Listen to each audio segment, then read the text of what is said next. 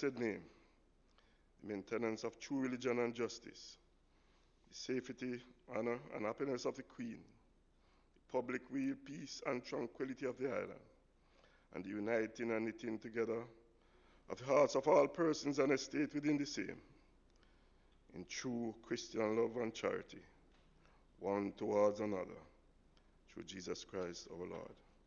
Amen.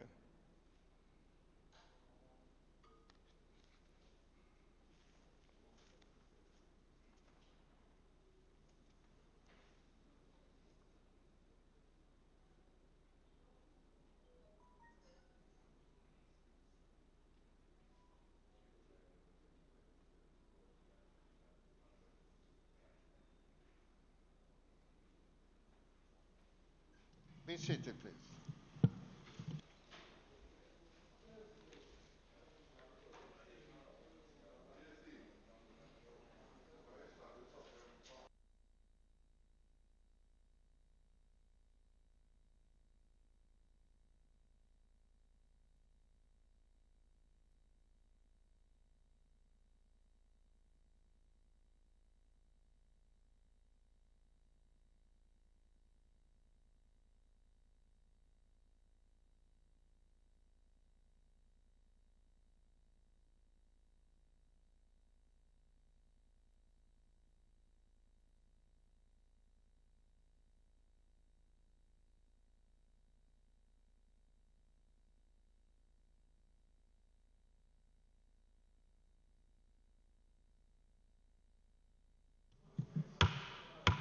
This Honourable House now resume its sitting.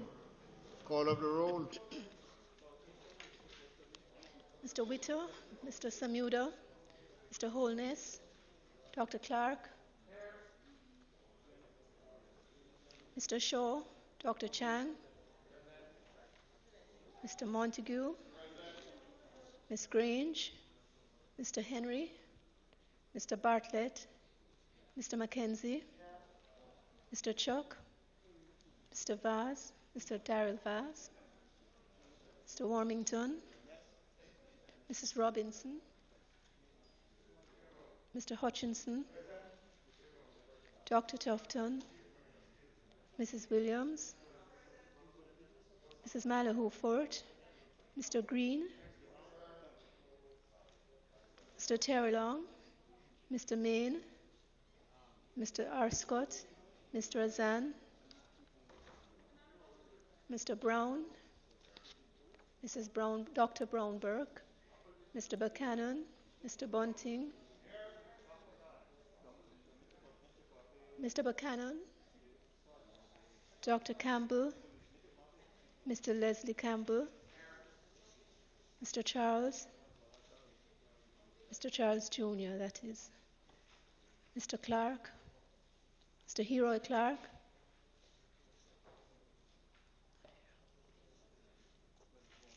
Mrs. Cuthbert Flynn, Miss Daly, Mr. Daly, Mrs. Dalrymple Philibert, Mr. Dunn, Dr. Dunn, Mr. Fagan, Dr. Ferguson, Mr. Golding, Dr. Guy, Miss Hannah, Mr. Hales, Mrs. Holness, Mr. Hilton, Mr. Jackson, Mr. Kellier, Dr. McNeil, Miss Nita, Mr. Paulwell, Mr. Nicol Phillips, Dr. Phillips, Mr. Pickersgill, Mr. Redmond, Mr. Robertson, Mr. Robinson, Mr. Stewart, Reverend Thwaites, Mrs. Vaz, Mr. Dwayne Vaz, Dr. Wheatley, Mr. Wright.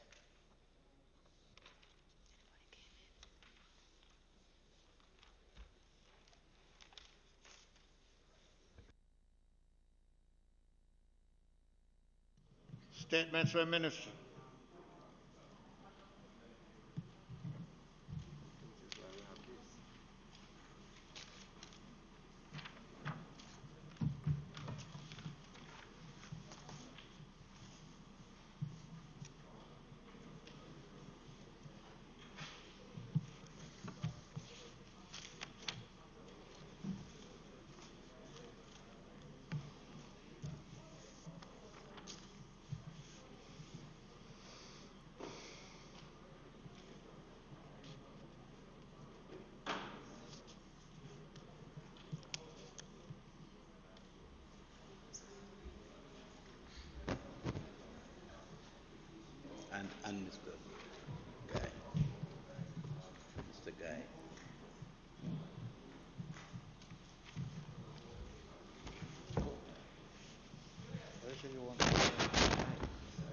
Mr. Speaker, as indicated earlier this week, I gave an undertaking to make a statement, and in fact the Prime Minister at the last sitting of the House indicated that I would make a statement on the events over the past 3 or so months in the Ministry of Education. I therefore this afternoon rise to provide an update to this Honourable House on a number of matters relating to education.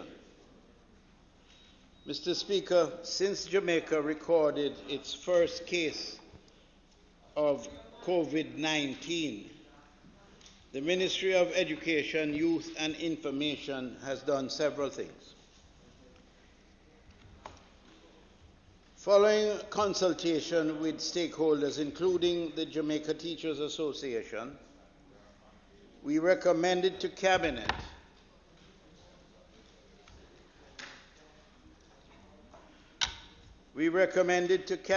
that schools be physically closed in the interest of the children. Schools were closed on March the 3rd, as most will recall.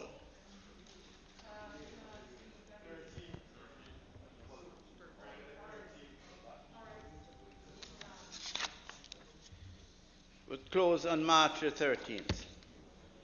Despite the physical closure of schools, we asked the institutions to continue teaching via online and other distance learning methods.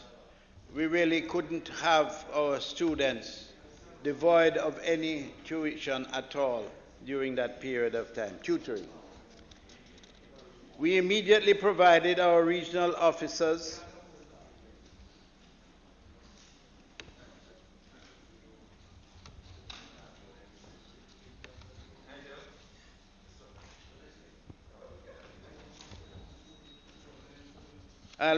we immediately provided our regional offices with additional printers to facilitate the printing of educational packets for each grade. These packets, which are available at schools and the regional offices, include course outlines,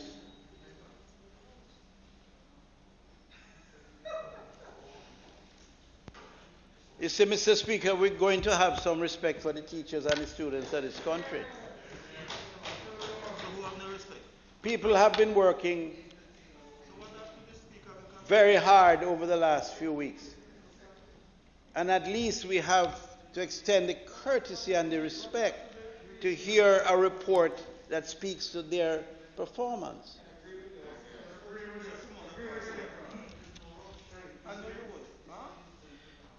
These packets, which are available at schools and the regional offices, include course outlines, lessons, and worksheets.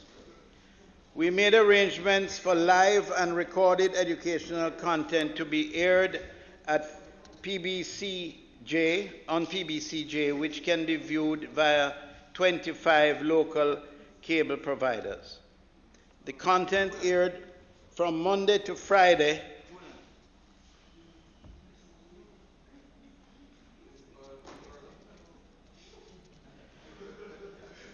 with rebroadcasts on Saturdays and Sundays. We trained 180 teachers how to deliver online and offline lessons. Arrangements were put in place for the provision of online and office lessons and training.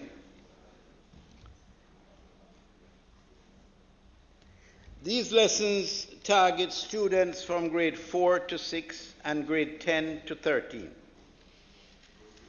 We compiled a detailed list of online digital learning resources and shared with all schools targeting kindergarten to grade 13.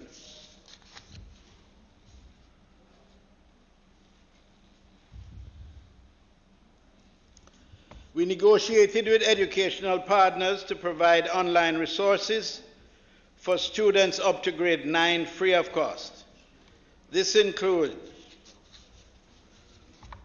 a number of lessons which were aired also on radio from Monday to Friday for 1 hour daily. We immediately postponed the PEP 6 performance task. The test was initially scheduled for March 19th and 20th. The PEP hotline was also established. Mr. Speaker, high schools with virtual schools and school management systems set up online classrooms to engage their students on a schedule consistent with their usual timetable. School teachers also created online spaces to facilitate communication and sharing of learning material, including those students preparing for exit exams, example, WhatsApp groups. We proposed that meals be prepared for 174,842 students on the PATH program. This method has since been adjusted to provide these students with cash payments instead of food. You recall that the question was raised as to why not give the parents rather than to prepare the lunches and deliver them. On March 23rd, we ordered schools closed until after the Easter break in the first case. Mr. Speaker, we use this time to get feedback from our regional teams and schools. This data was used to streamline our systems and operations so students can continue learning. School reopened on Wednesday, April 22nd. Mr. Speaker, 70% of the students have been engaged with consistency, with 50% receiving content online. 30% are not consistently engaged. We have identified 31,000 students from 238 communities who have no internet connection, and you have heard us speak about that. Because what we came to realize is that approximately 30% of the locations around where the schools are located, where the children live, had no access to internet whatsoever. Mr. Speaker, these reports have allowed us to identify the students who are not being reached on a consistent basis and devised strategies to reach them.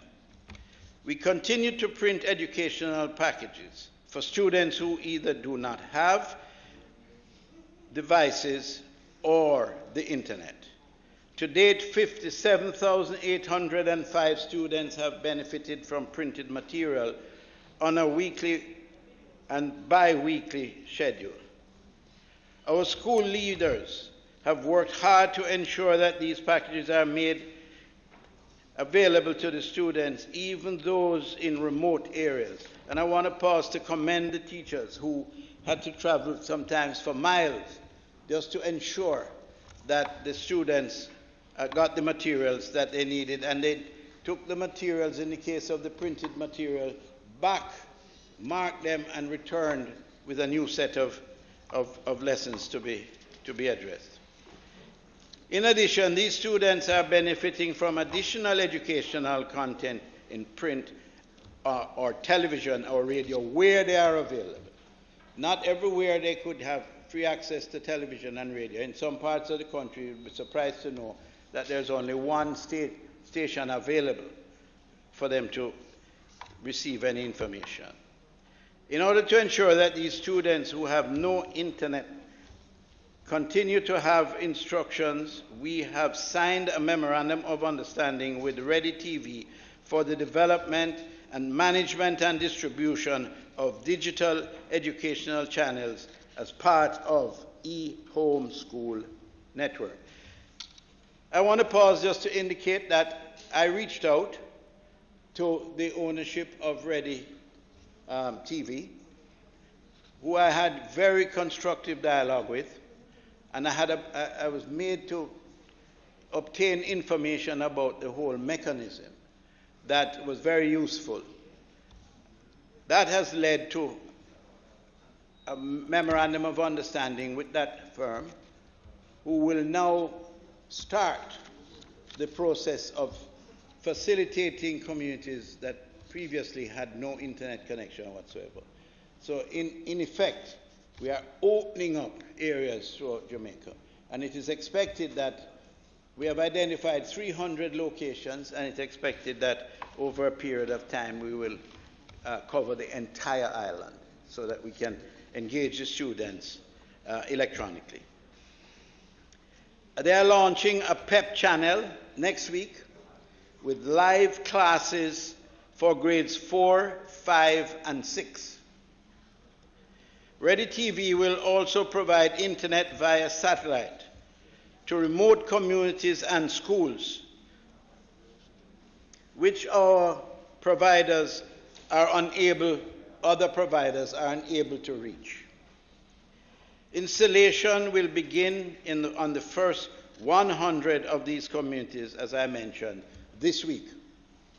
They are in fact in the field now making those preparations. We are also now finalizing arrangements with other radio stations to further increase the offerings available to the students. Mr. Speaker, it is our hope that these students will have this facility free of cost. And it is for that reason that we are hoping that all the service providers will come on board and sharpen their pencils to the best of their abilities. But if the service is available and the providers of the service who are disinclined to go into the deep hinterlands of the country, then those locations where Ready TV is able to go in and give the access, then we should adjust the price so that everybody in that entire area gets the service. If not free, certainly at a very reasonable cost. But for the children, it must come to them free of cost. Mr. Speaker, we have been meeting with telecommunications companies with a view to increasing internet coverage and reducing the cost of plans. We have already negotiated reduction of educational plans from Digicel and Flow. All teachers and students can now access the education plans. These discounted data plans will see students and teachers receiving 500 megabytes of data over a 14-day period for only $500. Persons who sign up to the plan also have access to 76 educational websites and platforms data-free. These means that most of the platforms schools are using for online learning can be accessed on the plan without using up any data. Mr. Speaker, our telecoms companies have been very responsive to our requests. They have shown a willingness to collaborate and to devise strategies that will over time increase internet access to all Jamaicans, especially those who know that 31,000 who have no access at all. I must say also that e-learning through MSET has been of immeasurable value and assistance to the ministry, and we are collaborating on the establishment of these facilities. Students on the Program of Advancement through Health and Education, PATH, will be provided with data grants. 1,435 students have already been selected to receive data paid for by the ministry. So all the data that they receive will be paid for by the ministry. 303 additional students are being provided with data grants by Ministry of Labor and Social Security. They have been notified by their schools, and the data plans will be automatically added to their phones this week. Over 4,500 teachers are also benefiting from data plans paid for by the ministry. It is our intention to expand this grant to include additional students on PATH and all teachers. Mr. Speaker, through e-learning, we are in the process of procuring tablets for distribution to teachers, and in fact, over 5,510 are now available, and distribution will begin this week.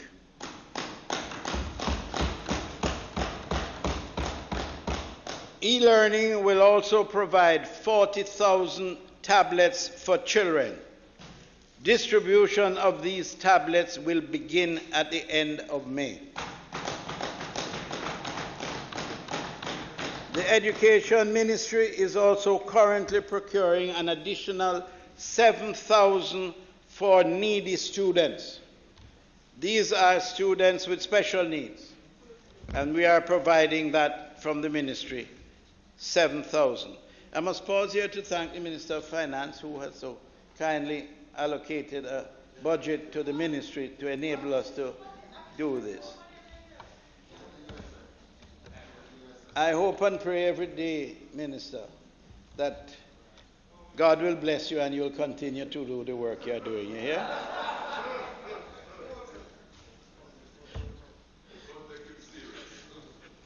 I mean every word of it. Mr. Speaker, over 7,000 teachers have now been trained in delivering online instruction since March 13th. A training plan has been developed and shared with teachers and principals in e-learning, e-supervision, and e-teaching. The Ministry of Education is in a hurry to become a genuine partner in the technological area of our entire operation. A distance learning teaching guide has also been developed and shared with teachers.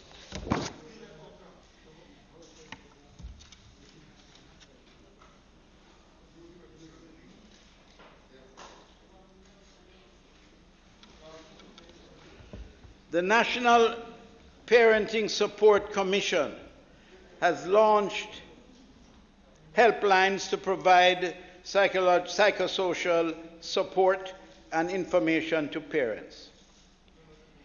It's one of the areas that we are going to concentrate on heavily because we feel that the input of the parents means so much to the development of the whole child, and we are giving maximum support in that area. Mr. Speaker, as a ministry, we have engaged our educational shareholders such as the Jamaica Teachers Association, the Association of Principals and Vice Principals, the Jamaica Association of Principals and Secondary Schools, the National Parent Teachers Association, and others. Every time that we are to make an important decision within the ministry, we convene a virtual conference with the stakeholders, and we arrive at a position that is a unanimous position. There may be variations in terms of the attitude of some, but by and large, the decisions we take are transparent and with the full involvement of the entire teaching fraternity. We have heard the concerns raised, and we have taken on board a number of the suggestions as we streamline the home learning process. This is a new thing for us at the scale that we are forced to undertake it, but it is one that will be with us, I suspect, for the duration. And therefore, we are making sure that we get it right. We are not going to get everything right, but we are making sure that all steps are taken to do all we can to get it as right first time as is possible. Mr. Speaker, there will be no more PEP exams for the rest of the school year. We will use the grade 4 numeracy and literacy exams done in 2018, the grade 5 performance tasks comprising maths, English, arts, social studies, and science done in 2019. We will also use the grade 6 ability test done in February 2020, and we will use these grades to determine placement at the secondary levels.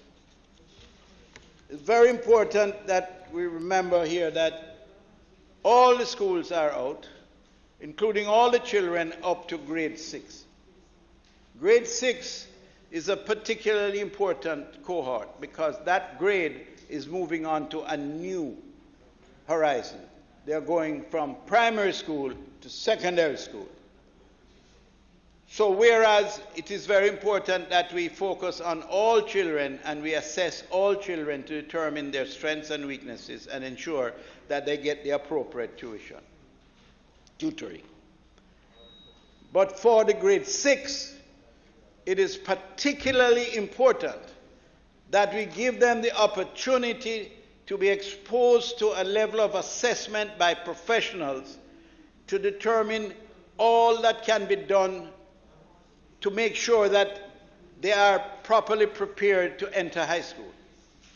Unfortunately, too many of our children leave grade 6 into grade 7 and they are not prepared. By not being prepared, they enter a classroom with many students, probably 60-70%, who are prepared, who have had the benefit of socioeconomic conditions that ensure that they are prepared. And these others are not prepared, and it builds within each of them a sense of inferiority, inadequacy, lack of confidence. And so we are insisting that time be provided before the next school year begins in earnest. That we provide time within that period, 20 days of school days for special guidance, assessment, and help to these students so that they are better prepared to face the challenges that will confront them in grade 7. The placements of students, which is a traumatic experience every year. The reason for that trauma is because we simply don't have enough schools at a certain level. So I guess you might say that the ultimate objective must be to build more and better schools, so that there is no apprehension about what school you go to or what school you're placed in. It's a matter of convenience, what school is more suitable for you to go to. But as long as there is this limitation, then a basis has to be found to ensure that the children are placed appropriately. And therefore, we will undertake an assessment this year, not on the basis of the scientific tests that come from PEP, but a combination of the exams, of the previous exams, along with the grade 6 abilities test that was done this year in grade 6, to assess the most accurate placement that has a scientific base that gives it credibility, and removing all question of subjectivity in the placement of children. Until that day comes when we have the schools that we wish adequately equipped and fit for purpose in every sense, that each child gets an opportunity that's equal to the other, we will have to continue with this process. So the placements will be released on June 26th of this year. We will announce the placements that we have arrived at. We will continue aggressively with the concept of twinning of schools. We will continue because it is born of a commitment to engage a process that will restore some semblance of equity and fairness, because not all children are starting from the same point. And too often we find that the ones that are not properly prepared feel rejected and fall out of society because they link with those who are of like background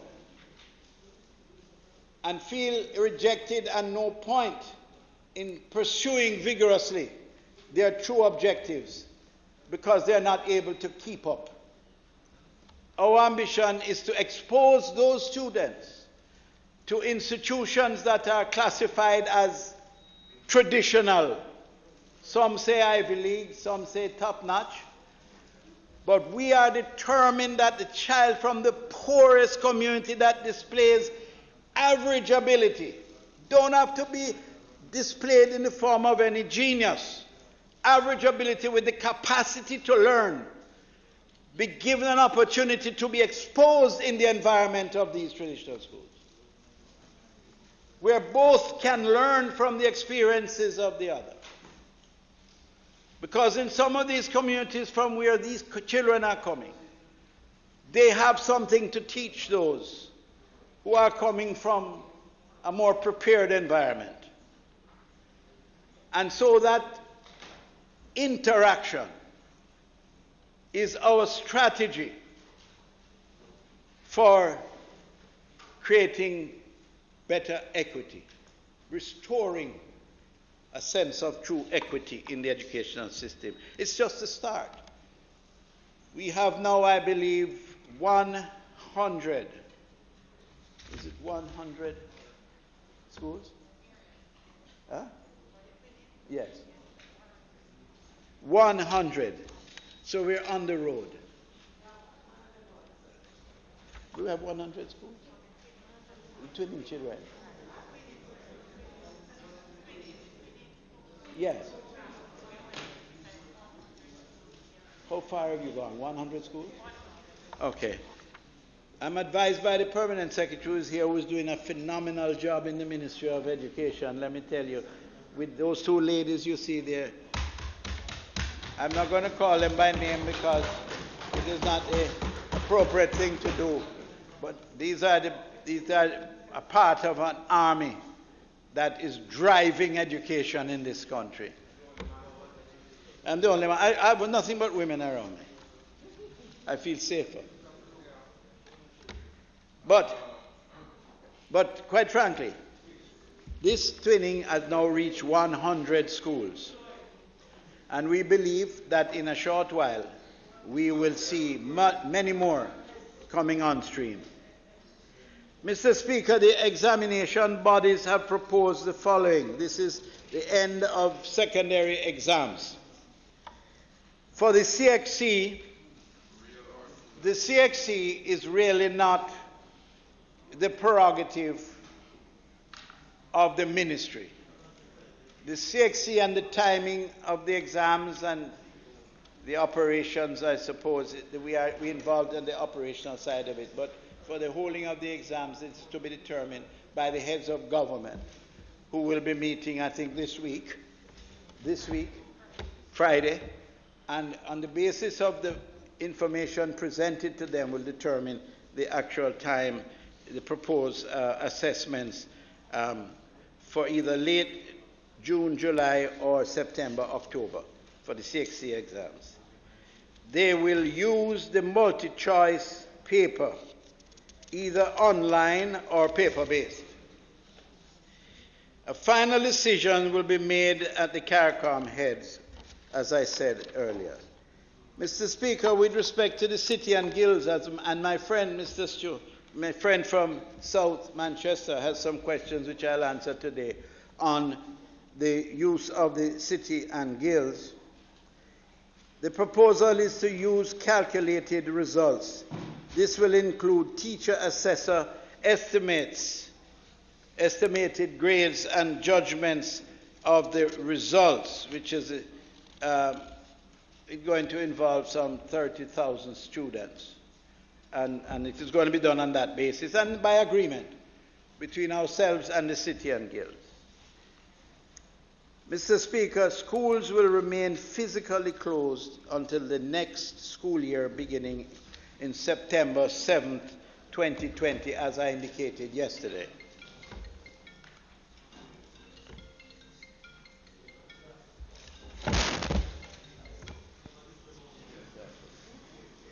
About him.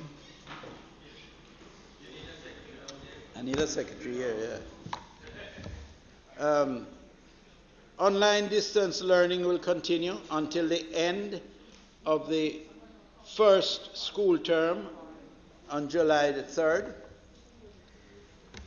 So, Mr. Speaker, we are finalizing arrangements to provide even more educational content fully across the radio stations and television.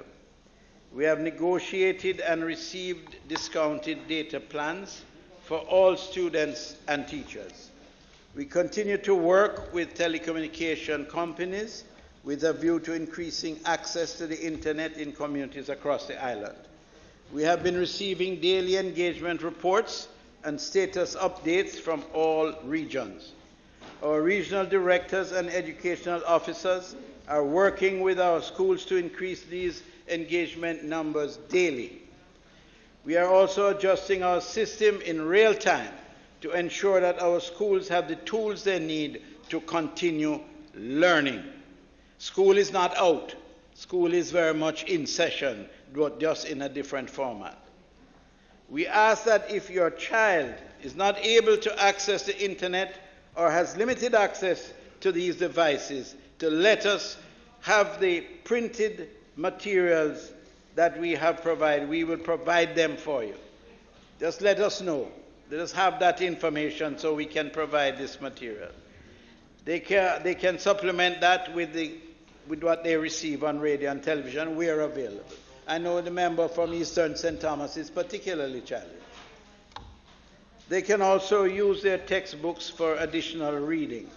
Mr. Speaker, the technical team from the ministry will be issuing bulletins with detailed information regarding the treatment of all grades for the reopening of schools in September.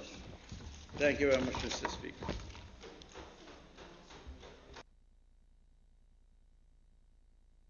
About him.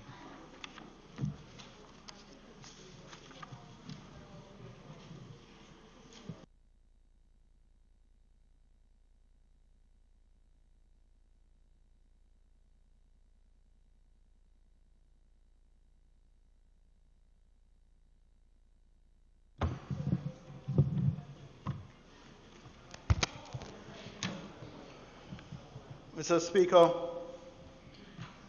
let me start by craving your indulgence to use this opportunity to acknowledge the important contribution made by our teachers to Jamaica's development. And to take this opportunity to wish every teacher a happy Teacher's Day when it comes tomorrow. You know, Mr. Speaker, we do this every year in a sort of routine way or ritualistic way. However, one consequence of this period of remote learning, one consequence of the remote learning exercise that we are all being submitted to, is that we now have a much better appreciation of the value of caring, committed, and competent teachers to this country. And Mr. Speaker, I also use the opportunity to acknowledge those who support our teachers, the administrators, the support staff in our schools, etc., because they are sometimes forgotten when we talk about the teachers. And the boards. So, Mr. Speaker, the opposition salutes the extraordinary initiative, effort, and sacrifice being made by our principal and teachers during this period of school closure. I have observed firsthand in my own constituency, and I have seen reports of other constituencies where principals and teachers have not only worked tirelessly to maintain contact with students and deliver some level of teaching, but some of them have even gone the extra mile to solicit contributions from business places and put together care packages which they've distributed to needy families. Mr. Speaker, the opposition acknowledges the unprecedented impact that the COVID-19 pandemic is having on the education sector worldwide, and accepts that our children must learn from home for a time. The statement made by Minister Samuda is helpful in that it provides some information to stakeholders in education who can now better plan the way forward for their schools. We accept that the approach for PEP, while not ideal, is probably the best that can be done in the current circumstances, and we await the upcoming decision on the CXC and CAPE.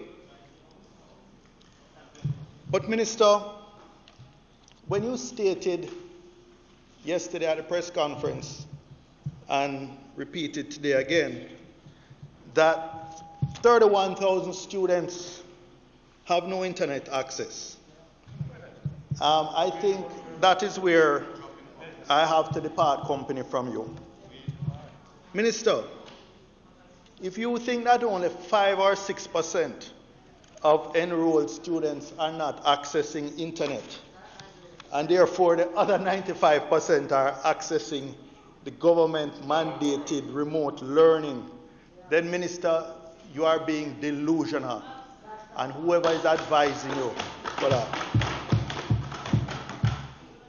All the surveys that I'm aware of, and from discussions with the JTA and with many, many principals across Jamaica, suggest that between 25 and 50% of students are receiving anything that could be considered a minimum acceptable level of remote learning.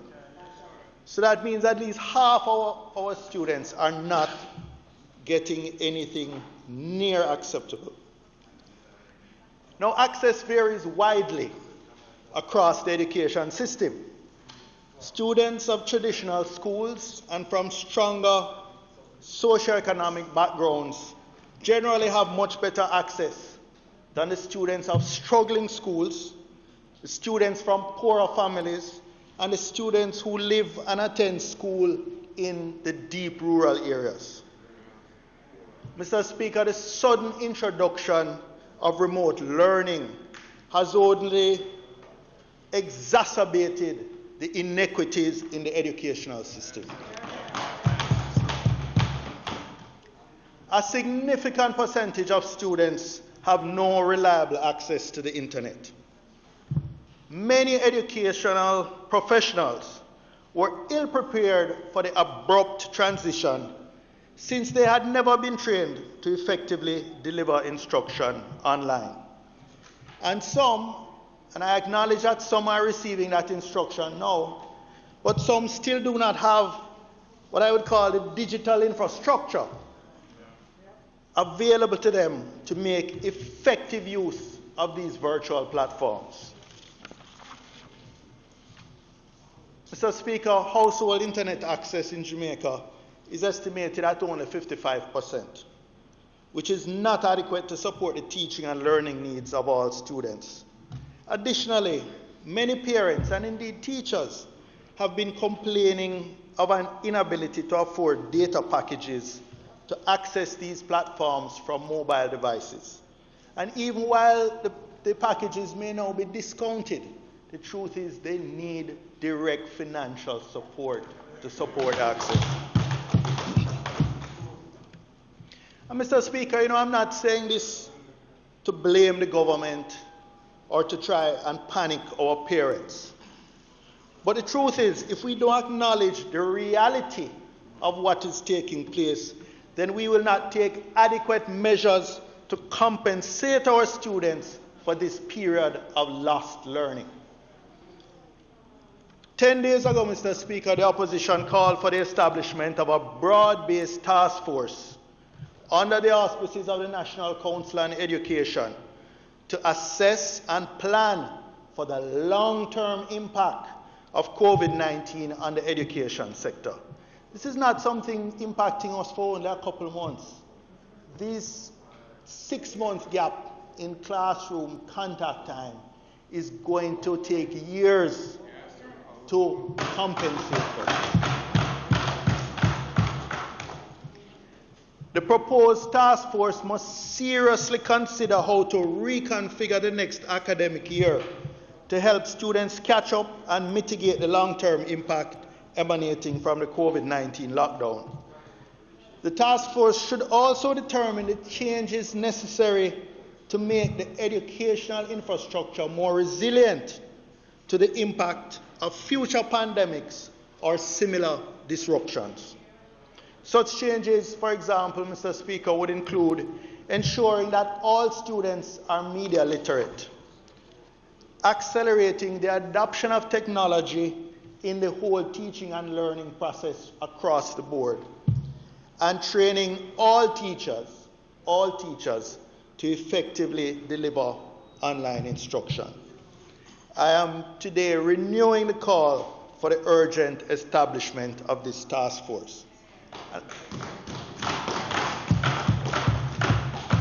And Mr. Speaker, I would say to the Minister, I know he calls the JTA and he calls the parent teachers groups and he calls, that's a different type of engagement and consultation than what I'm speaking about. They should be around the table looking at all the data that is available and participating in a real way in the decision making that's going to affect their children. Telephone call. So sometimes he just listens to what they're saying on the talk shows. Mr. Speaker, I cannot leave the issue of the quantity of tablet computers that will be distributed. Because truthfully, even though the Minister has pointed to a start, what we're talking about there, the numbers we're talking about there, is really only tokenism in the face of what is needed. And indeed, it falls far short of what the government committed to do for both teachers and students many years ago. Had the Universal Service Fund not completely bungled the procurement of tablet computers over the last 4 years, there would today be tens of thousands of tablet computers in the system to mitigate the impact of this school closure. Mr. Speaker, even in the face of a crisis, we must not abandon accountability.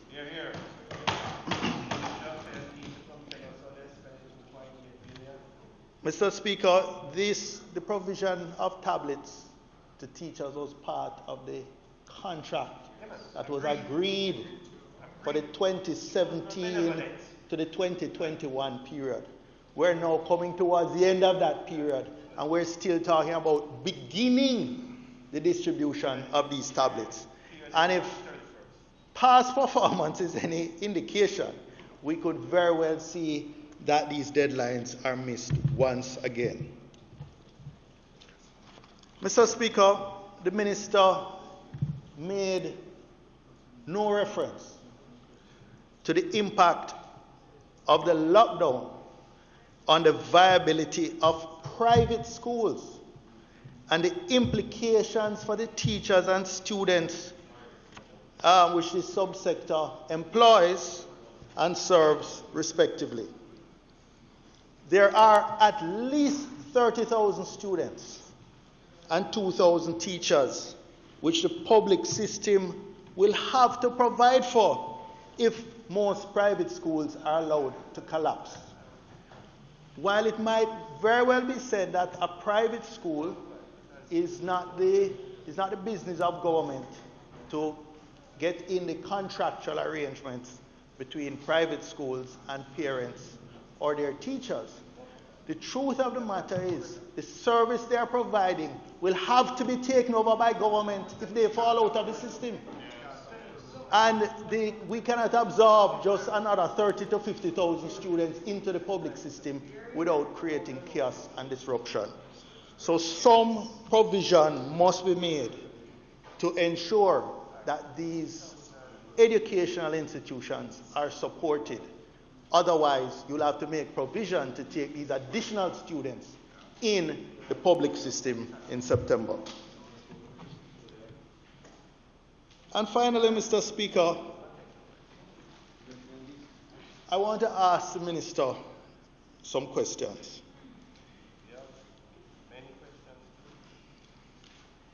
Is the Ministry planning for the likelihood that there will be fewer high school graduates and enrollees to college and university for the next academic year due to the economic fallout from the pandemic?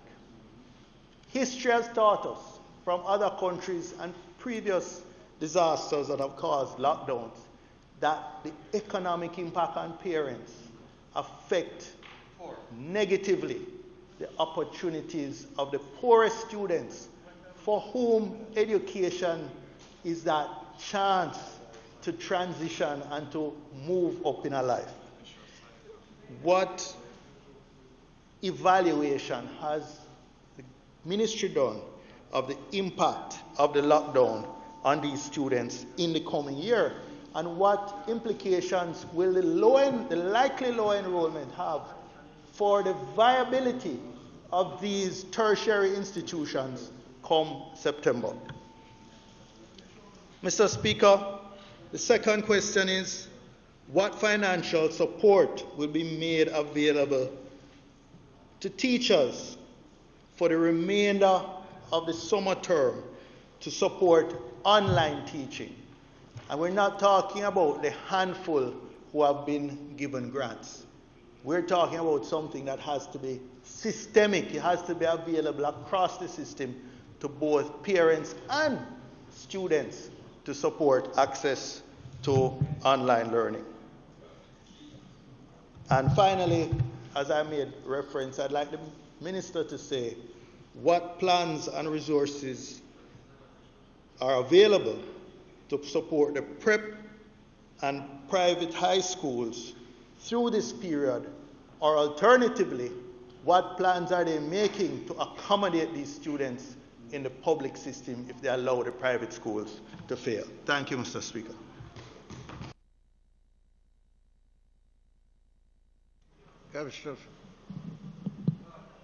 Go ahead.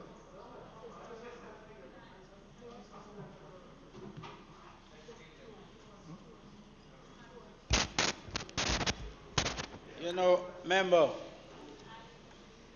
when you have a responsibility to, at all times, speak from a basis of fact, you must avoid the temptation to sensationalize fiction.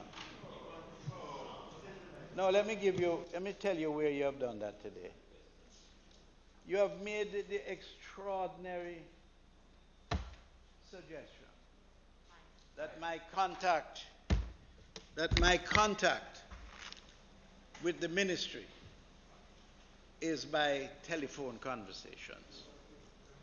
You have made the egregious error of assuming that the methods used are consistent with perhaps, I don't know, what you have seen happen in the past.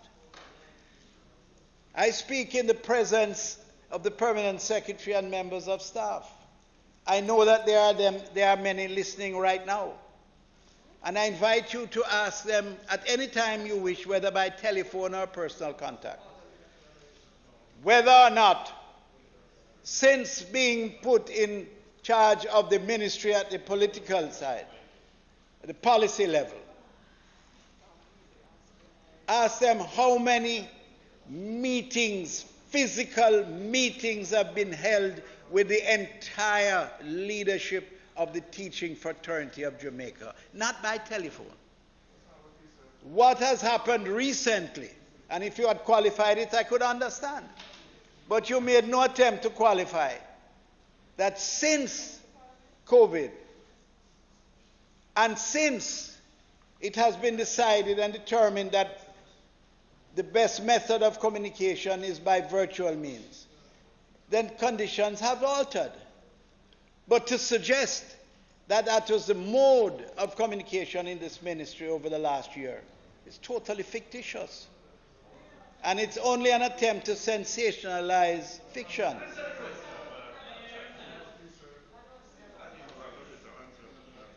I'm talking to an intelligent man. I made no reference to those who have a challenge understanding.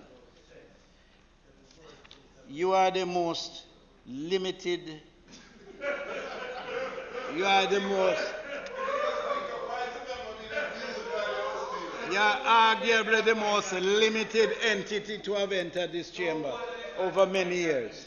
So don't attack me. I know a lot about you. I know you well. So don't you shut my mouth. I'm going to tell you something. Just cool yourself. Just cool yourself. All right? Shut up your mouth and cool yourself. You come here amusing yourself every day. Shut your mouth. Mr. Speaker, can you give a member some protection? That's right. That member comes here and tries to amuse this house every day with his little gimmicks.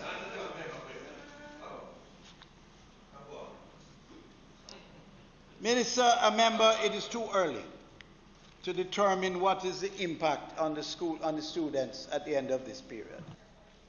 It's too early. It's far too early. We engage in trying to make that assessment. We will have a much better feel for it when we enter school, and we have those 20 days when we'll be examining exactly the impact that being out of school has had. But right now, no one would be foolhardy enough to make a projection. It may well be, and in fact it has been suggested, that for those areas with full internet communication, that the students are doing very well, extremely well. And so therefore, let us wait until the end of this period and make an assessment, and we'll be the first to come and report it to the House. September. In September, we'll make the assessment, not now, in the assessment, in September. Because in September, we will have a much better feel for what level they have reached during the period. As for private schools, if we were in a position financially to help private schools, I'm sure the Minister of Finance would reach out to them. But we are not. And it is what it is, a private school funded by private capital.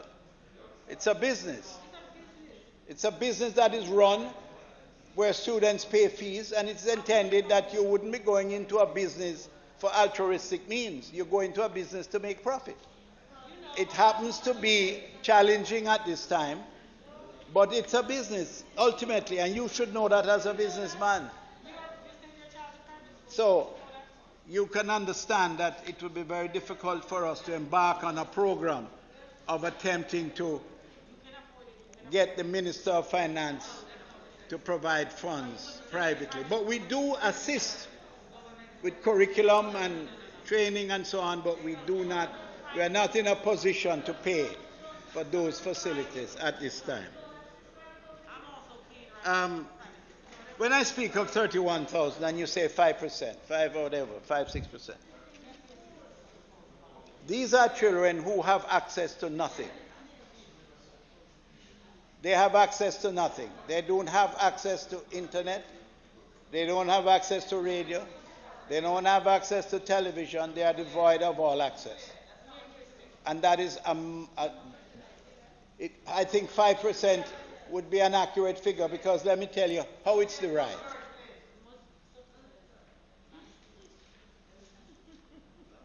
Are you finished?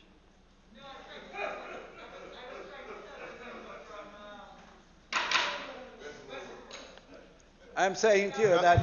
Mr. Minister, if you just allow me to point out, your statement actually said 31,000 students from 238 communities who have no internet connection. So you are expanding that now and correcting it and say not just no internet, but no capacity to get any form of distance learning. Yeah, I did mention that in most of these areas they don't have radio contact either. The member beside you sitting there will confirm what I'm saying. In the areas that he has, where they're very challenged just to pick up radio signals. Very challenged, if not impossible, to pick up television channels. So they are devoid of any real access. And that is 50% of Jamaica falls into the category of receiving some contact with internet. Maybe not all the same level, but some. But these are the ones where we have decided that in order to reach them, we have to go physically with the data. And one asked when we heard about the laptops or the tablets. Why tablets? Because we download the material into the tablet and hand it to the parent, who then the child can retrieve that data rather than going by paper back and forth. And if you understand what I'm trying to say. But ultimately, you're right. Ultimately, it is regrettable that as much as 30% don't have any access to internet in the country.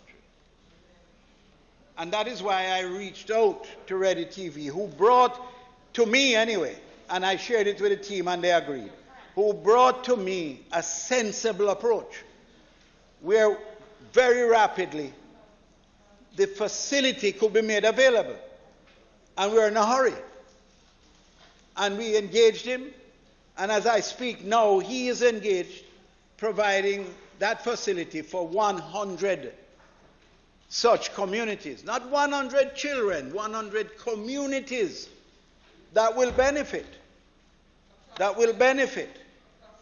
And what our ambition, there are 300 and we have selected 100. I don't have the list of the 100 in front of me. But the point is, when they have access for the children, the community will be exposed. So the interest level will be heightened on the part of the parents, who will get involved in the process of training the students. So it is going to create a tremendous opportunity to open up communities that are now very, very difficult. Some of the schools, when you look at the results of the schools that are affected by these 31,000, you find that the scores received from those schools last year in the PEP was consistent with the challenges that confront them. Although they were able to go to school, challenges in the communities that confront them. And without the internet, it makes it worse since now we have to depend on the internet to keep our children taught. So nobody ever said or could ever in this world say that education in Jamaica is anything but an enormous challenge. We have over 500,000 students. And we don't have unlimited resources. And one of the challenges that we are going to be faced with, as you suggested, is what is going to happen after COVID, or until we find a vaccine. Because if we talk about distancing, social distancing in the House of Parliament, what are we going to do about social distancing when we return to school? I just invite you to contemplate the cost of being able to retain that distance. Right now, the average class is about 25 to one teacher, 25. Average, about, give or take. You're not supposed to have, under this present regulation, you're not supposed to have more than 10 to 12 students in that class. Where are you going to put the rest? That is something that's going to exercise our minds wondrously. So instead of us focusing on trying to make glib speeches that invoke laughter, those are the serious issues that is going to confront us. Those are the issues, remember, because it will mean making additional facilities available. And it doesn't matter, let me say this, it doesn't matter who runs the country, those are the realities. Those are the realities. So we are trying our best to use the facilities that we have, to expand where we can, to upgrade where we can. One of the things we have set as an objective is to eliminate, there's no such thing in any school you'll ever see again where you have 3 children at one table that's designed for 2. That's one of the first things that I try to instill, and the permanent secretary has ensured that that situation is eliminated. You go into a classroom, you sit at a table designed for 2 and 3 people at it, 3 children. It's inappropriate, it's not right. We're trying to get down to a single desk per student. Because I believe, I may be a dreamer, but I believe that our classrooms should be no different to the classrooms you see in any of the most advanced countries of the world. Should be not any different. So all the facilities we will try to give them, and the support needed, because they're working very hard under difficult circumstances. Mr. Stewart. Thank you, Mr. Speaker. Minister, while we welcome the Ready TV situation, I'm wondering, Minister, we are now in the 7th week of the school lockdown. Why did we not think about it to advance the teaching and learning process for our students 7 weeks into the lockdown? My other question, Minister, has to do with the fact that the Universal Service Fund normally provides internet services for school. Over the past 3 years, there have been no connection. What is the relationship with the Universal Service Fund and the schools as it relates to providing internet services for the school?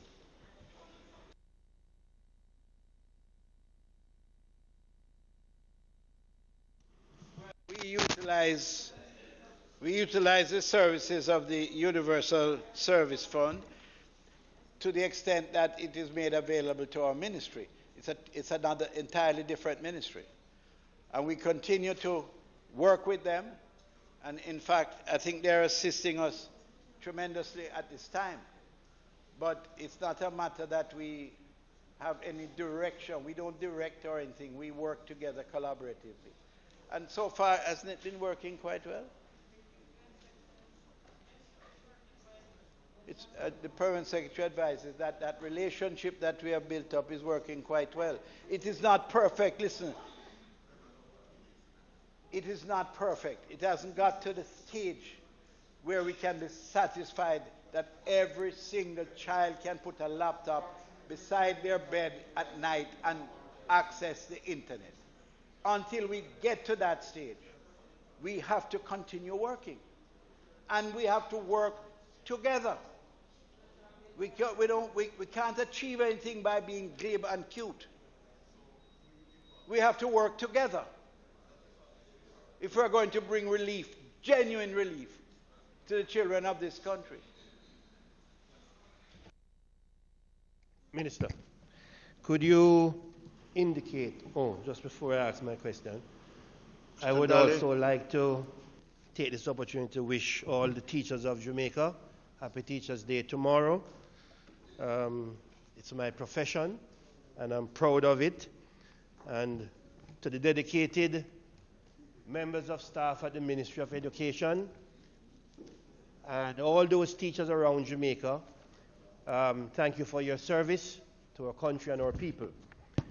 Minister, one suggestion and a question. Has the Ministry of Education given or has it planned to give any support to the teachers regarding data, funding of data while they're out there? And my suggestion to you and your team, during this period when there is no school, all those small contracts that are to be done for sanitation and kitchen and so on and so forth, we get them speeded up so that during this period you don't have to wait until September or late August to have them done. I am suggesting to you that you try to pull out these things. There are a lot of schools around Jamaica that have been slated for some small upgrades here and there, canteen, bathroom here and there. Can you get them done during this period? Thank you. Well, to answer you first, the first thing is there is a funding program for just what you mentioned, data. And it is being activated right now to assist them, especially at this time where it is so critical. So we are online with that. And just 11 minutes. Yeah. So can you say that there are teachers in Jamaica who have already received the support, this kind of support? Yes. Okay. Yes. And we're continuing to expand it. I didn't actually know that you were a trained teacher, but why have you squandered that opportunity so?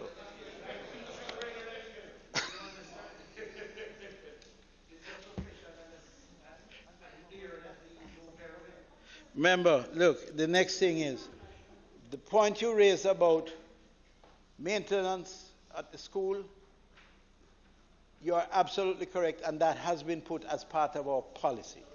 That the boards, the regional directors are the ones to whom funds are delivered for transmission to each board, each school board, and with the team, the chairman, principal, etc. They manage small repairs. When it gets into the larger numbers where you have to go into tender process and so on, then it's done centrally. But previously everything was done through the central office. When I got there, I said, but this can't make sense. It takes so much time to begin with. It's hard to monitor and what have you. So we decided, well, what we would do is we would put a team in charge that is responsible for the school to manage those repairs. So we have nothing to do with how, we don't even have anything to do with how the contractors, the small contractors, community contractors are selected. As long as it is consistent and compliant with the procurement rules. That's their job. You're misunderstanding my point. I'm suggesting to you that you use this period of no physical school to have these repairs done. Now is May, that's what I was suggesting. I'm not talking about the process of contract and so on. For example, I can speak. I know that the Crooked River Primary School is slated to have their entire sanitation redo. It was done some time ago in the 90s. things have improved, things have changed, different bathrooms already approved. Can we have these done during the period of May, June, July, August, so that when September comes, the schools are ready? Remember, last year, you know, the minute you've been in government at high levels of government, the Minister of Finance always, at the end of the year, sees what ministry has not spent the capital budget. Last year, the Ministry of Education spent its capital budget with a review of, with a newly shaped process of procurement that is compliant in every sense of the word. What we did, the moment this thing came up and the schools were made available, normally those repairs take place in the summer, holiday period. We told the Director of Infrastructure that he is to go full tilt to get all those repairs in conjunction with the members of Parliament, the school boards, everybody, to get the repairs done so that when the children return, we never knew it was going to be as long as September, but when they return, those facilities will be improved and the whole atmosphere in which they have to study will be greatly improved, which will be an encouragement to them, especially sanitation. So, Mr. Speaker, Minister, in your presentation, you mentioned that private schools were businesses essentially, and that they operate as a business.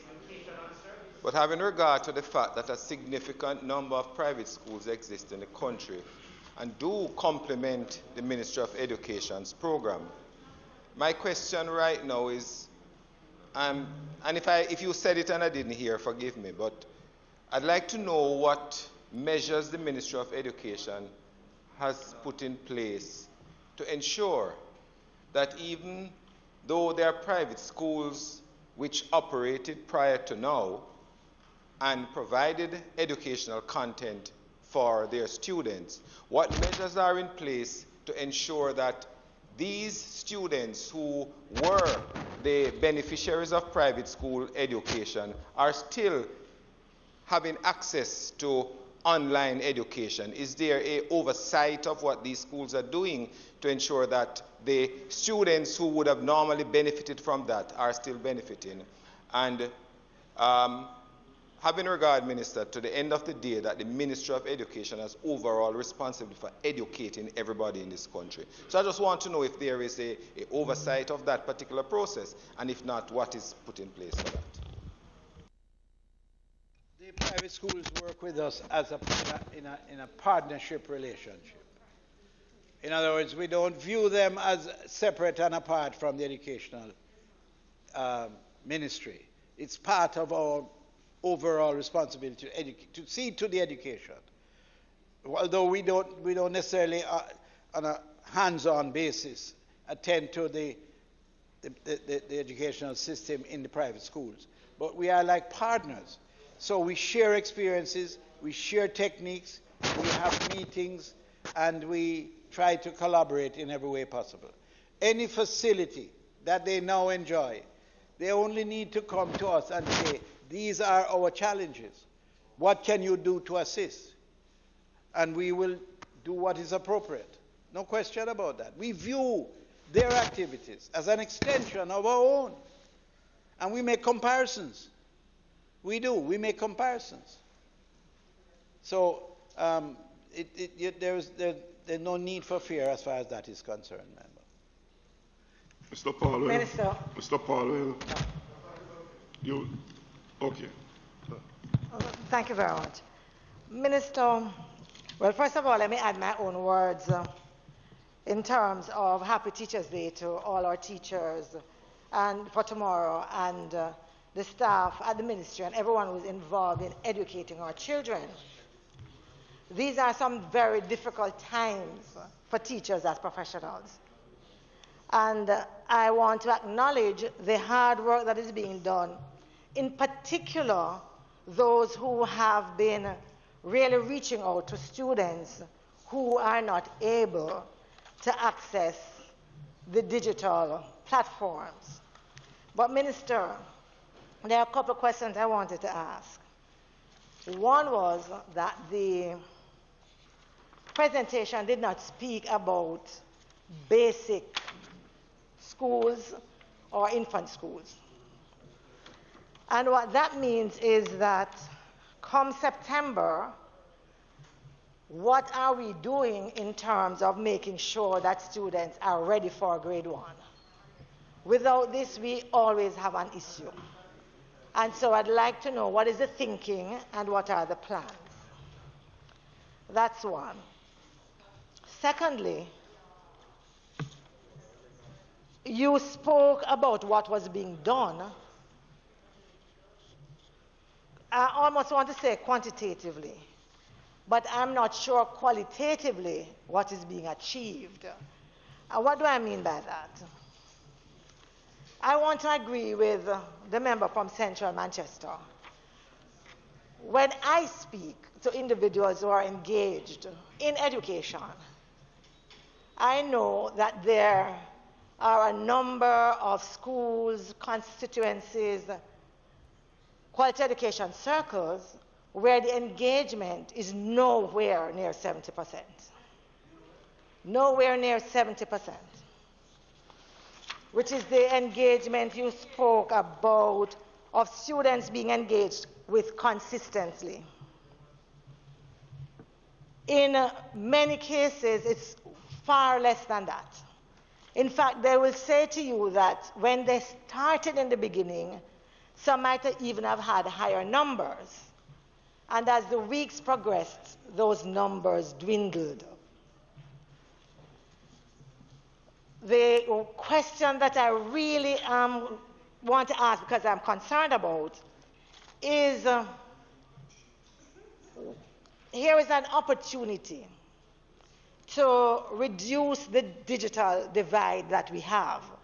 And if we are not careful, what is going to happen is that it is going to be even wider in terms of the learning that is achieved at this point. The 20 days, Minister, that you spoke about in September, I am wondering what can really be achieved in terms of assessment and remediation that might be necessary in September. I know that many educators, even many parents, are concerned about the possible regression of students having missed as much as some will of that learning opportunity between now and September. I also want to suggest that some planning has to begin from now, some scenario planning has to begin from now in anticipation of that regression and in anticipation of the challenges that are being faced by the students in learning. Minister, it is not just about having access to internet. Even when we provide that access, even when we provide access through Ready TV and all of that and provide the content, during this period, we are all expecting parents to step up to the plate. And it is true that we expect personal responsibility, but there are some parents that are simply unable to provide the kind of supervision, the kind of discipline, the kind of regime that is required for the learning to take place. And what is going to happen is that those who are most in need are the ones who are going to be less likely to be able to provide that, and therefore, in those instances, you will have greater regression taking place.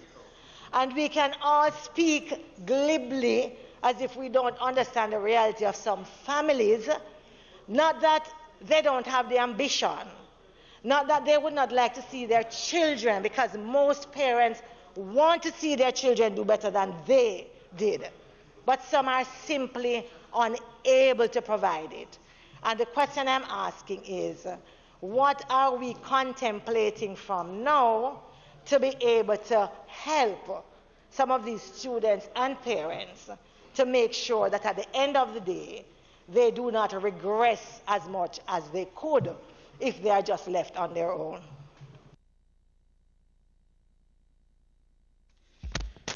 I thought I'd actually answered that before, but you might not have entered the room then.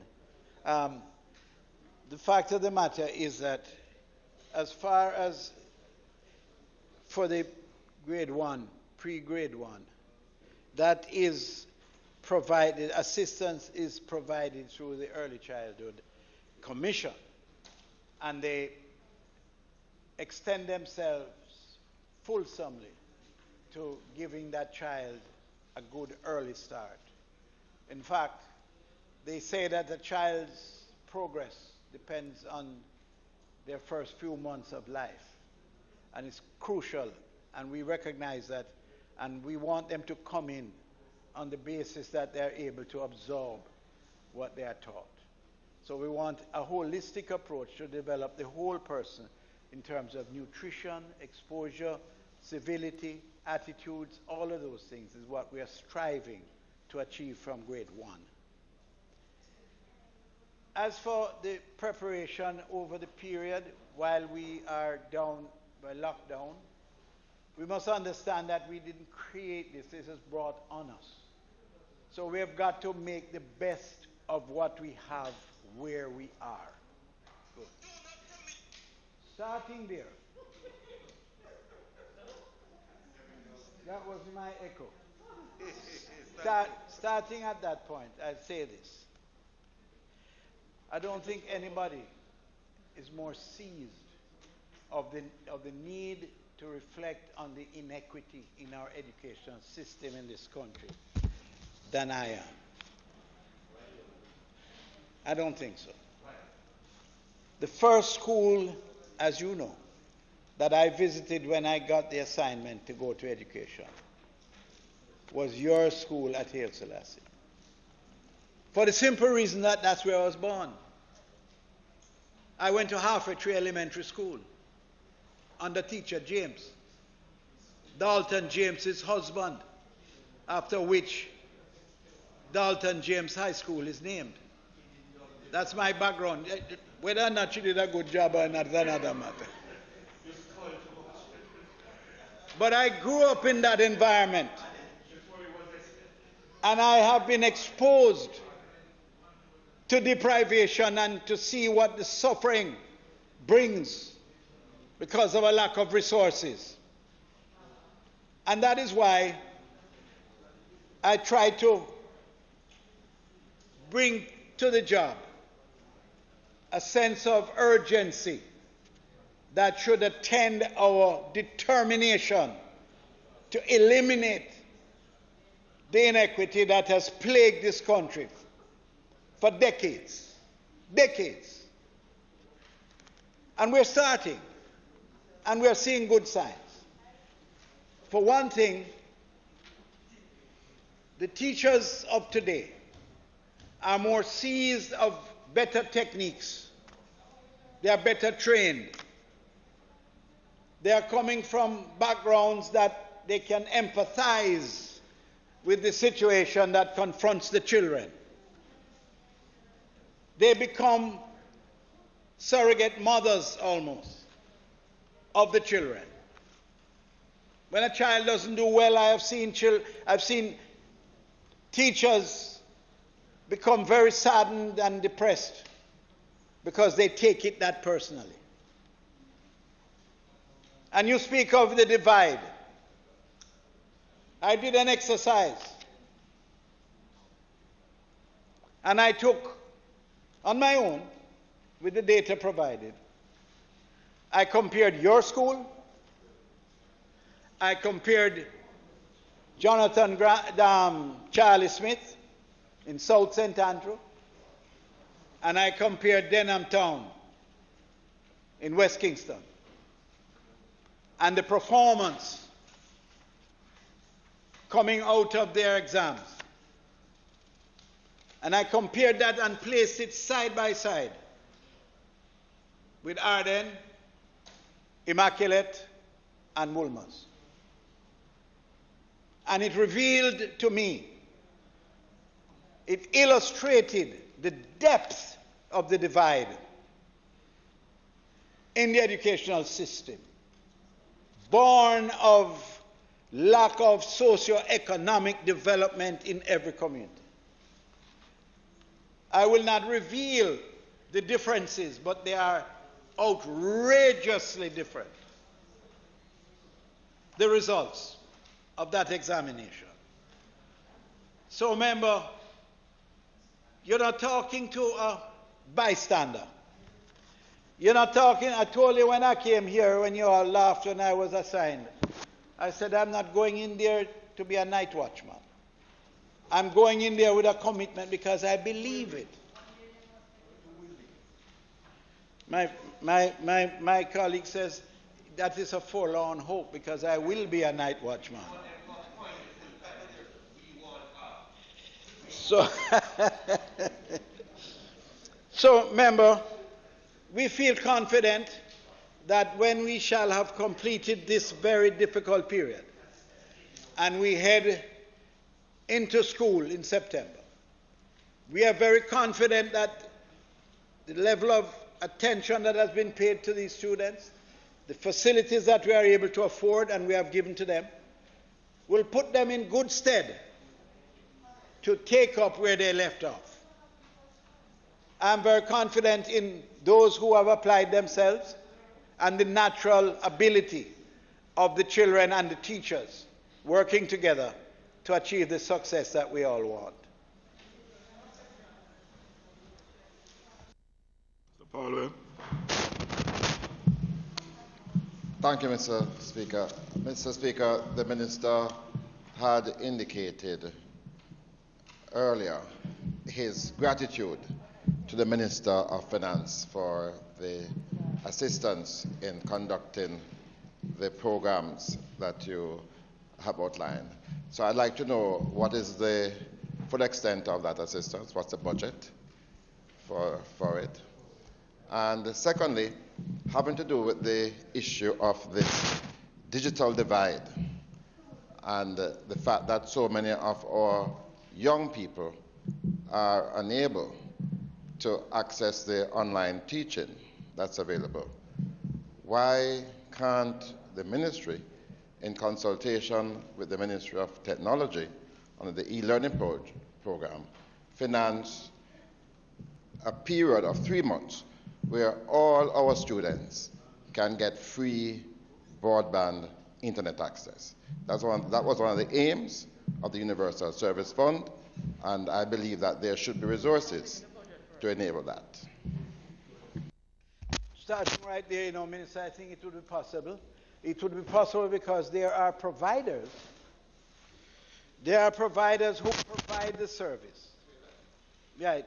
But they don't, and I speak specifically of the deep rural and areas that are not able to access internet. They are not inclined to go into those areas. They are not inclined to spend capital in those areas. So if we are able to get the service generally, we will support the machinery, the hardware that makes it possible to utilize the service. Mr. Speaker, the two major providers of data service in Jamaica are required by law to have coverage of 95% of this country. So if they are not covering 95% of this country, they are in breach of their licenses. All right? The point I want to make, though, is that under the USF, the intention was for the government to mandate universal access and to use the resources to pay the providers for it. And that's why they fully collaborated and cooperated with us. So it's not for them to give you a handout, but for the resources there to pay for it. And I believe the most meaningful contribution at this time to bridge the digital divide is not so much the device, the hardware. It is really the access to internet service. Well, unless I get it wrong, but I think in this instance we are benefiting from both the device and the access. and we're not going to charge for that access to the children. But I recall that debate very well. I was sitting probably right where you are sitting now. I recall when we took over when the telephone company lost their monopoly. And I remember well your words then about universal access. At the time, it seemed a dream, but it really ought to have been a reality a long time ago. I agree with you. And that is one of the things that we have been laboring over. How to bridge that divide, how to make it possible for every single home in this country to have access to the internet. I think it's really e-learning. It's really e-learning that is charged with that responsibility. But I believe there are plans to build a fiber optic ring around the country. Well, I think that is really the plan. And so I'm optimistic that that will take place. The minister, it will be free for her to make a comment on it because it's so important at this time. But just to finish, Minister, you wanted to know what was our budget from the Ministry of Finance? Well, I sleep with those figures daily. I think the capital budget, and I mentioned them here, I'm rounding up 1.5 billion, and the recurrent budget is 115 odd billion. It's the largest budget in the country because we have the largest number of people. We impact 1.3 million people if you include parents. But this particular aspect, we had 200 million for the e-learning online service. The online service that we are talking about now, we have been given 200 million for that, allocated 200 million. And the important thing is we have started.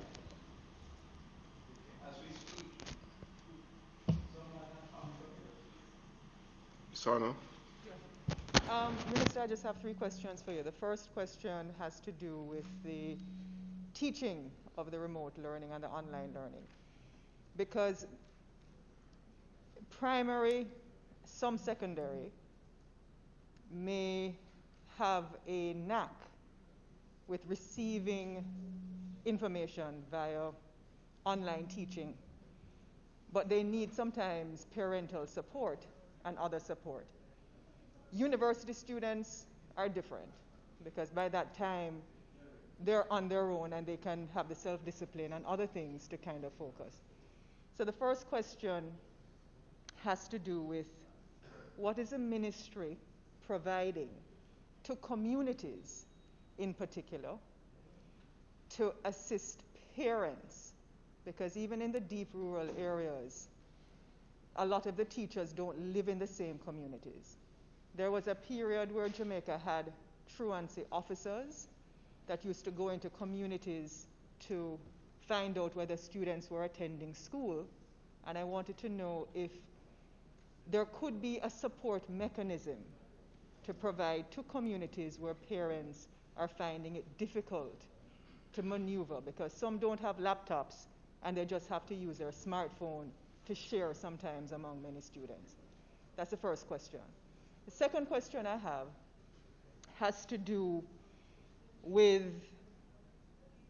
going back to the private school question.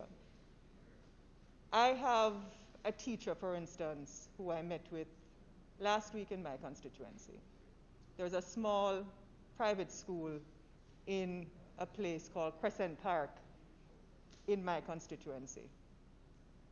The principal or the owner, because a lot of the parents now have either been laid off or because there's a psychological dissonance between paying the full school fee because of online. So she hasn't been paid as a teacher. So what she's doing now is providing extra classes, the same support mechanism, PS, to 5 students at a time per day to navigate the online. So I want to bring back the private school situation because what will the ministry do in the instant case, particularly when private schools who rented out facilities, rented spaces, had canteen facilities that helped to buttress the expenditure? What will the ministry have to do to jump in? And the final question I have for you. There was a study done some time ago looking at depression in students at the primary school level and the secondary school level. And the fact is that many of our students suffer from psychological anxieties and other kinds of behavioral issues. They're now at home with parents. And they're now in a situation where the parents have to be dealing with some of these behavioral issues. Maybe some of the parents didn't even know the children had the behavioral issues because they spent so much time at the schools. What, if any, support systems is the Ministry of Health providing to teachers, students, and parents during this time when parents are having to not only navigate their own economic survival, but at the same time make sure that the educational progress of their children is sustained? I couldn't emphasize with you more on that subject. Let me first address the question of the teachers. The teachers are working harder in this system than they were working in the classroom. Having spoken to many of them, I appreciate that, because they have to travel for miles, and they have to do it repeatedly. And they suffer the frustration. They suffer the frustration of not getting arguably the same results that they would get in a classroom. They don't have the same control. They are dependent on the ability of the parent to support the child. And there's one cell phone in the house. And whereas before the child would be at school and the parent could go out and come back and so on, they now take the phone and the child is left at home. So the child doesn't have access to the phone. So even where you don't have anything but WhatsApp, that's only for a time. And there's intermittent break. And so you have a rather loose situation, especially in these areas where there's no internet. Now, they need the support.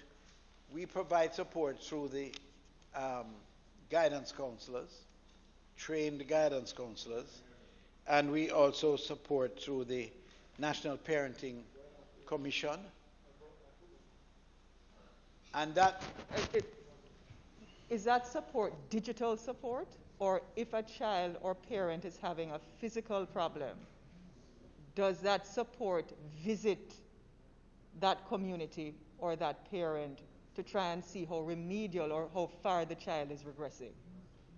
Or is it a telephone call or digital? Physical support and go further. They are trained to detect any sort of mental breakdown through depression, to give them that bolster. I think we have just put on another 150 such contact persons, and persons who also are well trained in the use of the internet and all the facilities that are involved. So we do have a program dealing with it.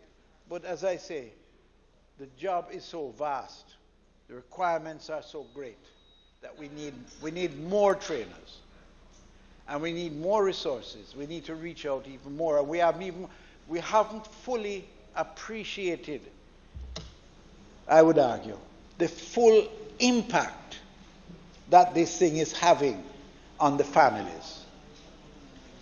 So it is something that is being addressed, but it requires even more resources.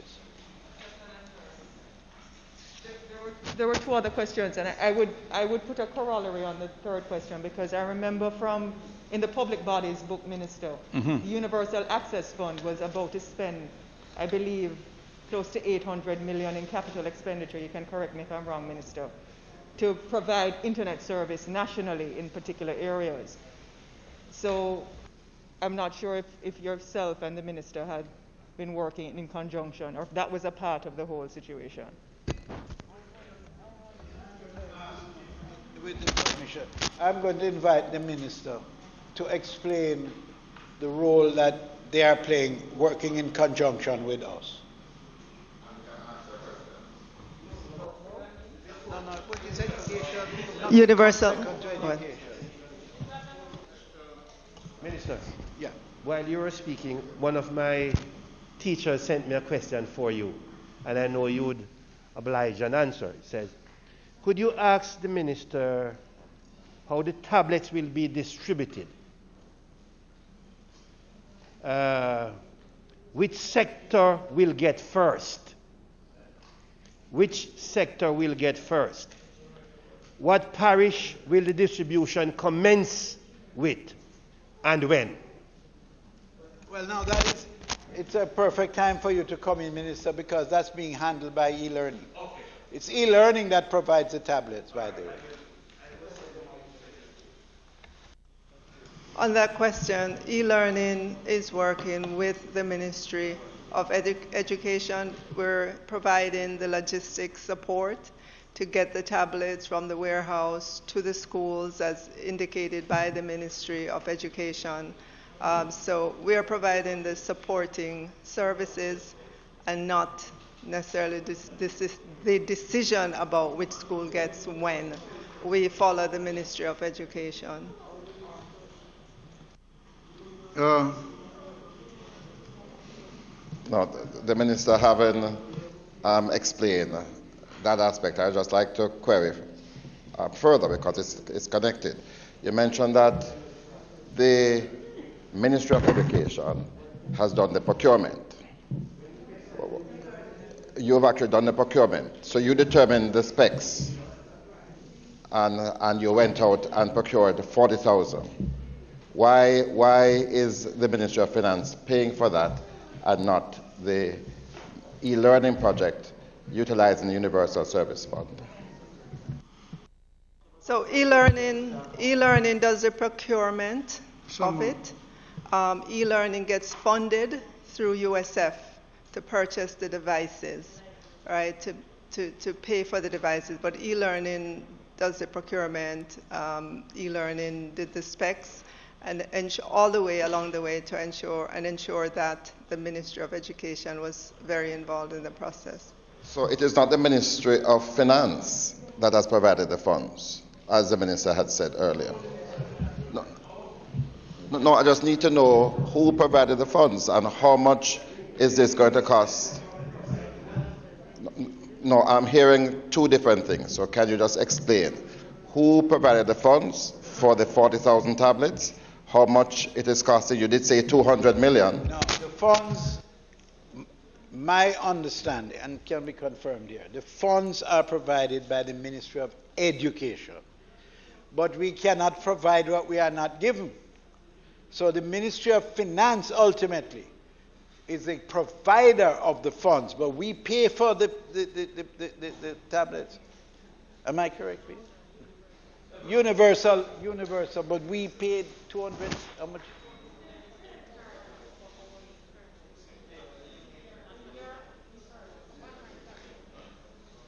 Apparently I'm being advised that it's a shared financing, where we provide the funds for our internal online services, but e-learning provides the tablets, especially the ones for the teachers. For the teachers. So the 200 because that million. was an agreement with the Ministry of Finance, you know. The tablets I mentioned to the teachers was an agreement with the member from Clarendon was a wage agreement. Yes. No, I just want to know, you mentioned $200 million. Is that from the Ministry of Education via Finance, or that is from the Universal Service Fund? No, but what portion did the Universal Service Fund pay?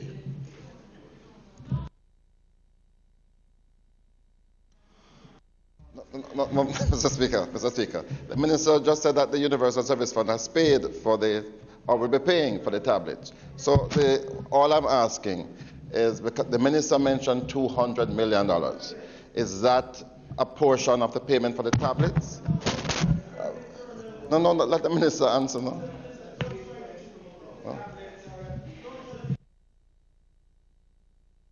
If he were generous, he would get up and tell you exactly how it went. He knows it very well. It was an agreement between the Ministry of Finance and the JTA. And when even in my naivety, when I went there first, I was referring to this wonderful thing that's going to be given to them. And the President was very sharp on saying to me, this is not a privilege, this is a right. It's not benevolence. It is what they're entitled to. Yes. No, man, I understand that fully. All I'm asking, of the $200 million, what does that constitute? And in relation to the Universal Service Fund, how much money is being contributed to the procurement of these devices?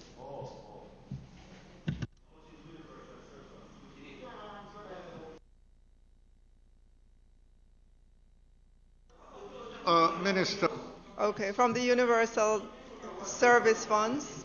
The Universal Service Funds traditionally has provided funding for the devices, as well as provide Wi-Fi services for communities, and it provides equipment and some solar panels for community access points, the CAP points, the CAP centers, which are in communities.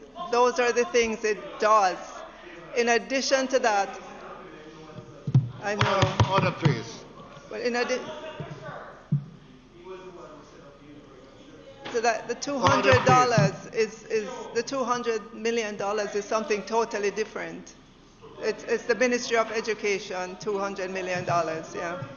Order. Yes, but Mr. Paulwell. Yes, Mr. Speaker. You're a parliamentarian, you know the way. Of course. The questions must be put to this minister. If this minister needs assistance, then he gets it. You cannot have. No, we're not. That's not the proper way. Mr. Speaker, I'm quite clear. I'm not blaming you. Okay. He was the one to do it, but I'm saying not the proper way. Therefore, you have a question, put it to this minister. So the clarification I'm seeking, that is the $200 million that is being spent, does that have anything to do with the procurement of the tablets? And if not, how much? But it's an integral part of the project. It is an integral part of the project. So what is the cost of the tablets?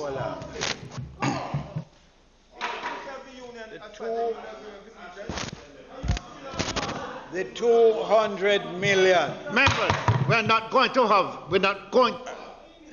this coronation market visit today. The 200 million of which I not spoke at all. is from the Ministry of Education. It has nothing to do with the Universal Access Fund. It has nothing to do with the Ministry of Energy. Nothing. It's the Ministry of Education. The tablets of which you speak is for the teachers, consistent with the agreement that they have with the government of Jamaica to provide as part of their entitlement tablets. So don't mix up.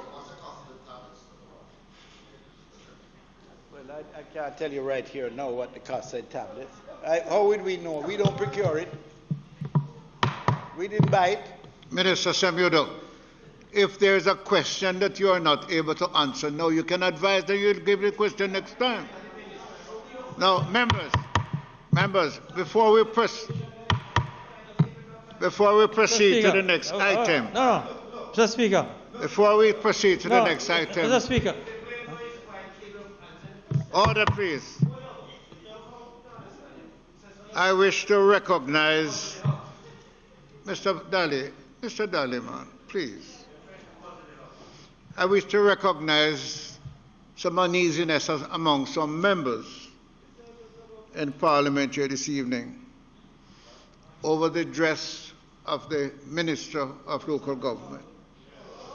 Now, let me say this. The minister had consultation with me today. Order, please.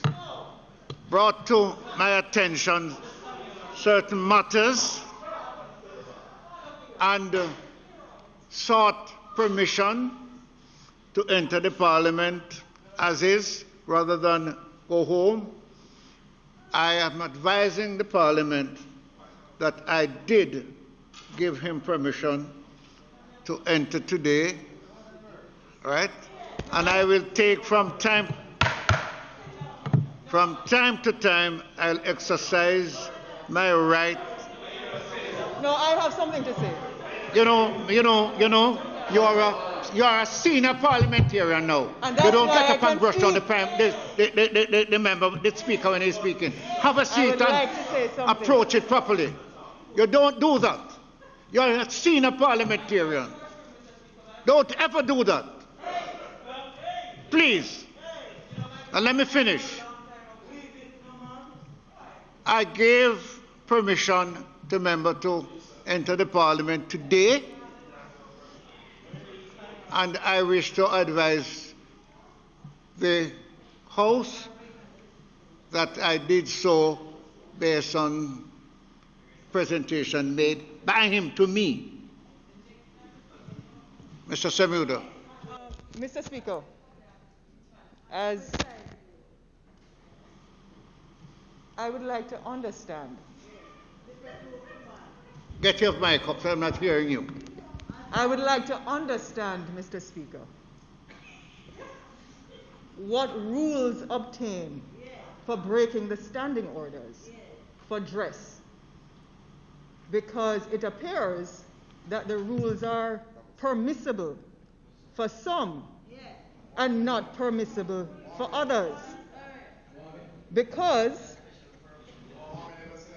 you're questioning the authority, the right of the speaker to take a decision and then advise the House. Order. When you were not properly dressed, if you had sought permission, I would have done the same thing.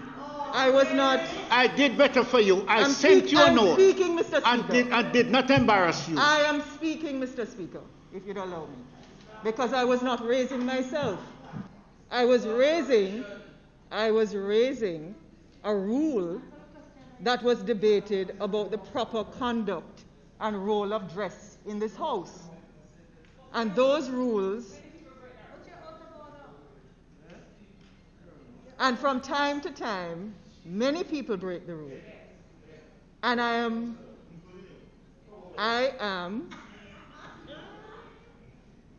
appalled that you would single me out to embarrass me in front of this parliament by singling me out of having breached the rule when there was never a time when you spoke to me in writing about breaching said rule. So I'm asking you again, what gave you or what allows your authority to be sought? Have a seat and I'll answer you. Let me now put myself Have a seat and let me answer you. I'm asking you a question again. Have a seat and let me answer you. I chose to come in here. Have a seat and let me answer you.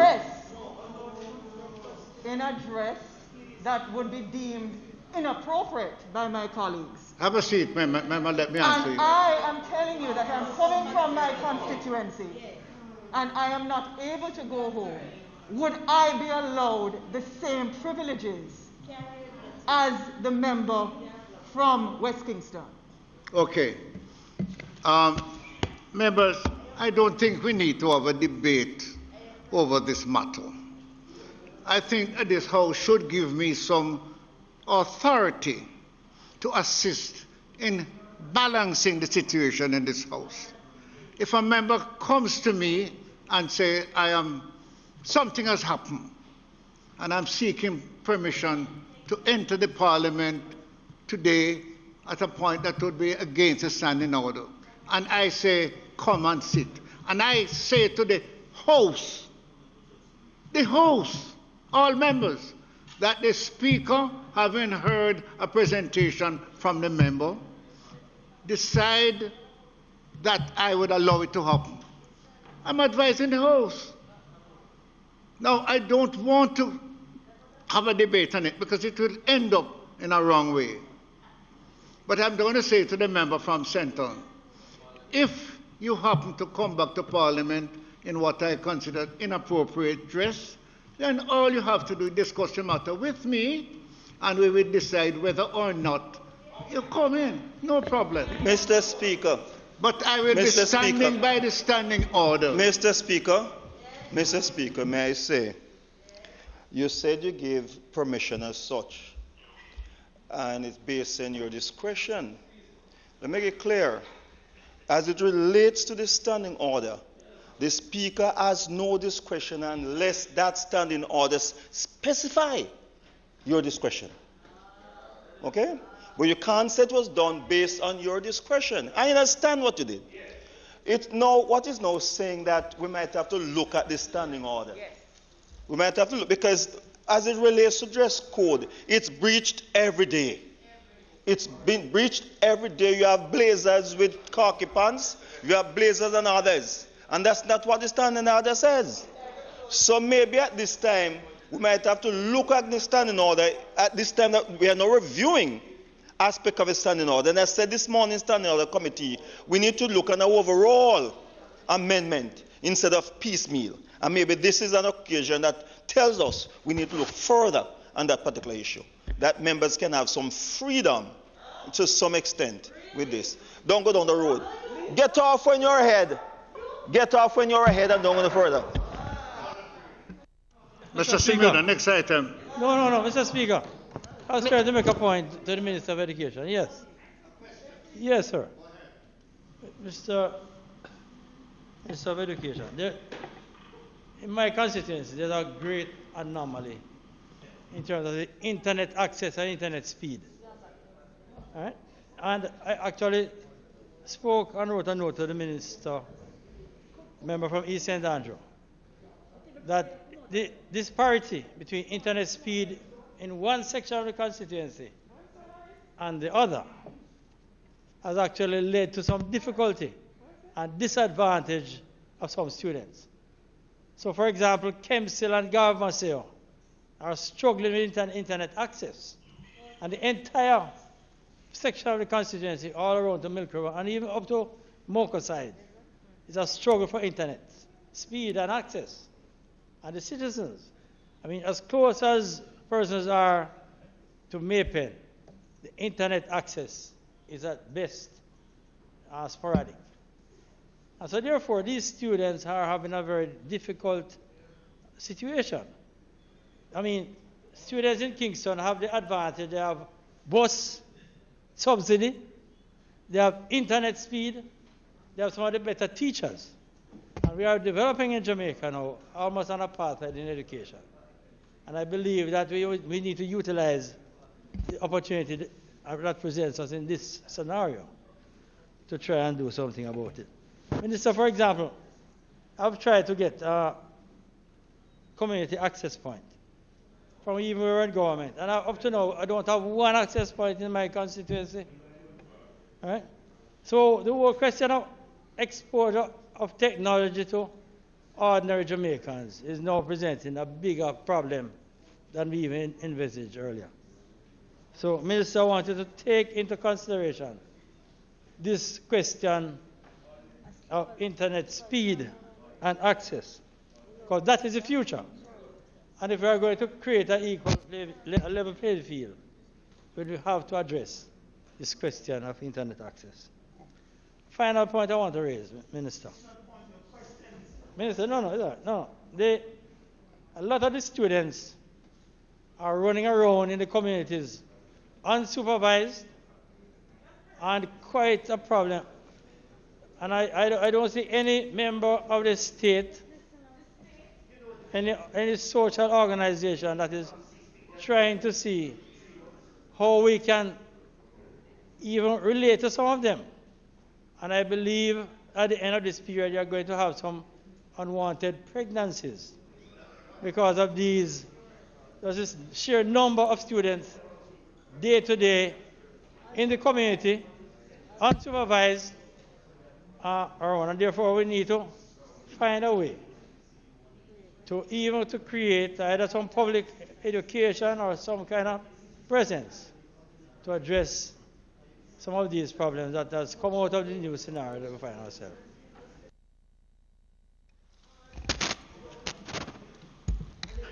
Member,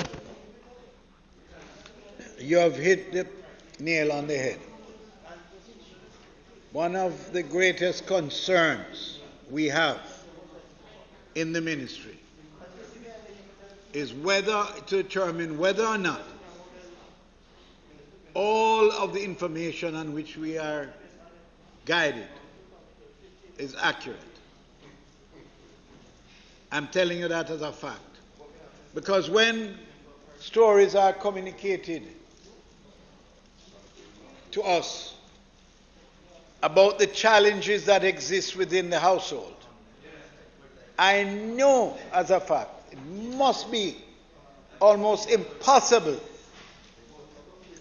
to contain those children in their homes. I think it is wishful thinking, because there is no parental supervision in many cases. And the teacher can't be there all the while. They travel great distances to go and give them support, but they cannot be with them. They cannot assume the role of the parent. And that is why the interaction of the National Parenting Commission, along with our own counseling staff, our guidance counselors and so on, have to play a very important role, but we need more of them. Even when we reopen the school, what do you do when the children leave school and go home? How is social interaction inculcated in them so that they make better citizens? It's a great challenge, made worse by the fact that there is no connectivity. You cannot communicate. And so I sympathize with your particular situation down in southern Clarendon. I know how difficult it must be.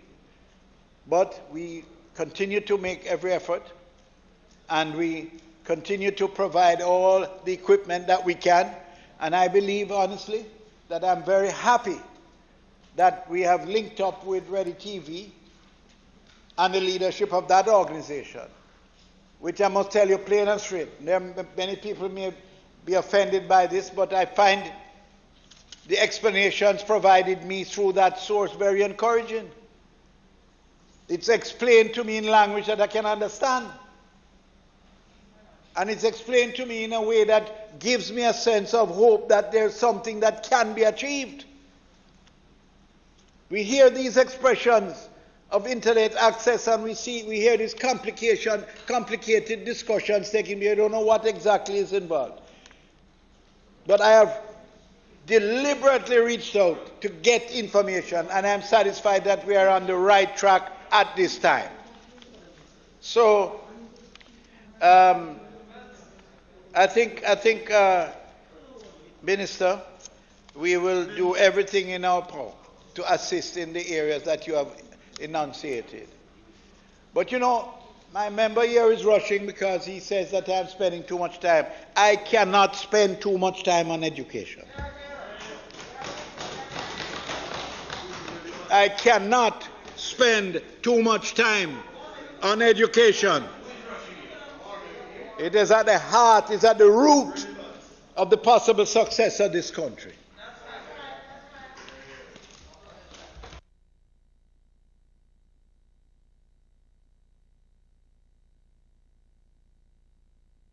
Announcements.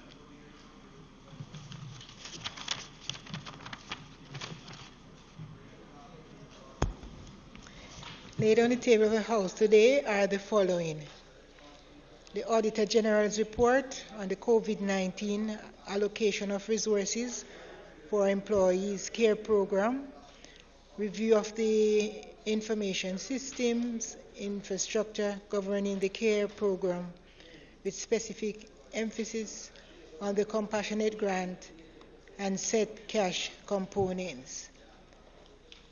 Report of the Standing Orders Committee of the House of Representatives on its deliberations on the proposed amendments to the Standing Orders of the House of Representatives to include the Integrity Commission Oversight Committee as a sessional select committee of the House of Representatives.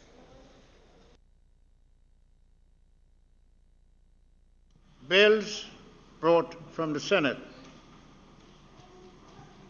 Petitions, papers, reports from committees.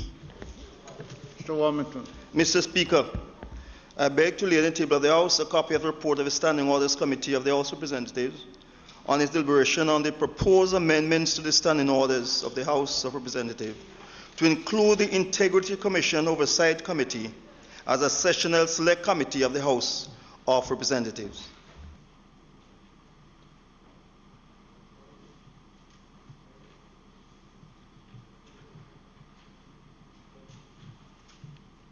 Notices of motion given orally. Mr. Speaker, I beg to give notice that the next meeting of the House I'll move. Be it resolved that the report of the Standing Orders Committee of the House of Representatives on its deliberation on the proposed amendment of the Standing Orders of the House of Representatives to include the Integrity Commission Oversight Committee as a sessional committee, select committee of the House of Representatives, which was laid on the table of the House on the 5th day of May 2020 be approved.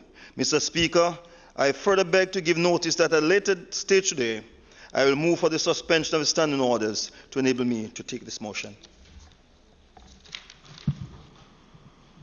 Mr. Speaker, I beg to give notice that at the next meeting of the House, I'll move to introduce and have read a first time a bill shortly entitled the Data Protection Act 2020.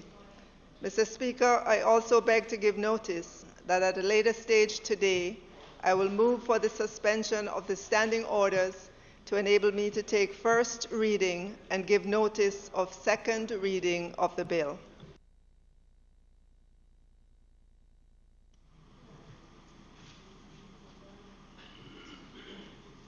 Questions and answers to questions. Motions that may be made. Sorry, Mr. Speaker, I will now ask the Honourable Minister with responsibility for education, youth and information the following questions standing in my name.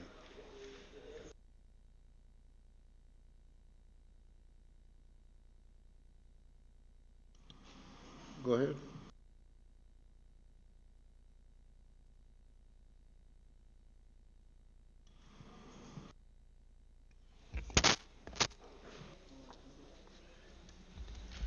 Mr. Speaker,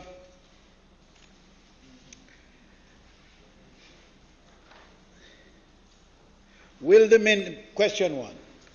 Will the Minister please state why the Ministry of Education, Youth and Information is spending £12 million or $2.2 billion for a contract with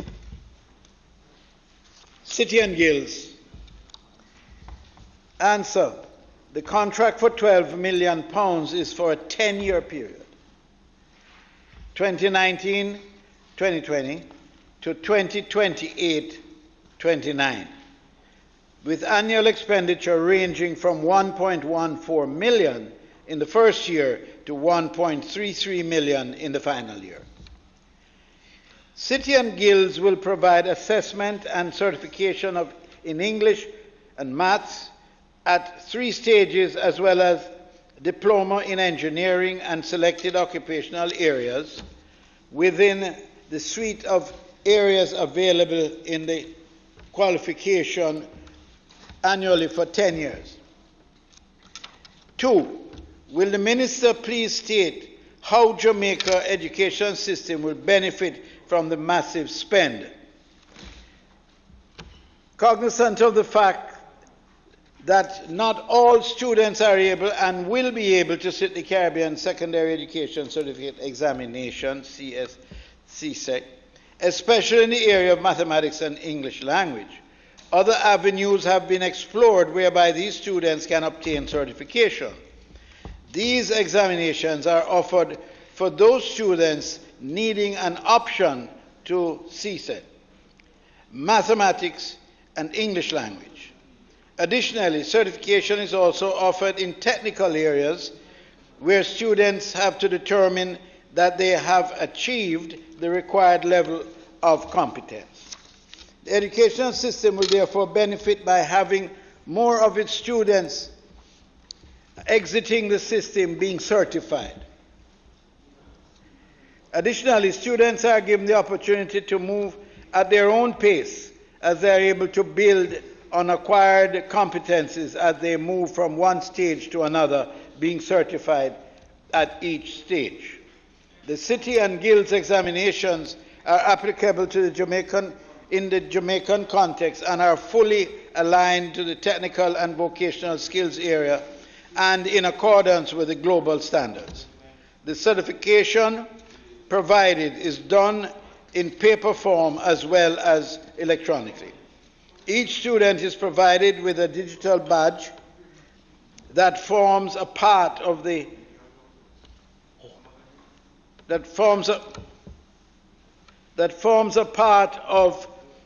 a worldwide database where students are provided with varying opportunities for work and further studies.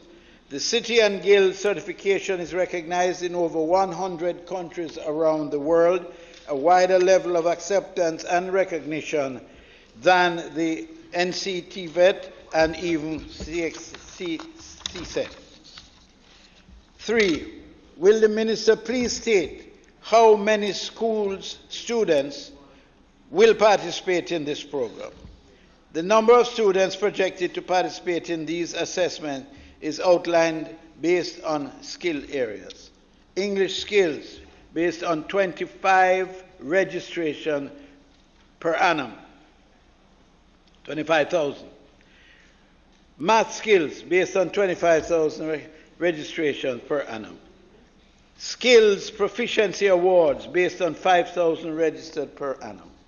Level 2 certificate in engineering, electrical and electronic technology based on 100 students per year. Level 2 diploma in maintenance technology based on 100 students per year. Level 3 diploma in engineering, mathematics installation and commissioning based on 200 students per year.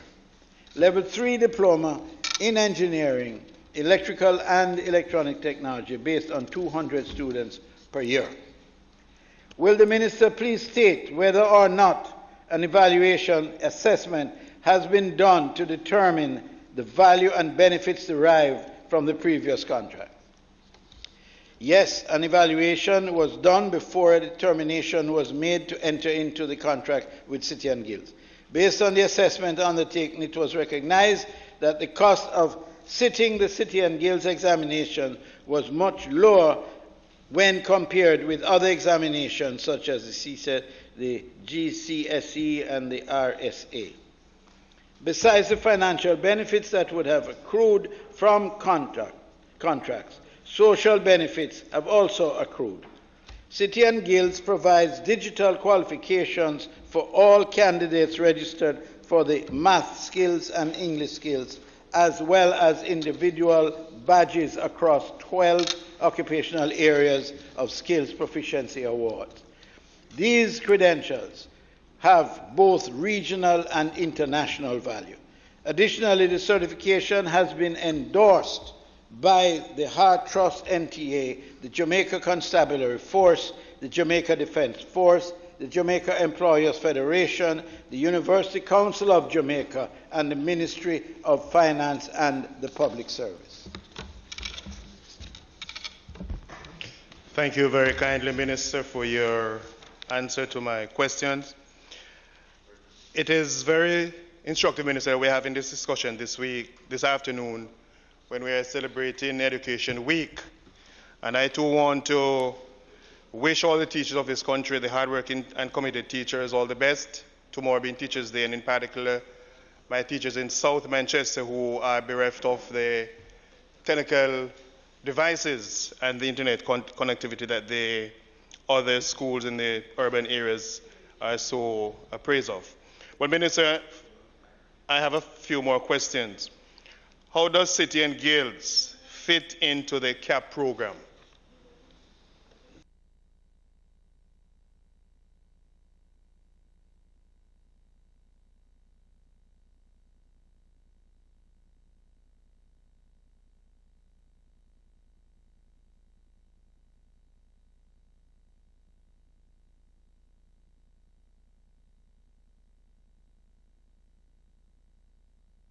Yeah, but the CAP program is the advanced education, career advanced education.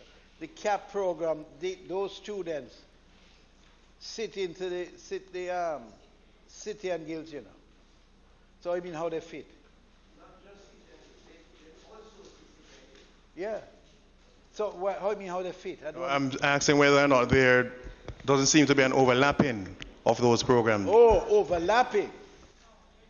There's no overlapping, as far as I understand, there's no overlapping. They are a party to it, you know. It's a certification program.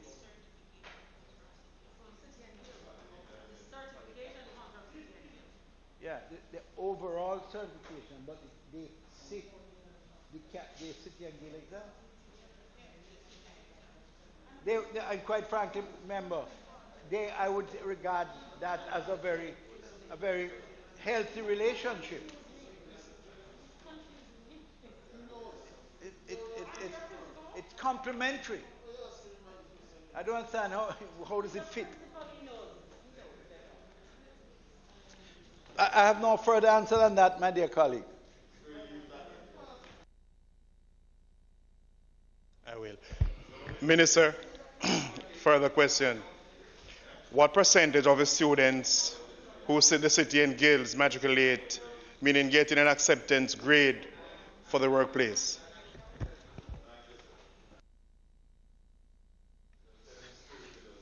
Member, as far as I am aware, based on the discussions and what I've heard, this certification gives them entry in a certified way to the workplace. Hence their acceptance by the Jamaica Defense Force, Jamaica Constabulary Force, and so on.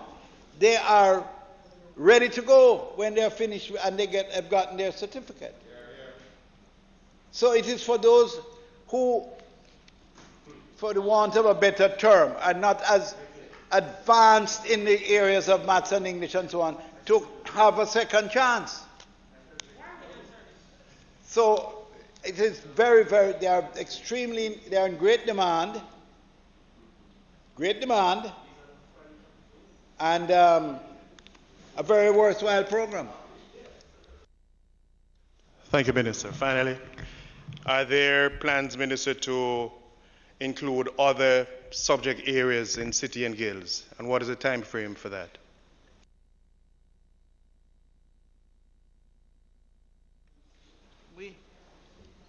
No, there's no plan to expand at this time. Not now. Not now. The subjects, you notice the subjects. The subjects are crucial subjects for both personal advancement and readiness for the place of work. There's neither any need nor is there any intention to advance that the curriculum. Expand. Motions that may be made at the commencement of public business requiring notice. Motions relating to the sitting of the House. Motions for leave to introduce bills. Presentation of bills without leave of the House first obtained. Public business. Mr. Speaker, I now move for the suspension of standing orders to enable me to take the first reading and give notice of second reading of the bill, notice of which I gave earlier. Those in favor? Those against? Ayes have it.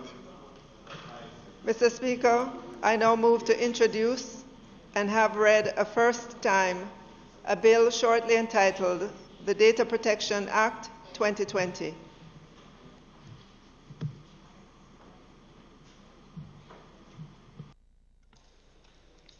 The Data Protection Act 2020 read a first time. Mr. Speaker, I beg to give notice of second reading of the bill.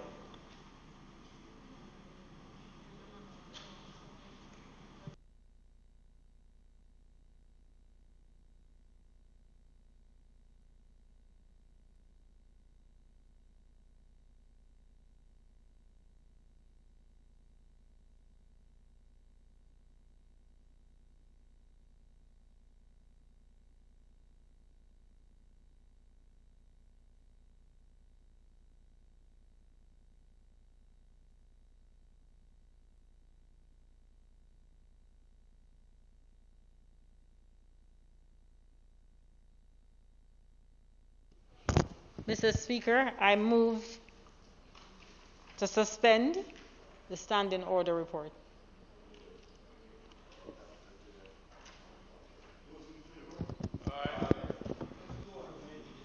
Those against? Speaker, to do what?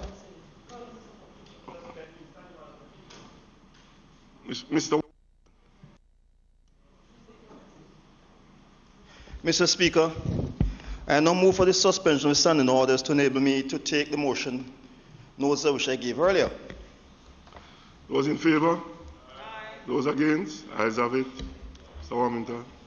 Mr. Speaker, this has to do with the inclusion in standing orders of the Integrity Oversight Committee. We want to insert after standing order number 73C the various amendments that passed through the House. The fourth schedule of the Integrity Commission Act 2017 requires that the standing orders of the House of Representatives be amended in order to make provision for the creation of a sessional select committee to be known as the Integrity Commission Oversight Committee. The Standing Order Committee met and approved the various amendments that were referred to it and sent back to the House a recommendation that they be included. So, Mr. Speaker, I ask that they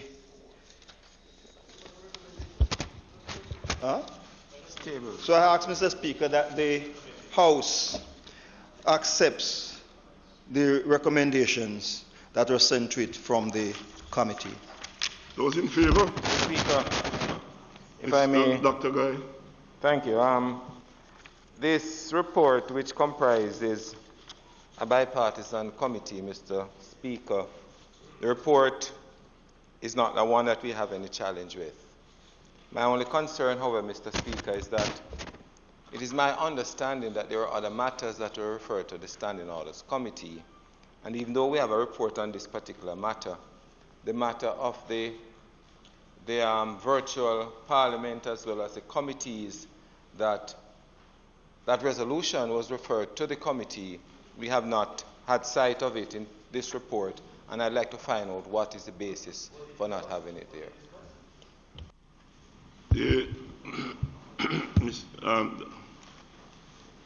Thank you, Mr. Speaker. My leader of opposition business preempted the contribution I was going to make, but it, in a sense, would address your concern. Mr.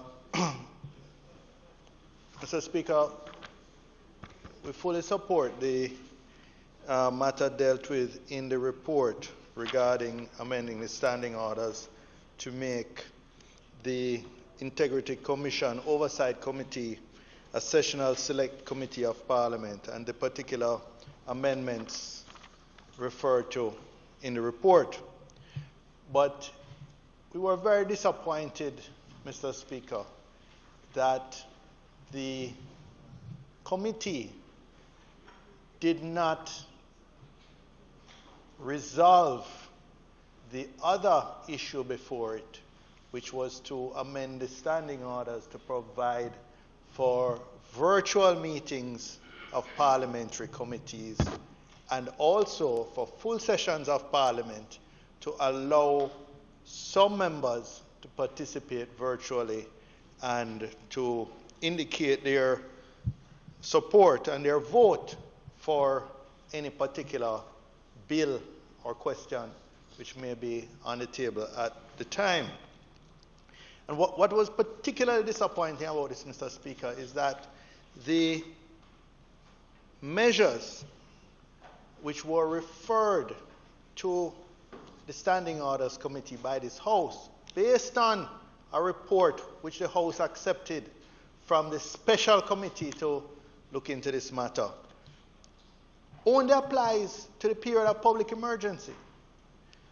So there's hopefully a fixed period of time, a few months, when this will apply.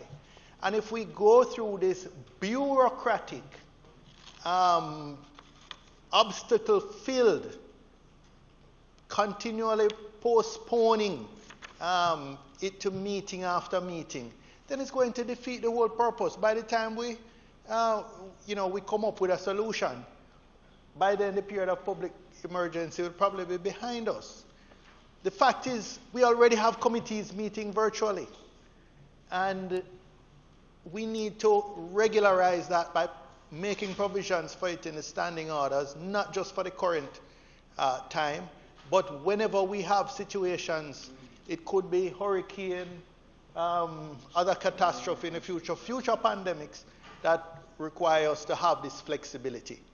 And I am very disappointed that when we went to the committee this morning, there were members who were determined to just postpone it, notwithstanding the Prime Minister's commitment to this House that there will be no obstacle placed in front of the PAC, or no obstacle placed, no obstruction put in front of the PAC examining the Caribbean Maritime University report. There has been every attempt. Government members are not available for every meeting that's proposed. They object to the meetings being held virtually.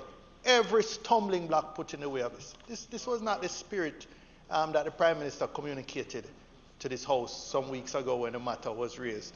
And even the resolution that we passed last Tuesday evening, late, to facilitate that, even that is being disputed by government members who were here at the time and who are members of the PAC. And it so has prevented the PAC from meeting to address these and other matters which are on the agenda of the Public Accounts Committee. So I'm very disappointed that this is the rearguard action being taken by certain members on the government side, which run directly contrary to what the leader of the House has said here last week and the commitment the Prime Minister gave to this House and to the country a few weeks ago. Mr. Speaker, I ask you to put the motion that the report be accepted, but there are certain statements made that I just can't allow to go unanswered. One, there were no obstruction in the Standing Orders Committee.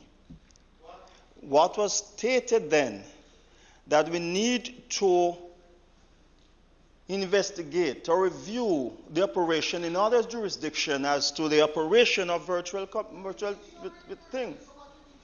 Secondly, the issue of PAC meeting to discuss the maritime stuff, the government members have no problem. When it was asked of me, I said I'm available for the 31st. But then it changed to virtual committee. Until Parliament gives that permission, we can meet until the committee reviews, as the leader says. We can't. And when they met, when they're supposed to have on the 21st, no permission was granted. And what I'm saying, I can't sit in any legal meetings. As long as we are willing to come and sit here, you have 15 of us. You have 63 of us that meet in the house here.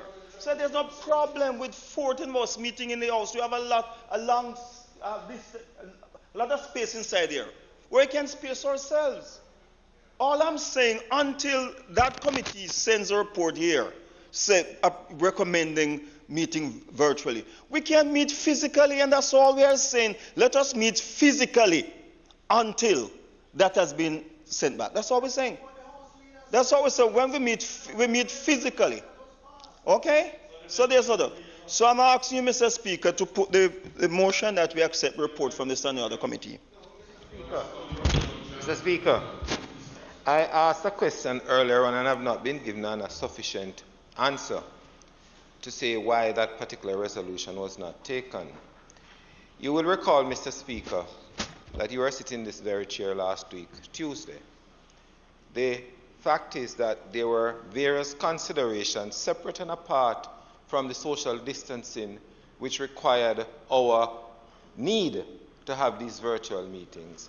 And one of the most important ones that I pointed to, Mr. Speaker, was the closed air conditioning system in this house, which lends itself to transmission and circulation and recirculation of viruses, bacteria, and other particles in the house.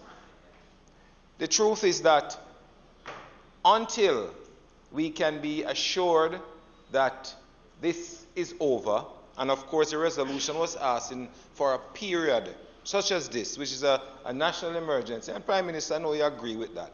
The suggestion and the recommendation coming out of that particular committee that looked into it made certain recommendations in terms of numbers who are here and the process that could go forward in allowing for the virtual parliament to meet. The reality, Mr. Speaker, is that the Standing Orders Committee refused, not having been at the meeting, to act on that particular recommendation and to explore it.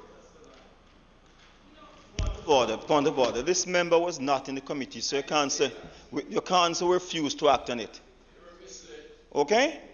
The issue was being debated, and the speaker said it's after 2 o'clock, let us adjourn for the next meeting. That's what he said.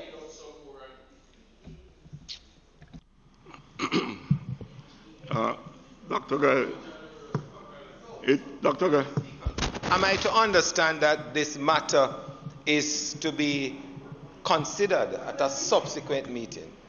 Yeah, Doctor, you didn't say. Dr. Guy, that is my understanding. That they're further, yes. That's my understanding, Dr. Guy. Those in favor of the motion put by Deputy House Leader? Those against? Ayes have it. House Leader? Mr. Speaker, may I request a recommittal of the item statement by ministers? Those in favor? Those against? Ayes have it. Statement by Minister. Prime Minister.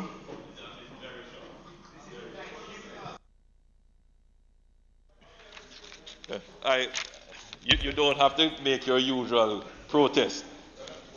I will take your protest as given. No, members, this statement is very brief, and I'm not seeking to go through in any detail the orders. As you would have heard yesterday, we have made any significant changes other than the extension of the curfew. So it is just a report to the House to fulfill the obligations that I have made to keep the House abreast and to ensure that whatever we do enters into the Hansard for public record. Mr. Speaker, as I have committed, I will start by giving an update on the progression of the epidemic in Jamaica. It has now been approximately 57 days since our first confirmed case of COVID-19 on March 10, 2020. As of yesterday, well, as of today, the latest statistics is that we have a total of 473 cases. That is, we have added 2 additional cases. It was 471. No. It's 471 yesterday. 2 more cases have been confirmed, which brings the number today to 473. 301 of these, or approximately 64% of the total number of cases, are related to a workplace cluster. These include both the workers and their contacts. We now have 56 persons confirmed as recovered. Yesterday was 49. I'm pleased to report today that 7 more persons were confirmed as recovered, so the total recovery now is 56. And unfortunately, we have lost 9 Jamaicans to the COVID-19 disease. Mr. Speaker, we still remain on the 8-day doubling curve since our last 100 cases. So, Mr. Speaker,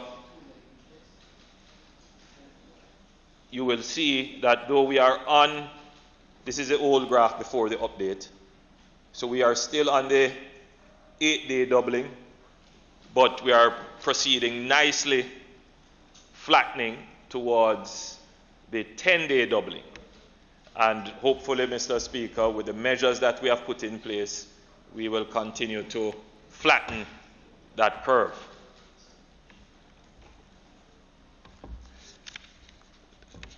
If you look at the graph carefully, Mr. Speaker, the dotted lines reflect the number of cases with no relation to the workplace cluster.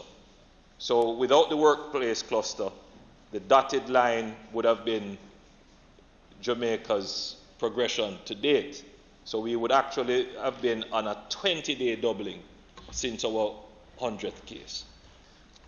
Mr. Speaker, as I had reported before, we have significantly ramped up our testing capacity, and as of yesterday, we have conducted a total of 5,993 tests with over 2,200 persons tested within the last 7 days. The backlog of samples to be tested has been cleared, and all testing would now be up to date. So the issue that was raised in Parliament 2 sessions ago, the member from St. Mary, the leader of opposition business, would be happy to know that the backlogs have been cleared. But it is a dynamic situation. So, well, I'm based upon what I have. But it is a dynamic situation. They could be testing more. But the backlog for which I'm referring was what was raised by the member at that time. That has totally been cleared. Mr. Speaker, I previously described in detail the government strategy towards this epidemic, a strategy that is measured, evidence-based, and situationally appropriate, a strategy that is focused on saving lives and securing livelihoods. I've also emphasized the need for the country to transition to a new normal, which involves coexisting with COVID and going about our daily business, but in a safe way. Mr. Speaker, in the over 4 months since COVID-19 has been with us, the world has learned a great deal about the disease and how it is spread. The epidemiologists and virologists have clearly established that it is possible to stop the spread of the disease through safe practices such as washing and sanitizing hands, wearing a mask, not touching your face, physical distancing, and social distancing. As a country, we have to ramp up our economic activity and remain safe through strictly observing these practices. At this point, I would like to emphasize that every citizen has a personal responsibility to themselves and to others to observe these safe practices. The government can only do so much through policy. It is up to each of us to take the advice of our health professionals seriously. Mr. Speaker, as I had announced at the press conference yesterday, the measures that we have employed under the Disaster Risk Management Act, which were due to end tomorrow, that is the 6th of May, 2020, we will be extending under the Disaster Risk Management Act the national curfew hours. And those, Mr. Speaker, will be extended for 7 days, and the extension will start at 6 p.m. on Wednesday, May 6, 2020, and end 6 a.m. on Wednesday, May 13, 2020. Other measures under the Disaster Risk Management Enforcement Measures Number 4, Order 2020, which expire on Wednesday, May 6, 2020, will be extended to May 31st, 2020. And these measures, just to run through them very quickly, the duty of employers to provide transport for workers exempted from curfew hours, that will go to the 31st of May 2020. Persons 70 years and over to remain at home.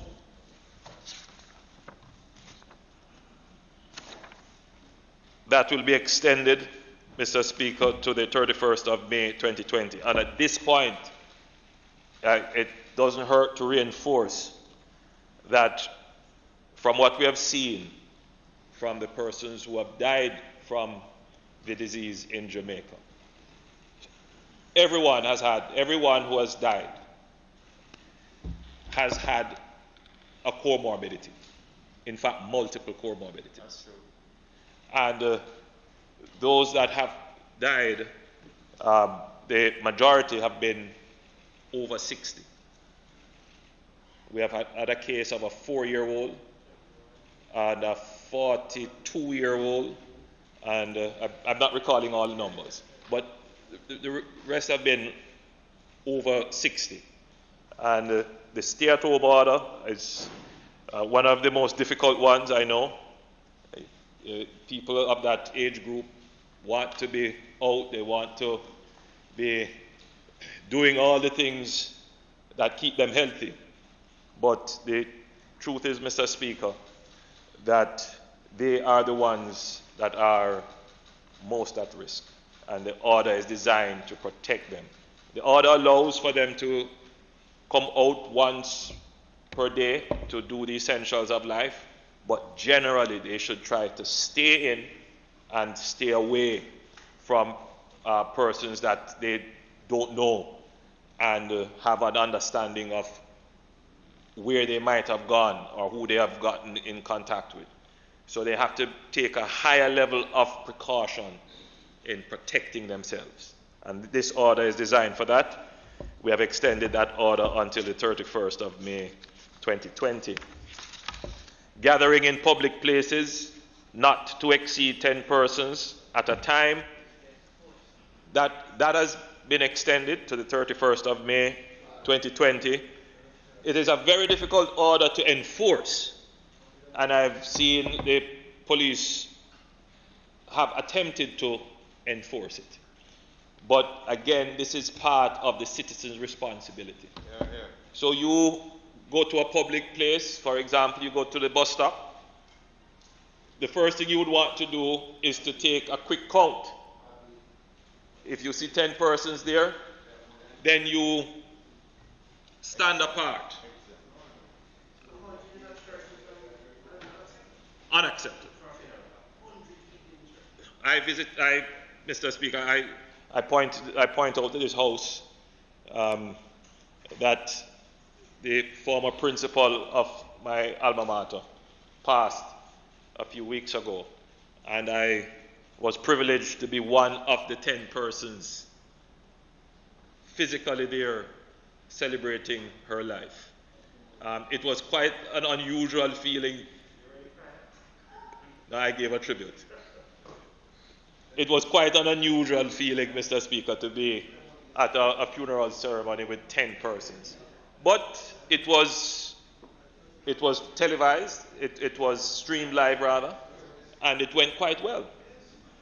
So, Mr. Speaker, it is a difficult thing to ask mourners and loved ones to restrict the size of the mourning party. But the reality is that we are in a declared state of disaster, and every citizen has that duty and responsibility. So again, I use this opportunity to appeal to the public that the order is designed for your protection, and how the order works is that we are expecting the citizen to exercise a certain level of discretion. So if you go into an area, the first thing you would want to do is to make a count of the persons there and then stand apart so that you are not considered to be gathering. If it is that you are gathered,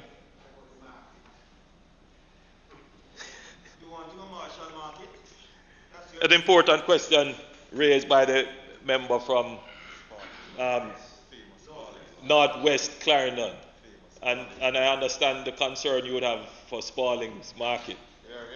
And indeed, the member from West Kingston who was here for Coronation Market, which I visited a few weeks ago.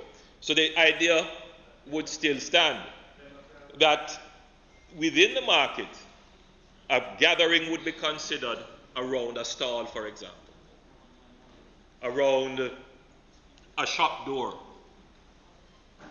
What you would want to do is, if you're going to a stall to purchase something, you would want to, again, take a quick count. Make sure that you don't have 10 persons there. Stand apart, wait, and then once the 10 or so were there move, then you go. It is a new sense of space and distance that the average Jamaican has to get accustomed to. So it is very difficult for the police to be always walking around to say, no, you have 12 here, 2 of you should move. Yes, if we see people deliberately violating the order, and in the judgment and discretion of the authorized officer, in this case it would be a police officer, then yes, having warned the person, then they should prosecute. But we can't have a policeman everywhere all the time. So it is really the citizen that has to have that sense of mind and that understanding.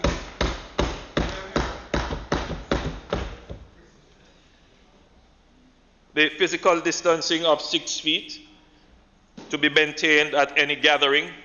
So even within the allotment of 10, the allowed limit of 10, you should try to be 6.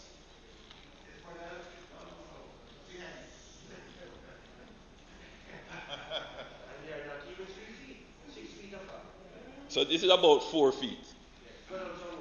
Yeah. You should try to be 6 feet apart. The wearing of masks in a public place, and I religiously wear my mask. It's very difficult to speak with the mask. It muffles the voice. So I take it off just for the purpose of speaking. But I'm very pleased, Mr. Speaker. We have done quite an unscientific sampling, but we have done some samplings, checking to see what is the level of compliance. And within the town areas, within the urban areas, and rural townships, we would say that you would have about 65% compliance, right?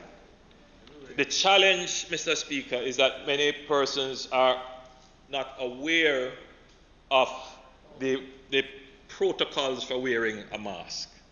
So, and it's very difficult.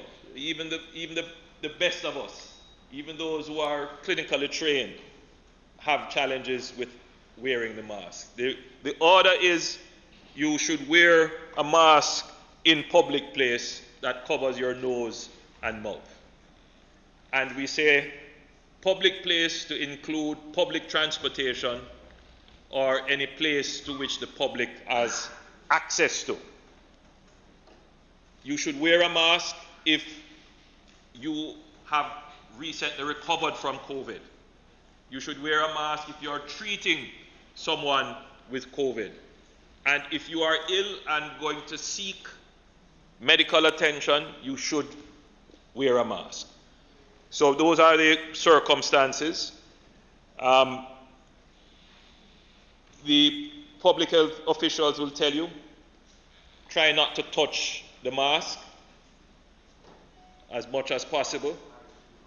And if you have to take the mask off, take it off by the ear or pull it and take it off. If your mask is a disposable mask, try not to re-wear it. Dispose of it. If you have a cloth mask or one that you have made, you should wash it after each use. Mr. Speaker, we are extending the operating hours of markets from, well, we are extending, the markets are allowed to operate from 6 a.m. to 4 p.m. Mondays to Saturdays, markets are closed on Sunday, and we are extending this measure on to the 31st of May 2020. Operating hours for businesses no earlier than 8 a.m., no later than 4 p.m. daily. We are, Mr. Speaker, extending this measure until the 31st of May 2020. Restrictions relating to barbershops and hair salons, those will be extended to the 31st of May 2020. Operating hours for gas stations, 6 a.m. to 6 p.m., and restrictions on only selling petrol during the hours of 6 a.m. to 8 a.m. and 4 p.m. to 6 p.m. Those measures will be extended to the 31st of May 2020. Operating hours for public transport and related restrictions from 5 a.m. to 7 p.m. That measure will be extended to the 31st of May 2020. Closures of bars, nightclubs, and other places of amusement, beaches, rivers, waters, and other attractions. That measure will be extended to the 31st of May 2020. Mr. Speaker, the Cabinet is reviewing several proposals as to how we could see to the reopening of some community bars. I believe the term is village retail. Mr. Speaker,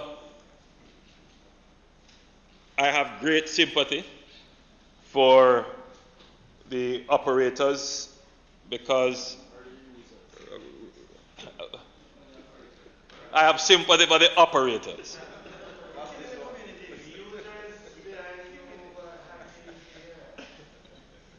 Because there are 10,000 bars, well, more than 10,000 bars in Jamaica. And each bar would employ at least 2. So you can see the impact that it has. Some of them did, but quite a few of them did. So, Mr. Speaker, we are contemplating certain measures. I don't want to say too much, but the hours would be limited.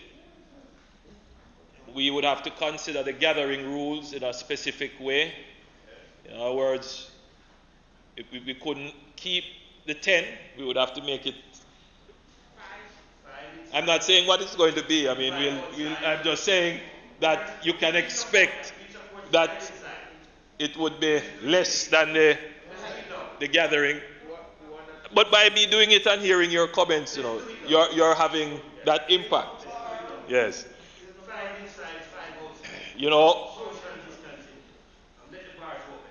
One person from that side suggested that they should drink with their masks on. Oh, yes.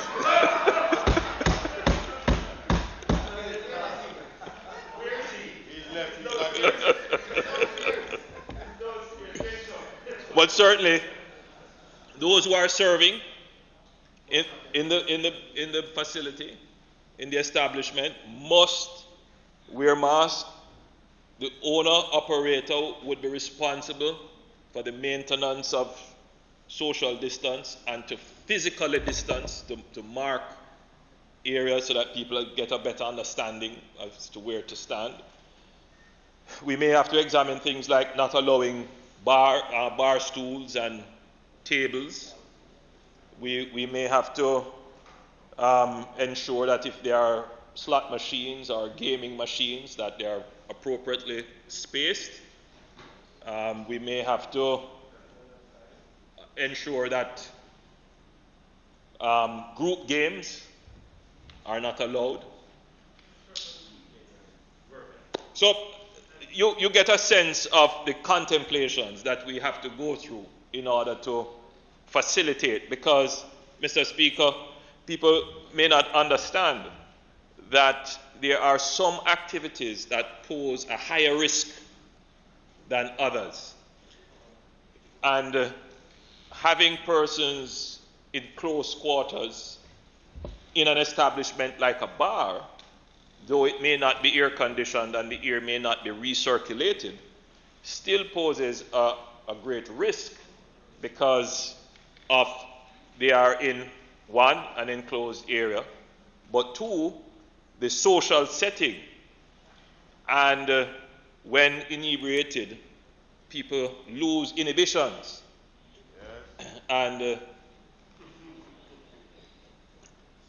there is an increased likelihood of the spread.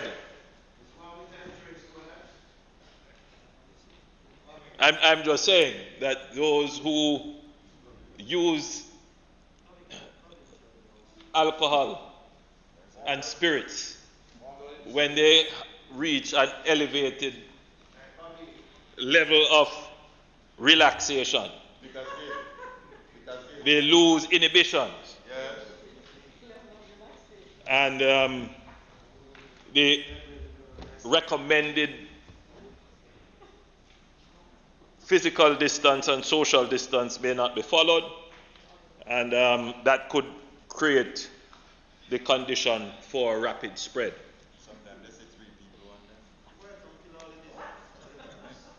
So, whilst we are sympathetic to the loss of livelihoods, we are also very cognizant of the public health issues that are involved. And I think that the bars really bring home the challenge that the government has. The government has to figure out how to return economic activity whilst keeping the public safe. And the way in which you will have to do that is not to abandon the public health science, but to actually look at the public health science and apply it to the circumstance.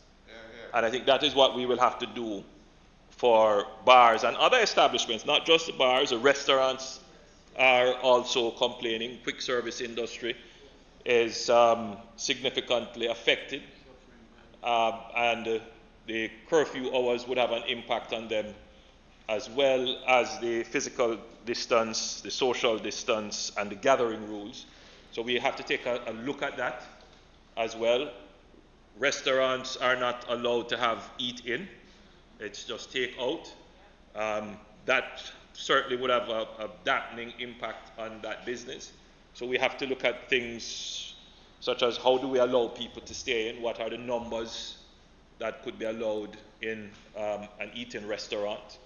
So all of these are being considered, and on Monday we should have them nailed down enough to be able to craft new orders that would facilitate opening up that section of the economy, if only in a limited way. Mr. Speaker, the work from home and related measures, those will be extended. And just to say that work from home, we have a flexi week labor law that allows that. Flexi work, labor law. We will have to take a very serious look at how we enshrine this work from home in law, because work from home is a good idea, but the truth is not everyone has the facility to work from home. So you need internet facility, you need a quiet place and a space to work from home, and not everyone has that. So we couldn't require that of everyone, and indeed the rule doesn't. But as a means of coping with COVID and living with COVID, it may very well be that we have to create now legislation around persons working from home. Persons not required to go to work if 65 years or older. Mr. Speaker, that measure will be extended to the 31st of May 2020. I want to emphasize as well, Mr. Speaker, and I believe that this is probably the most important measure. If you are ill with flu-like or respiratory symptoms, which means you have a fever, cough,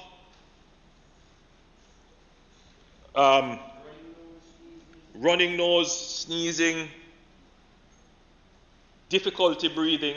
There are other symptoms. There's a long list of, but these are the main ones. Stay at home. Stay at home is the general advice, but the specific order is that you should isolate yourself indoors. The stay-at-home order means you can be within your yard space that is considered to be part of your home. But if you are ill, you should stay indoors and isolate yourself. Make contact with your health provider or the Ministry of Health and follow the protocols to get to treatment. So that is absolutely important from an epidemiological point of view, because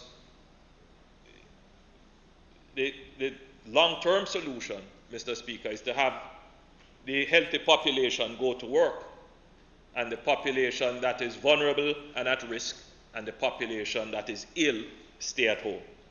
That is, when you analyze it down to its basic, that is the ultimate solution. So this order is extended until the 31st of May 2020, but it is likely to be in place in some form for much longer, because that is the ultimate solution. Persons who are ill, separate yourself from the healthy population, isolate yourself, seek medical attention. The truth is, Mr. Speaker, that the greater challenge is that many of the persons that we are picking up now are asymptomatic. So they are not showing any signs of illness. So, and they may very well be infective at the time.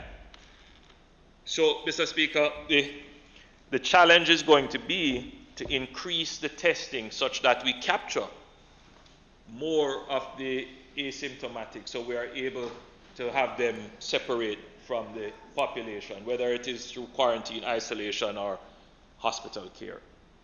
So we have started that process. We have increased our testing significantly, and that is going to be increased even more.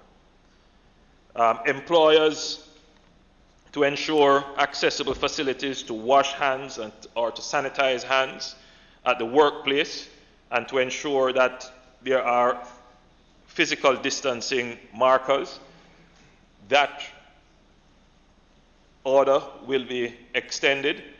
And indeed, Mr. Speaker, there is a duty on the employer to ensure that if someone is at work and they are displaying symptoms, that person should immediately be sent home. Mr. Speaker, all enforcement measures are generally being constantly re-examined, informed by expert advice of our health authorities to determine when the economy may be reopened totally. The government may have to tighten some measures like social distance while relaxing others as appropriate. So, Mr. Speaker, let me say a few words on the BPO sector. Under the last order, all businesses in the business process outsourcing sector were to remain closed, except that key employees involved in the maintenance of critical information communication technology for the business and employees involved in key support services such as global logistics, medical services, banking, or other financial services or telecommunications and utilities, those could continue to operate. And as I had said the last time I addressed this, that it was, and I'm just going from memory, that resulted in about a 20% operational level of the total capacity continued. Now, Mr. Speaker, after May 6, 2020, a business in the business processing outsourcing sector shall be permitted to completely reopen only after they are cleared to do so by the Director General of ODPEM after a joint inspection process.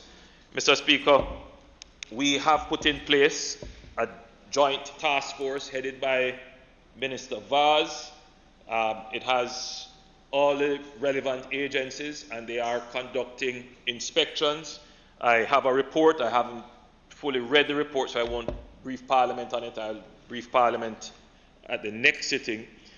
But by the next sitting, I'm expecting that the BPOs would have substantially met the standards and would be in a position to be cleared to operate. But we have been very strident, Mr. Speaker. If they have not met the standards, they are not going to be allowed to operate. And I think the BPO sector is a very important sector for us. It is our third largest foreign exchange earner. But you know, Mr. Speaker, even within the crisis, and I'm sure members in this House would agree, that there is the opportunity for the business to grow and expand. These measures will make the business more robust and resilient because they won't just last for the next 2 months. These are measures that we will have to have in place to live through the COVID crisis.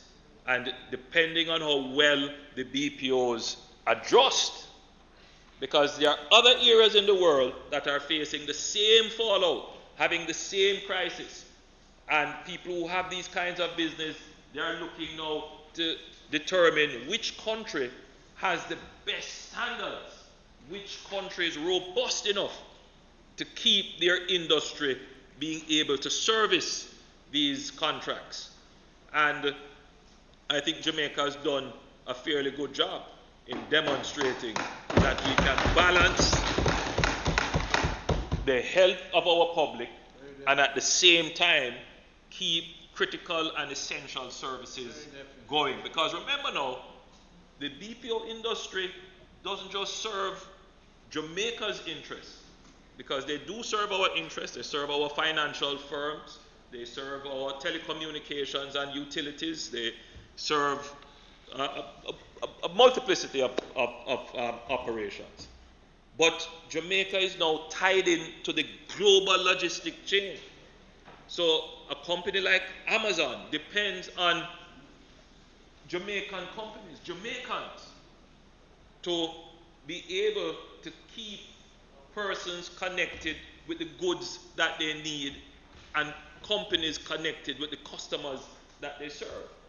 So we are part of that critical global logistics network that we cannot afford to go down. So we have to manage it very carefully. I met with the BPO industrial players last week, Thursday. I had a long session with them. And it is my view that they understand the importance of meeting, maintaining, and advancing the standards. They understand the importance of keeping their workers safe because their main asset is the worker. They understand the importance of being transparent with the public, that if there is any outbreak, that the swiftest action must be taken, and we are seeing that taken now. And the Ministry of Health has done an excellent job, in my opinion, in bringing under control the workplace cluster, that we are now seeing what we are seeing on the graph, that having tested and tested and tested and seeing the cases rise, that we are now seeing a leveling off. Mr. Speaker, this is not to say that St. Catherine, where the bulk of the cases are now, more than the majority of cases, 280 cases, the last time I looked, I have to see if that figure has changed, but 280. Mr. Speaker, I think the people in St. Catherine must maintain a level of personal vigilance. We understand that we could not keep the 24-hour curfews in place much longer. It was having a devastating impact on not just the economy, but the mental state of people. People were becoming adjusted, no doubt. We went through and we spoke to some of the persons there. But, you know, St. Catherine is a very busy place. Portmore, yes, it's diverse and it's bustling. It's not the nature of the parish. So we understand that. But at the same time, having removed the 24-hour curfew, I'm still appealing to residents of the parish to be vigilant. There's an exchange. So we remove the 24-hour curfew, but now we have to ask you to be faithful in the practice of wearing masks, maintaining your social distance, washing or sanitizing your hands. All of those things now, you have to practice them with discipline, regiment. Mr. Speaker, as explained yesterday in the press conference, the controlled re-entry program has commenced. We continue to be guided by our health protocols and are therefore at this time constrained by our state quarantine and isolation capacity in terms of the numbers we can take in any one cohort. We continue to look at the option of home quarantine and will provide an update in due course. As is being done in other countries, this will likely involve GPS tracking and geofencing using mobile phones. Mr. Speaker, because we haven't decided it yet, we're still looking at all the angles. Yes, all of those issues are being contemplated. But it is a possibility. So, Mr. Speaker, we have approximately 5,000 Jamaicans from 68 countries seeking to return home.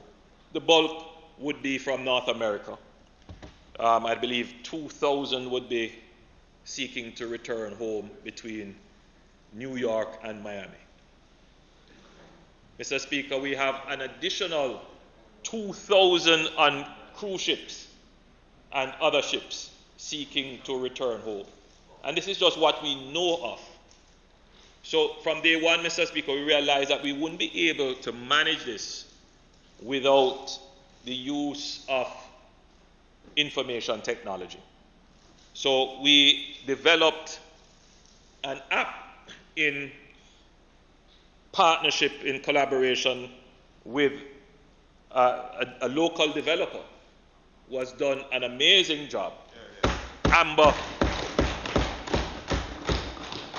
the Amber Group, and they have done it in record time. It is truly, Mr. Speaker, a public-private partnership. The concept started with Digicel giving us some programming capabilities, and we built the first element of the app, which allowed us to take in the Jamaicans who had returned just before we closed the border to capture their information.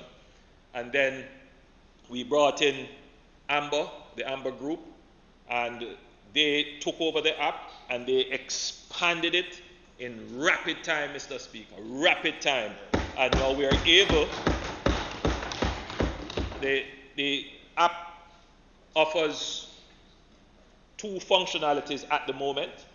One is the re-entry functionality, which is how we are able to give you the statistics on the persons who want to come in, because the app takes their application, we process it, and we communicate with them through the app. There are many persons I know who are saying that they have filled out their information and they are waiting for a response. Mr. Speaker, it is important that our Jamaicans overseas understand what it is we are doing.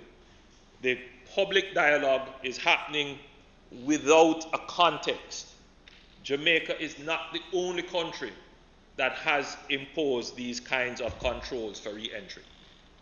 Indeed, Jamaica is not the only country with a diaspora seeking to come home and are not able to do so in general terms. In fact, I had a meeting this morning virtually with the CARICOM heads, and they're all having the same issues about how to reintegrate, repatriate their nationals during the time of the epidemic. So, Mr. Speaker, we have developed this app, and it has allowed us to capture the information of our citizens seeking return. Now, an important piece of information is the address. Where are you going to stay when you come back to Jamaica? For us to determine whether or not home quarantine is possible, we need to understand, for example, are you coming back to a community that is a vulnerable community? We need to look at your home address and see whether or not your home address can actually accommodate a quarantine facility. In other words, is your home address, your living conditions, up to the standard of what could be considered a facility for quarantine? We have to know that information ahead of time so that the public health inspector can go to the facility, look at it, make their report, and then make their recommendation. That is not something that can happen overnight. That is a major logistics operation. So which is why we have developed the app, we have the information, and we're going to move to get that logistics out of the way so that if our public health officials say home quarantine is now an option, then we are ready to mobilize that. Presently, the advice from our public health officials, and not just Jamaica's public health officials, from CARFA and others, is that you really should want to have state quarantine for persons re-entering. So we are taking in a cohort for state quarantine of approximately 330. It's a little below that, but we are using 330 as the figure because it may change within the limit. The limit that we can take now is 3:30. A flight will come in on the 6th, which is tomorrow, I gather. Wednesday. And then there will be another. Tomorrow. So we're doing our best within our resources. Mr. Speaker, I won't go into the issue of costing and those kinds of things. I think it is, while it is a matter of public interest, I think there are sensitivities there. We have an obligation to our Jamaicans, and we are working as best as we can to bring them back home.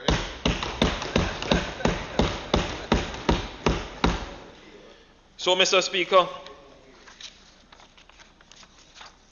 I want to close with some good news that one of the features of our society is that our civil society and our private sector has been very active and very supportive of the national effort during crisis. So I want to announce that the Sandals Foundation, Mr. Gordon Butch Stewart, is making a contribution to the effort. He has been, making contributions in all forms, but I believe he would have heard the persistent complaints of MPs saying that they are not able to respond and the CDF is not enough. And we have not been able to say we are going to give you any more because we have to now discuss the fiscal impact, which the Minister of Finance will, at a later stage, explain what the fiscal impact is. Not today, no. That would require an entire sitting. Not doing the night shift today. However, Mr. Stewart, through his foundation, will give to each member of Parliament a grant of 500,000 Jamaican dollars.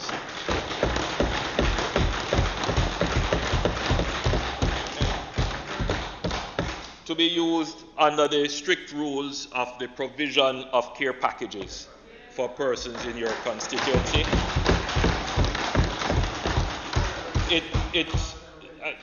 The arrangement is that it will go to the consolidated fund, and then it will be channeled to the CDF, and then it will be paid over to you. It will be met with all the accountability as if it were public funds, and we expect it to be used according to the rules of the CDF funds.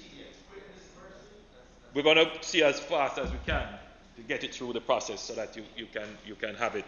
And Mr. Speaker, another interesting offer is from Guardian, where they are proposing to make available a facility for our law enforcement officers, that in the event of illness they can get some care.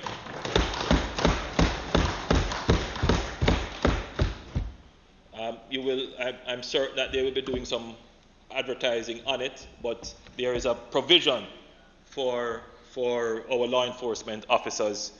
They could get further details from Guardian. But Mr. Speaker, I also have to mention, and I'm sure all the MPs here would agree with me, that the Losution Group has been very kind to many of us in this room in the provision of groceries and care packages.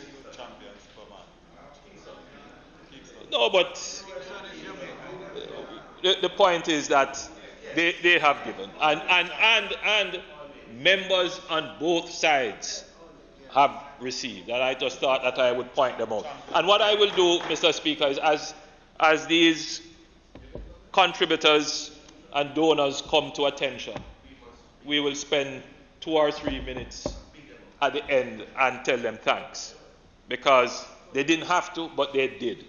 And I want to personally, and on behalf of all the MPs, say thanks. And Minister Montague has asked me to acknowledge Champion Supermarket in Ocho-Rios. Mr. Speaker, members, may it please you.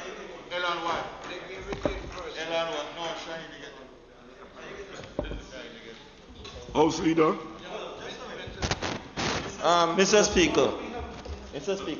Yeah, Mr. Warrington. In that the opposition spokesman is not present, I'll take the opportunity to just add something. Because when the minister speaks on something, the opposition spokesperson has 5 minutes. I'll take less than half a minute. A member from Central Manchester. I appreciate the Prime Minister's presentation, but I just want to make an appeal. My friend from Northern Clarendon, as related to bar, said 5 per bar. May I say that I want to make an appeal there, because this is a critical part in any constituency. And you have bartenders for the past 6 weeks or 8 weeks who have not earned a salary. And you have bar owners who have to pay rent also without earning. So if we have to open, I don't agree with member from North Clarendon who say 5 per bar. We're concerned now, bar mash up to the extent whereby you want a social distance. So you won't have 10 in a bar now. And I give an example of the state of emergency. People really go out after that. So we can still leave it at 10, because if you leave at 10, they won't be a social distance in the bar, because you won't find 10 persons at this stage. It takes some time to build up. So I'm appealing for those constituents who fall in that category for some consideration beyond the 5, as a member from North Clarendon make a recommendation. The opposition spoke. Mr. Speaker, Prime Minister, thank you. I'm happy that we are not going to do the late shift tonight. Last week I missed the late shift due to some issues, but I'm happy that we are able to get through here before 9. In fact, I kept calling down to see if I needed to come down. Usually, Mr. Speaker, when the Prime Minister gives these updates, you give us a little latitude to ask questions, make some suggestions, etc., etc. And I'm going to start off by asking a couple of questions. If you can, you may reply. If not, I think there's a meeting scheduled for Thursday. I don't know if you have a meeting scheduled of the Disaster Management Council. We have had one. I don't know if you're scheduling one. It might be a good idea, since we had the first one in early March, to call back the council again to give a general update. But I know some of the people are working. Huh? Well, you have been meeting the opposition as a part of the council. So don't say that. All right, okay. I just want to know. No, both general secretaries of both parties by statute are members of the council. The leader of the opposition is a member of the council. I represent the leader of the opposition at the council. Okay, so I'm saying it will be good. And I'm talking about little committee meetings in the minister. I'm talking about it be good if at this time, we have gone through a lot so far, if we could brief the council. First question. Have all the workers at that call center, the epicenter of the Alorica, have they all been tested? Have they all been tested? That's the first question. And the other question is, what is wrong with you? All right, let me.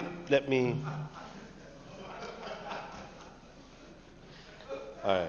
First question. Second question. The tourism sector some weeks ago announced 600 rooms available for quarantine. I saw it somewhere, and we have 600 rooms. I could have been Minister Bartlett and his team. How many rooms we have available to the government of Jamaica for quarantine? If you wish me to write these questions and put them in, bring them here, I will. What about the facility at the arena? Because we have so many Jamaicans who want to come home. And of course, the state have facilities. We were doing that one up there. We're doing one at University of the West Indies, I think. What is the situation with the arena? My other question is, as you said, we have an obligation, and we know it is difficult, to all our Jamaicans abroad who are in need of help, need of coming home, etc., etc. And I'm glad about this app that has been launched so we can know who they are. And leave that. There's an issue I want to do. Okay, our major challenge now is how to reopen the economy. Our major challenge, because the impact of the last 4-6 weeks has been devastating. Devastating for the small businessman, devastating for the single mother at home going into 4 months now that the minister earlier school will not be open until September the 3rd. And I don't know how many Jamaicans, how many of us understand the hardship and difficulties. I certainly do. A single mother or a family with 6 or 7 kids at home for so long. It's hard. Very, very difficult. And that is why we as members of parliament try to find them, search them out, assist with care packages. One of the things that this pandemic has opened our eyes to is so many old people and disabled people, shut in we call them, in our various constituencies that we did not know. I have to accept that. And if every single member of parliament is willing to talk the truth, that our PD workers and our leaders and area leaders, whatever, did not bring to us, that there are so many people in need, disabled, shut in, who can't go out each day, that need support. It has caused a tremendous difficulty on a lot of poor people in this country. And I go to my favorite one now. I asked a young bartender to give me an estimate of how many bars between Borough Bridge and K Valley. That is that stretch there. We know the stretch. Bridge to bridge, we call it. 27 bars. Can you imagine for the last 6 weeks, 27 bartenders, 27 bar owners, just a few of them own the property. Most of them pay rent. And I can understand Janelle and Samoya and Chantel and all of these people who have been out of a livelihood, have to be paying rent, and therefore I am supporting you, Prime Minister. I am supporting you on this one. We must find a way. Some of my colleagues who are medical doctors been warning me about how much arguments and how much discussion takes place in a bar. But I am with you on this one because I've been calling for this. Let us find a way to allow the bars to reopen. Let us find a way to allow the bartenders to go back and make a living. Let us find a way for the barbers and the hairdressers to be able to open again. Let us find a way for the restaurants to be open. We have to try to find some ways to reopen the economy. You can't lock down forever. In fact, the member from Central Manchester reminded me the other day of an article. Lockdown is devastating for poor people. And I understand the things that we have to do. I understand the measures that we have to take. But I think the time is now coming where we have to gauge the reopening of the national economy. And let's start with some of these small people. Let's see what can be done. We have the flexi work arrangement law. And as you indicated,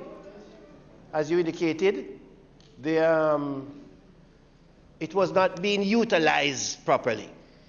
Not being utilized. There are many entities, state entities, government agencies and departments that can reorganize their work arrangement. I talk because from experience. There are people who can go to work Monday, Tuesday, and Wednesday, and complete their 40-hour work week, and others go in Wednesday, Thursday, and Friday. And therefore, we have to now find a way to ensure that the whole arrangement for work going forward, if we have to live with COVID, which is what the science is showing us all around, seems it's going to be here with us for a long time. The studies, the scientists pointing to we are going to be with it. So we have to prepare ourselves now to live with it, work with it, and protect ourselves from it. We have to find ways to do work differently. And my final comment has to do with the, thanks to the information you have given us, Mr. Butch Stewart and Guardian Life and others. Let me just say, on behalf of us over here, we are grateful to the Honourable Gordon Butch Stewart for the support or his generosity that he has given to the members of Parliament through the CDF, and we hope that it will be able to provide some work here packages. Thank you very much, sir. We appreciate you have always risen to the challenges of our country. And finally, Prime Minister, there was the question about the ship workers, those 43 ship workers. That's the other question. Are they part of the group that will land here on Wednesday? I just want to know if those 43, there's this problem. I'm not going to blame you. I'm not in a blaming mood now. I mean, because if we had docked the boat when they arrived, they wouldn't have been having this problem. Yes. You see, the Prime Minister, no, don't say that. The Prime Minister agrees with me. If we had allowed them to disembark in Jamaica, our 43 Jamaicans would have been here already. We would not have had this cost incurred upon us to bring them here. The company might want to fly them home. Very good, we thank the company. I'm just saying, now that they are coming, I am asking.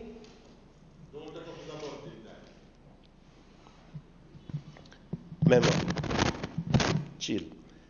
I'm just asking the question. Are they part of the group that will land here on Wednesday? Thank you. Prime Minister, will you take? Thank you. Okay. Thank you, Mr. Hilton. Thank you, Speaker. Prime Minister, I want to use the opportunity to thank Mr. Gordon Butch Stewart for the outreach. I think it will go a long way. I'm one of several other MPs who I know have been on the ground reaching out to their communities and the shut-ins, and to use the opportunity to connect with a number of old persons, people who we don't see often. They don't come to community meetings, and they're not out and about, and so we don't normally see them.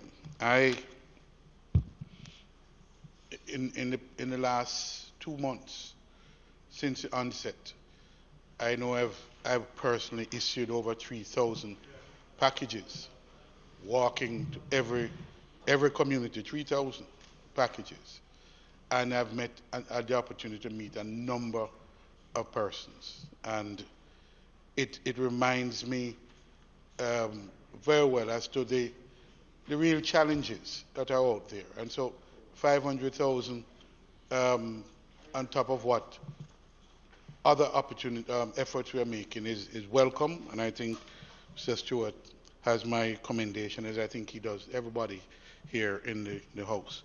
But Prime Minister, I want to, there are a couple of groups that I have not heard any specific information on as to what is happening with those groupings. And I ask because they fall into the category of some of the most vulnerable groups. And I'm speaking in respect of the persons who are in nursing homes. And also the persons in infirmaries. Because those are particular categories of persons who would be very vulnerable. And the Minister of Local Government has not been with us for quite some time, and I want to welcome him to the House. I know of his particular challenge, and I'm glad to see him here today. But since he's here, I want to just, if he can't, really, the Ministry of Health, that should be part of their overall purview as well, to get a feel for what is happening in those particular areas of vulnerability. On the matter particularly of the bars, Prime Minister, and I see the way in which the results or the opportunities, you're grappling with a solution for it. And I think it requires careful consideration, as does all of those situations in the opening back up of the economy and the workplace, where persons have to gather and to do their work. What I will say, and there are some numbers about 5 and 10, and who can gather and where. I want to appeal, I want this to be placed in consideration that not all bars are equal. Not all bars are the same. Not all bars are physically the same. They are not constructed in the same kind of way. And some of them, by the way they are designed and operate, can in fact take more than 10 persons, depending on how that is allocated and the distances taken into consideration. For example, Prime Minister, I know of bars, and many of us do. Some of them are upstairs. They have downstairs, they have upstairs, they have a back operation outside, and therefore can, in fact, accommodate quite safely, rather more than the minimum that we have been talking about in terms of social public gathering. And I think, considering the business implication and the reason we are even considering opening them up in the first place is because we know of the tremendous hardship on the people who work in them, who tend to be at the lower end of the stratum, the economic ladder, and what they've already gone through. And I agree that some businesses, if we don't move to open them up now in a particular way, some of them will be lost to us forever. Some businesses will not be able to reopen. So in dealing with the bar and other places of amusement, I think part of it must be an understanding and a physical. I don't think we can escape the fact that we may have to do some to look at the particular business and how it is designed to be able to come to what could be a satisfactory outcome and solution to that. And so I don't think it's just a strict numbers game. I think you may want to start off with some general principles. If the businesses appeal for more, I think there ought to be some mechanism by which those particular situations can be examined and a determination made. Dr. Ferguson, you.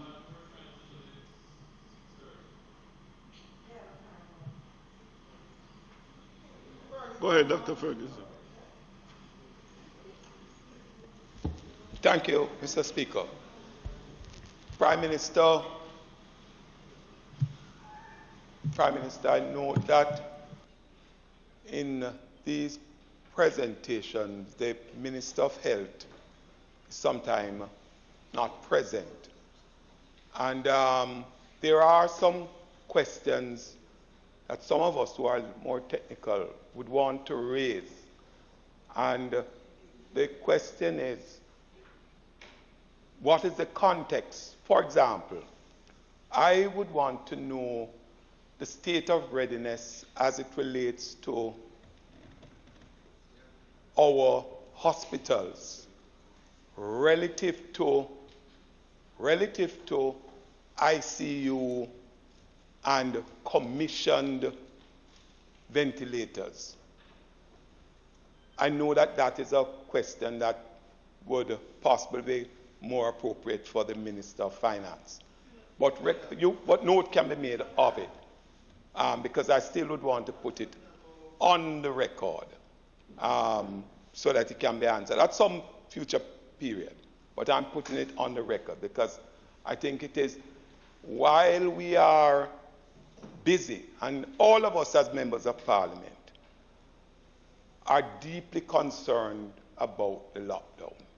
All of us are deeply concerned about the bars, the barbers, the hairdressers, etc. But I believe, Prime Minister, while we are doing it, and as you have said, a controlled reopening, I don't believe we can lose sight of that operative word, control. Because in the end, I think the country needs to know that we are still a far distance from peaking. We are still a far distance from getting to the apex, in spite of how well we have managed thus far. And therefore, we must take into consideration in the reopening what are the preconditions. And you have mentioned, Prime Minister, the question of testing, which is something I believe the country needs to hear. More testing. The minister would have come to the House to say that now that we have this new diagnostic equipment at the public health lab, we are capable of doing 3 shifts, working out at over 1,000 persons a day. In addition to the university, that will be doing about over 300 per day. So he came and he made an announcement that would have given the country the impression that we are now in a position to do as much as 1,400 tests per day. You would have noted, Prime Minister, that in the last 7 days, and you would have said it today, you and the country would have done 2,200 tests over the 7 days period. That is working out to somewhere in the region of 314 tests per day average. That is about what we were doing before. So, what I am saying, Prime Minister, is that I listen keenly to you. And when I listen, I get the feeling that you have grasped fully what needs to be done. As to whether it is really happening is where I have a problem. To the extent you emphasize testing, you speak to the asymptomatic patients who are out there. And therefore, even in the consideration of opening up, it is those asymptomatic patients or persons that really pose a problem, because those symptomatic patients, the signs and symptoms are there. But it is obvious to us as a country now that a significant number of persons who are out there who are asymptomatic, and as a result of that, it requires doing the serology test to pick up the antibodies that would have confirmed that they would have either had the disease or are having the active process. Those are some of the issues that I would want to see. Second question, as it relates to the Ministry of Health.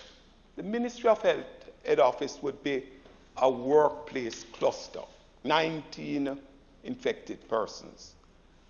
The question is, how is that being treated in terms of a strategy and as it relates to contact tracing?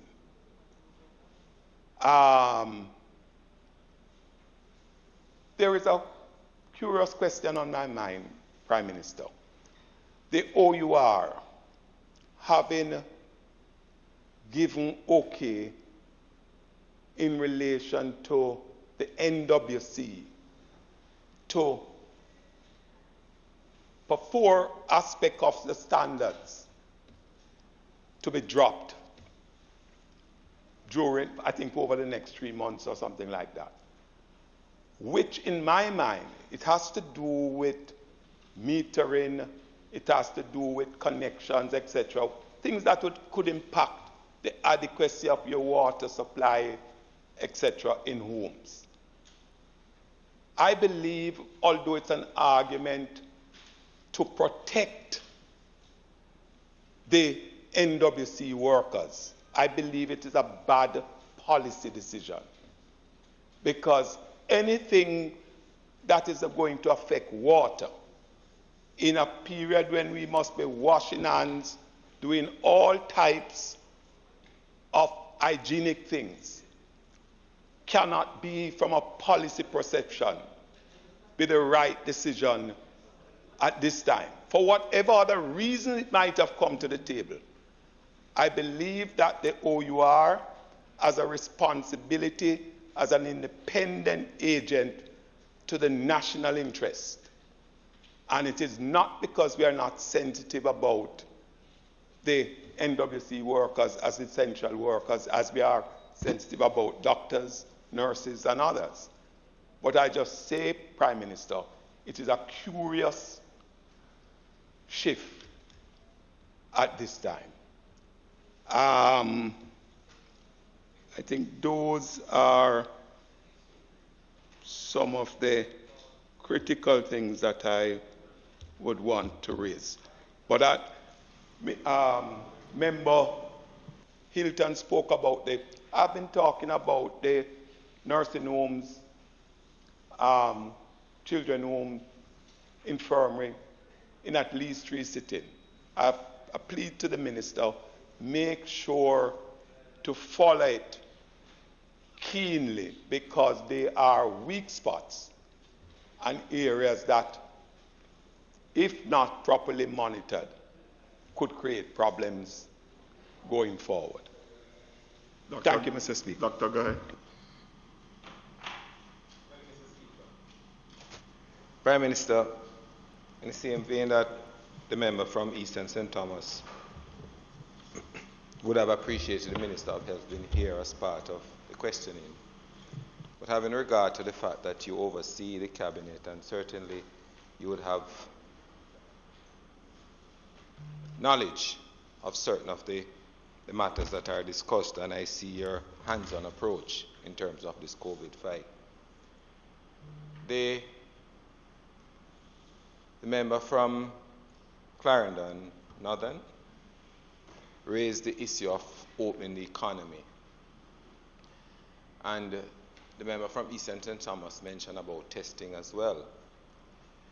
And the view that is expressed, the view that is scientifically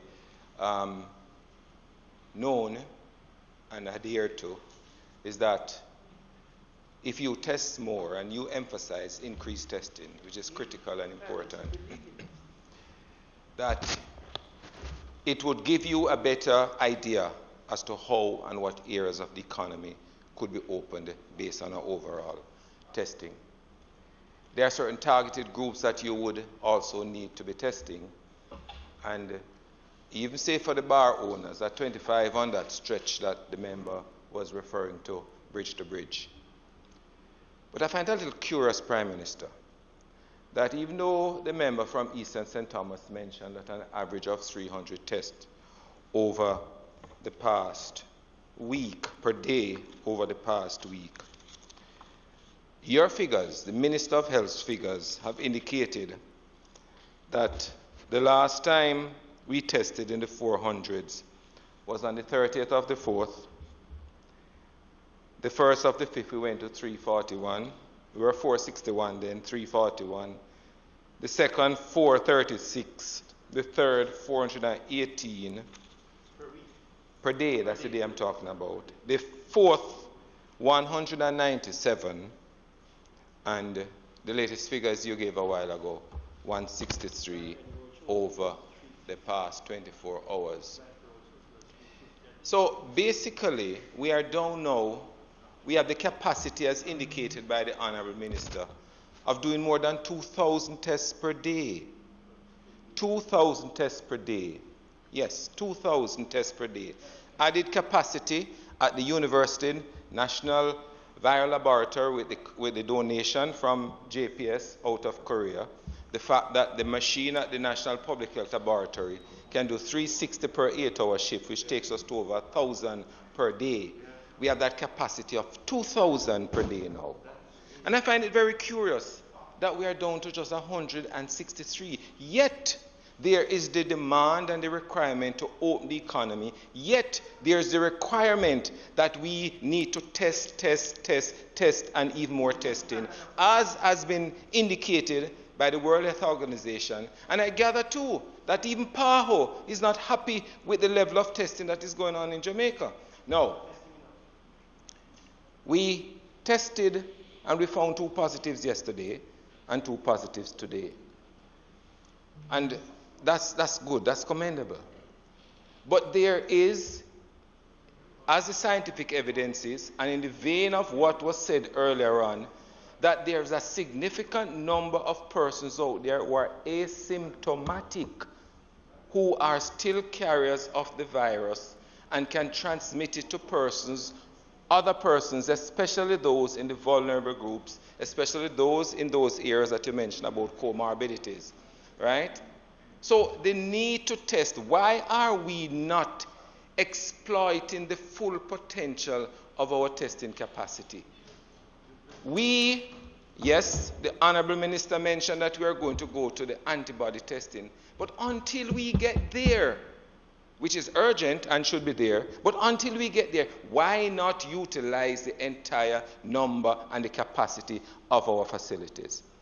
Now, there's a problem, and I'm asking the Prime Minister, as you ought to know, because you are leading the charge, is there any truth to the fact that we are currently short of viral transport media, which suggests that this is the reason why we are not testing enough samples right now? When you test a sample, it has to be carried in a particular medium, which keeps it in that medium until you take it keep it cool and take it to the lab where it is the spatula or whatever you call it is taken out, and then you have a testing done in the machine, the medium transport, the swab is taken out. Thanks, Fergie. Right? Now, why is it that we are not doing it? Is it that we are short of the viral transport medium? Because that is being branded about as one of the reasons why. And secondly, can you clarify to the Parliament whether this is one of those equipment and supplies coming out of a country to the north, which has stopped some of the vital equipment going out of the country and possibly to Jamaica? Because we get that. PAHO indicated that they have given up to March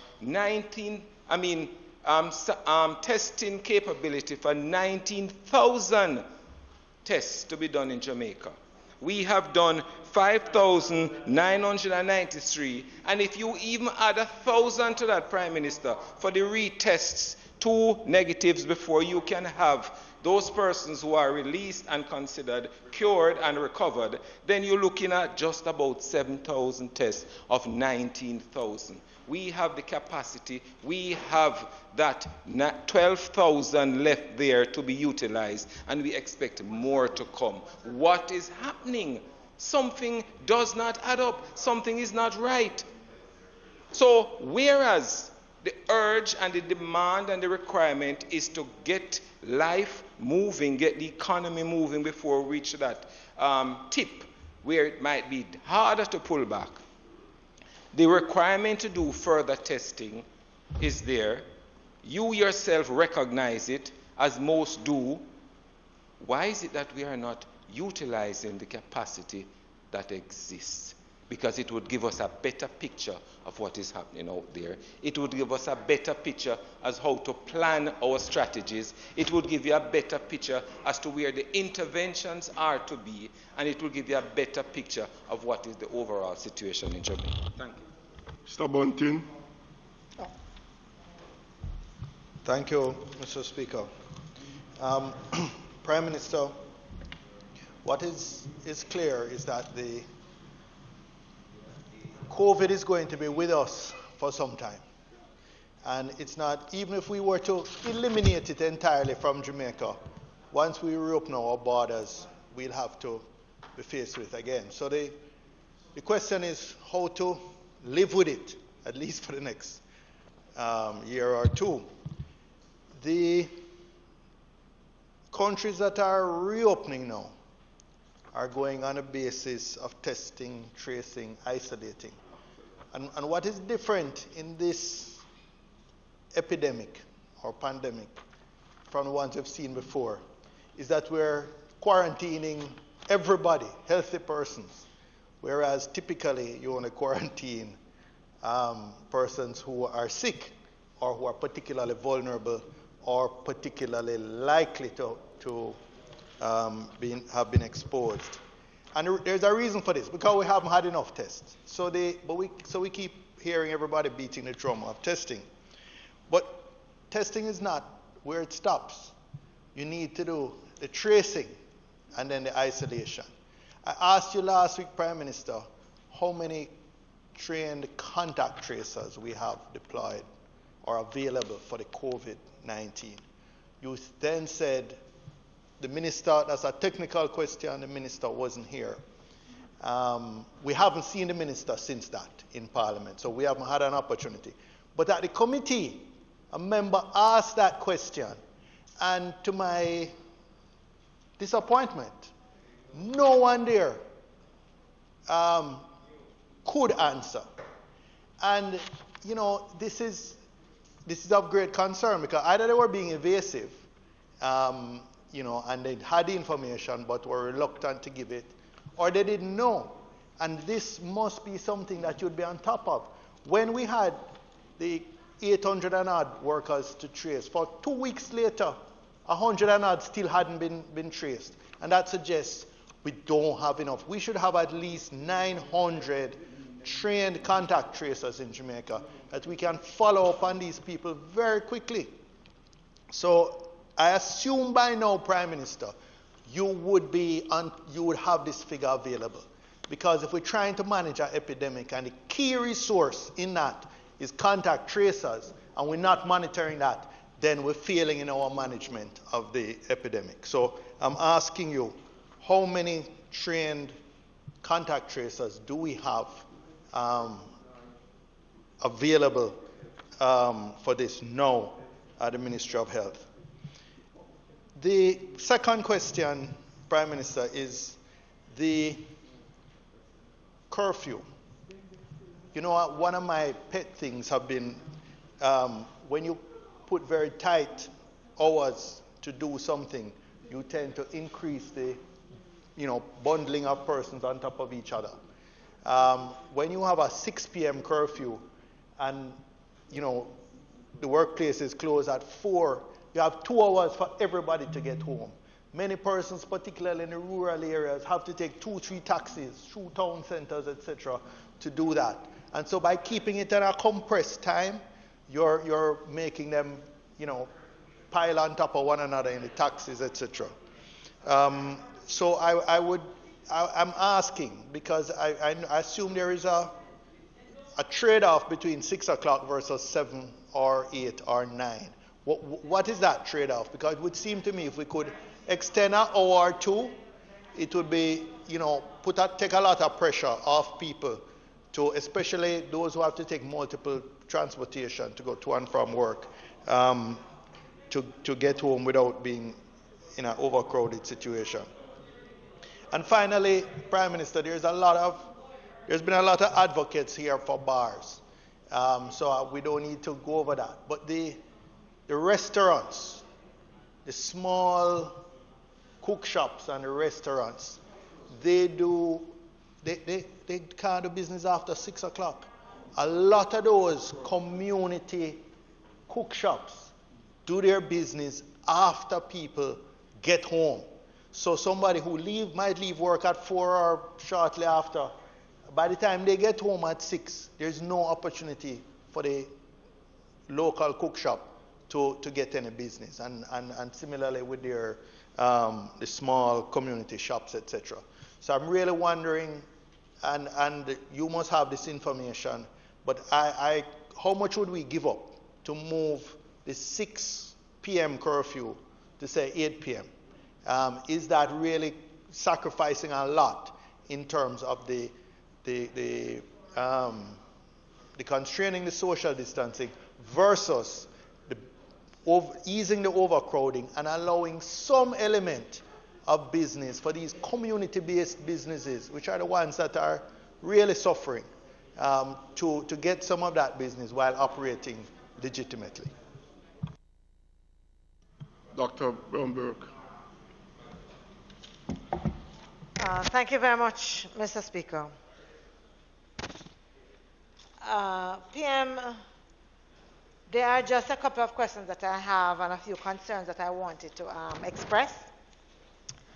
So the first one is a tag-along from the question asked by the member from North Clarendon, which has to do with the number of workers. The last report that I heard, a figure expressed, was that there were 50 workers still unaccounted for out of Portmore.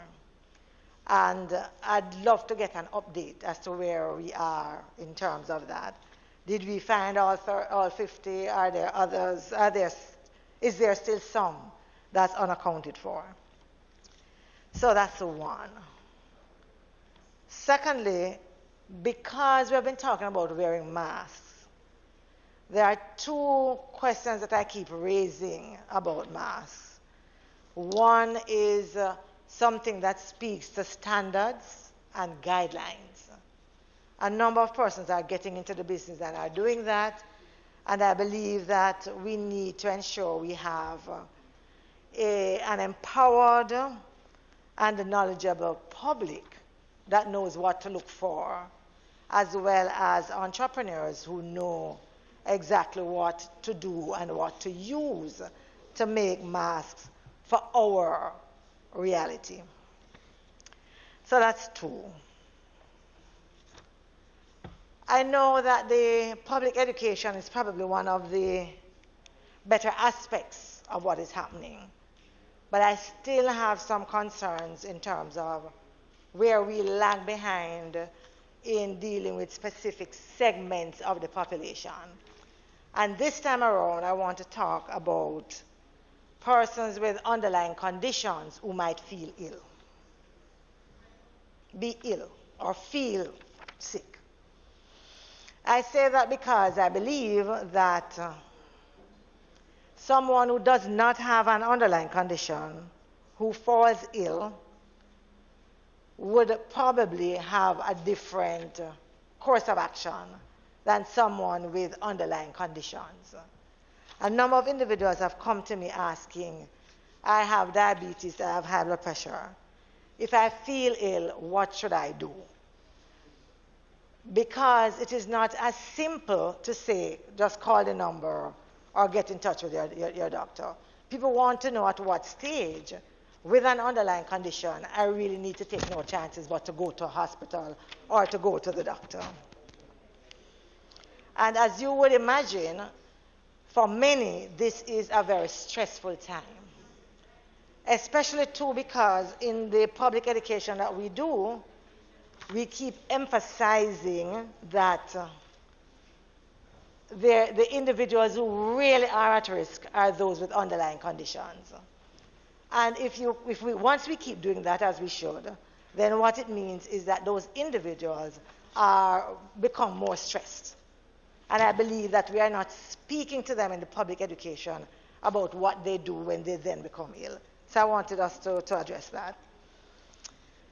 Then there's also the issue, Prime Minister, of the curfew and the other safety measures that are being asked of all of us. And I want to start by saying that I am certainly encouraging everyone to do our part in obeying and following these measures. But I have noted a mounting tension between members of the community and authorized officers. And I believe, therefore, that it is timely to, whether it is send a reminder or just speak a little bit to both community members to cooperate and to understand that what is being asked of them is for the safety of all of us, and it is important, but also a message to the authorized officers to ensure that there are no excesses, there are no abuses, and that they speak to individuals as if they too are Jamaican citizens deserving of their respect. And I say that because in far too many cases, it is absent. And I believe that it is something we should not ignore, should not take for granted, and that we should call out. And so I wanted to place that here. And then finally, Prime Minister, many of us might have been beaten into silence and have given up asking you for a copy of your presentation when you speak. But I'm not one of them. And so I am going to say to you, and I'm going to remind you again, that individuals learn in different ways. And there are individuals to whom that speech, that presentation is going to be more meaningful if they have a copy. Since I am one of those, I will always be asking, where is that copy? And I believe, if you think about it, Prime Minister, it is important for us to be able to follow along, for us to be able to form intelligent questions. And in fact, some questions we ask, we may not need to ask if we had a copy of your presentation. So I leave that with you. Prime Minister, Mr. Montague. Sir Speaker, permission to speak from a seat other than my own. So permitted. Thank you. Let me, Mr. Speaker, join the Prime Minister and every single member in this House in expressing our gratitude to the Honourable Gordon Butch Stewart for the kindness extended, not to us, but to the poor and vulnerable who we represent, and also to Guardian Life for what they are doing for our security officers. But it would be remiss of me, Mr. Speaker, if I did not put on record the gratitude of this House to a number of small business persons in rural Jamaica. People that Prime Minister mentioned, Champion Supermarket, there's L&Y in Port Maria, there's McDonald's out in Gale and Arokobesa, they have Wayne's in Gale and Boscobel, there is St. Mary Banana, there's Ferris Rock, there's Coastal Meats, there's mint cleaners who on Sunday clean almost 300 taxis in Halfway Tree. And Mr. Speaker, I'm sure I speak on behalf of this House when I say I would like to extend our congratulations to the hard-working team led by Minister Christopher Tufton, the CMO, the Permanent Secretary in the Ministry of Health and Wellness. And finally, Mr. Speaker, all Jamaica will join us in paying tribute and appreciation to the Honourable Prime Minister for the way that he has led the response to this crisis. We just want to put that on the record. I just want to correct something. I misled the House earlier. Yes? Mr. Daly. And they have, no, I misled the House. In fact, in Anian Town, it's not 25, it's 31 bars. No, it's 31 small business people. They just send it to me and say, we're watching PBC, 31.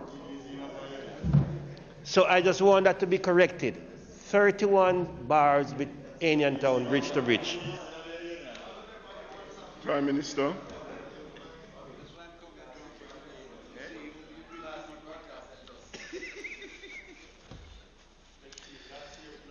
Thank you, Mr. Speaker. Let me start with the member from St. Andrews South. We're at one, that greater effort should be made to have the orders clarified with the security forces, and that the way in which they interpret them and implement them has to be with the highest level of dignity and respect for the citizens. The spirit of the order is to ensure compliance rather than enforcement. And I believe the sentiment in this House is to implore our citizens, urge them to comply with the orders. The orders are in their best interest. So we agree with that. I also agree that we need to be clear in the message about how persons who are ill should operate within the context of the epidemic. The orders that we have given so far relate to stay at home and personal hygiene. So for the personal hygiene, it is, if you have to sneeze, if you're ill especially, you sneeze in the bend of your elbow, wear a mask, which would prevent all of that totally. The stay-at-home orders, if you are ill, and the stay-at-home orders are specific now to respiratory illnesses or influenza-like symptoms.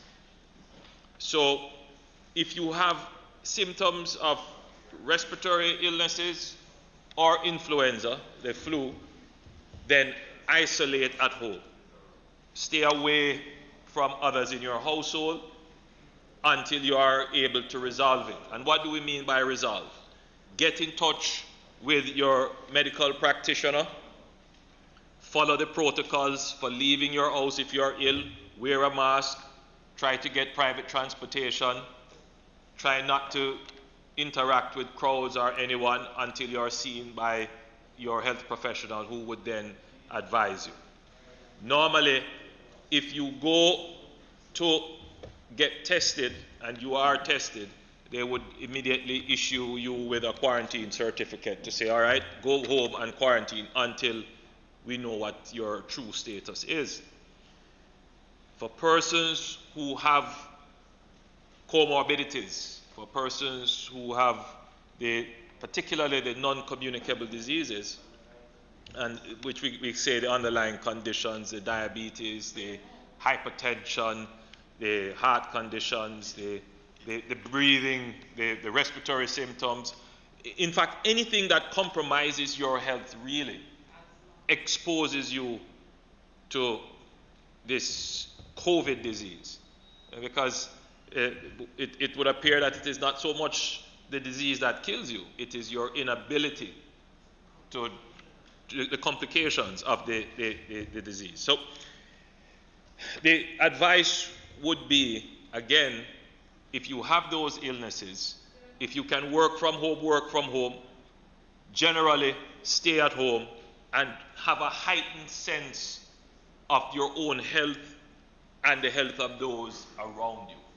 Be cautious about where you go and who you interact with. Right? So that would be the advice. I am not the health professional. I am not the best person to give the advice. But every platform that I get, and as much as I can, I will give the advice and hope. And obviously, it will be reinforced by the health professionals. In terms of standards for masks, this is something that we will have to contemplate.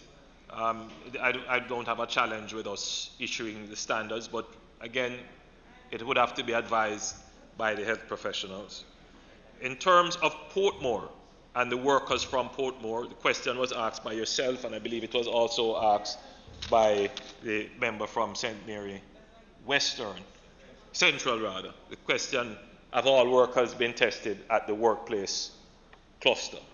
The answer is that the last figure that I am aware of, that I can recall, I don't have it here with me now, is that the significant number of them, a significant number of the workers have been tested. In fact, I would dare say that the great majority of them have been tested. I couldn't tell you that everyone has been tested. I couldn't say that. But certainly a significant number of them have been tested, and I can undertake to get the specific figures for you. In terms of the numbers that we were waiting to identify, so the issue was not that we don't know who they are. The issue was in finding them and in getting them to agree to go into state quarantine. The problem, and you can see the complications. Some of them are single parent complications. Who will take care of their children? Some of them take care of elderly. Some of them have other business to take care of. So it was always a sort of negotiation and trying to facilitate. And I think they have largely resolved all of that now. So the advice was that we could lift. I'm going to make a general comment on the numbers. But let me just run through the questions that were asked. The member from Central Manchester wanted to know about contact tracers. I don't know enough about this area, member, to give you a definitive answer. But to help the conversation along, I suspect that there are persons who, by virtue of their general training as public health officials, have contact training experience, but they are not specifically contact tracers. And the Ministry of Health would have a challenge, like any other institution, in rapidly expanding an area of expertise that will require not just casual training.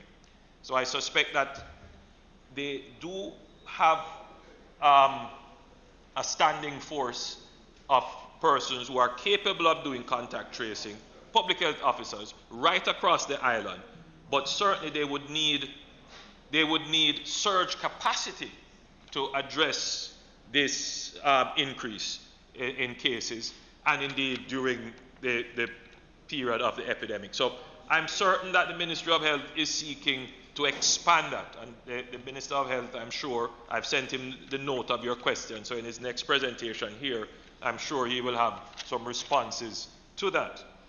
I would say, however, that the contact tracers have done an exceptionally good job.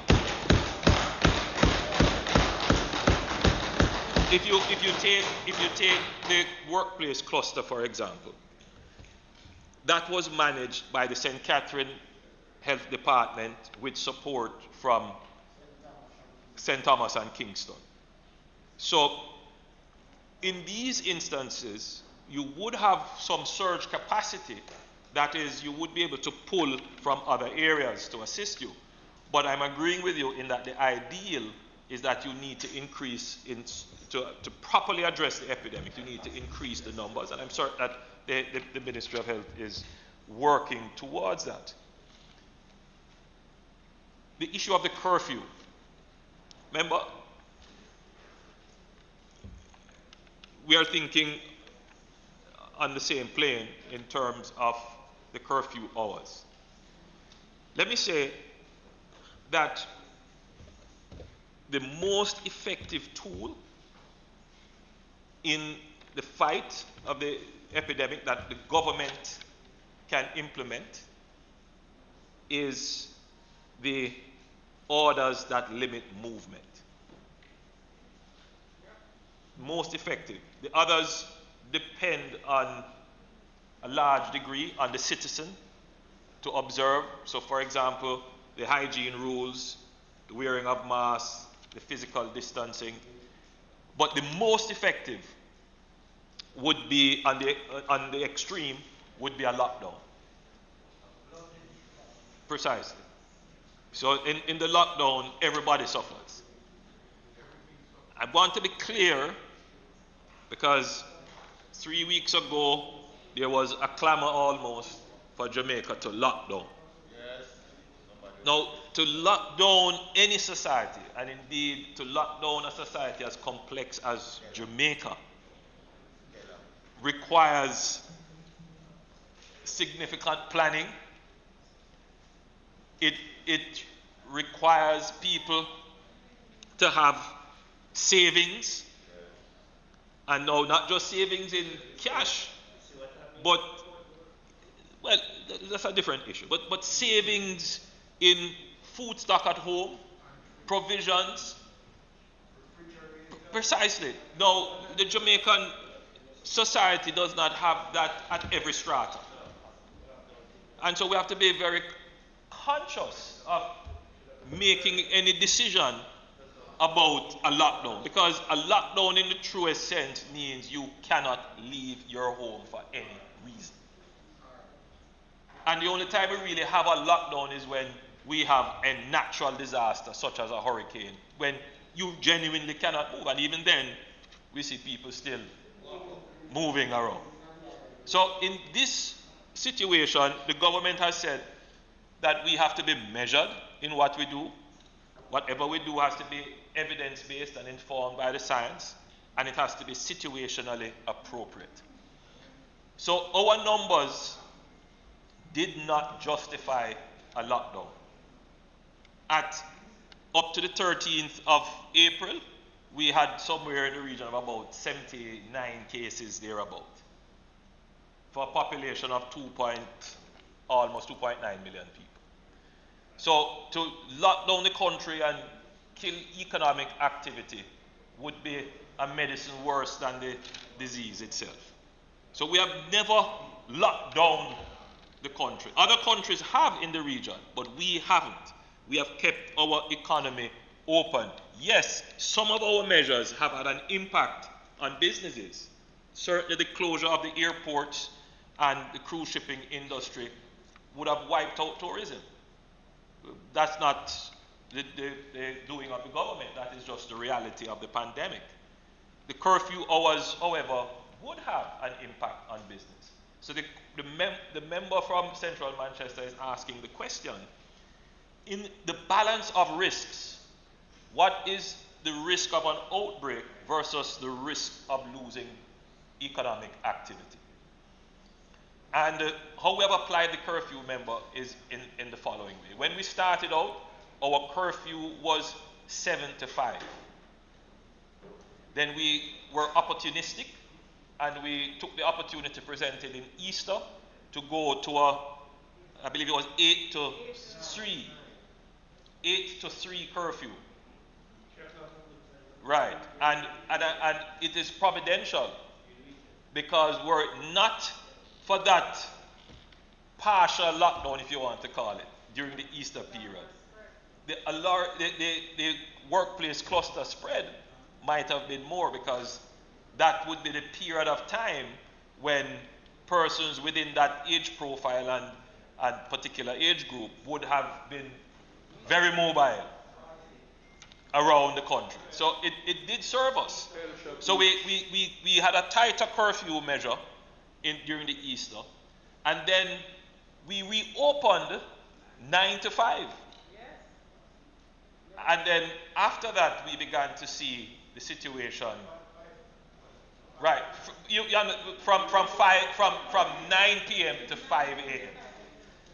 After that, we began to see the numbers in St. Catherine increasing. Clearly, we were not certain of what was the extent of the outbreak, and we decided that the risk of an outbreak was far greater than the loss of economic activity, and we took the decision then to reduce the curfew hours 6 to 6 and to place Portmore, St. Catherine rather, under a 24-hour curfew with exemptions. So that is how we have applied the measures, gradually and as the situation dictates. We're watching the curve now. We're seeing it flatten. Still early. We need a couple more days. We need to come out of the incubation cycle. I think we would have been, since the discovery would have gone one incubation cycle for the cluster, So once we are into 2 or 3 incubate, we'll have a better sense of the impact of that cluster on the island itself.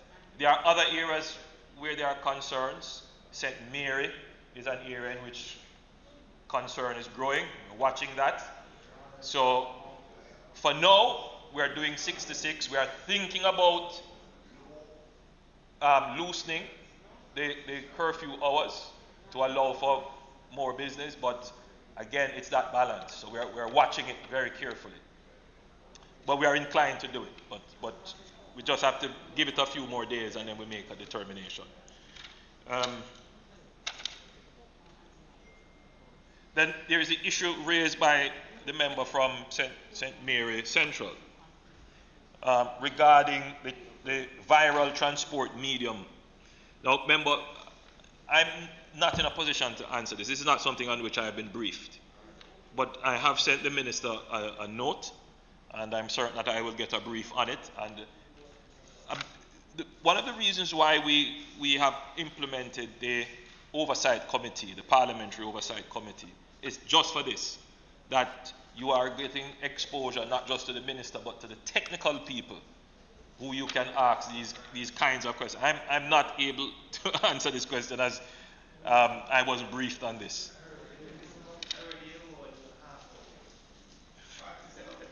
Mr. Speaker. Yes, I did. Yes. No, I'm answering. I'm going to answer your questions shortly. I have them written here.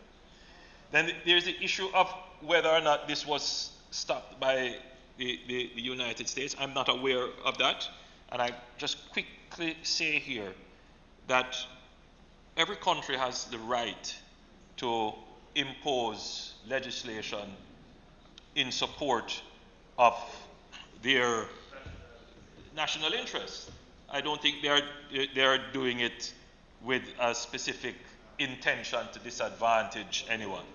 However, Mr. Speaker, when we have come upon such cases, we have, through good offices, through other channels, and through formal and official channels, we have requested, through the ambassador here, through our ambassador in Washington, and responses have been favorable. And indeed, these issues have been resolved. But we will look into this. The workplace cluster at the MOH. Mr. Speaker, the MOH, the Ministry of Health and Wellness, would now be a ministry that is under significant pressure. I think there has to be some sensitivity to that, because not only are they dealing with having, I believe they're about how many cases? 19 cases by my recollection. They also have to be doing all the contact tracing, the coordination, the logistics, and provide regular health care. So, Mr. Speaker, I know that they have taken the measures of quarantining, isolating, and who has to be in hospital is now being taken care of. And they did close, they did their deep cleaning, and they have changed protocols. So the brief I got is that they have been on top of the situation. They have had to, of course, ensure that psychologically the people who work there, that they are okay. So I know that they have been having sessions with them just to ensure that everyone still remains focused on the task ahead. There were questions raised about the number of beds and ICU beds. Some procedural matters here, House Leader. Mr. Speaker, I said the House be allowed to sit beyond 7:30 to enable it to complete the day's activities. Those in favour? Those against? Ayes have it, Prime Minister. Right, so the questions raised were about beds.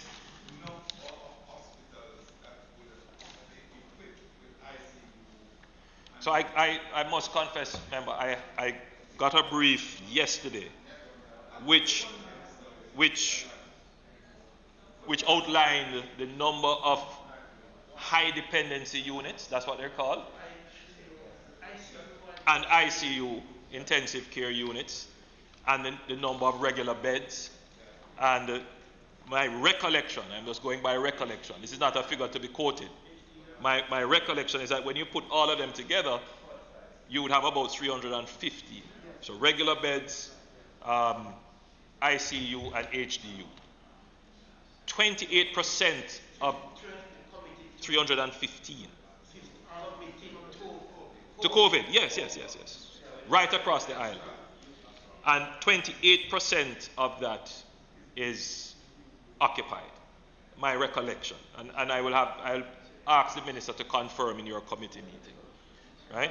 So we are about a quarter of our capacity being utilized. Yes.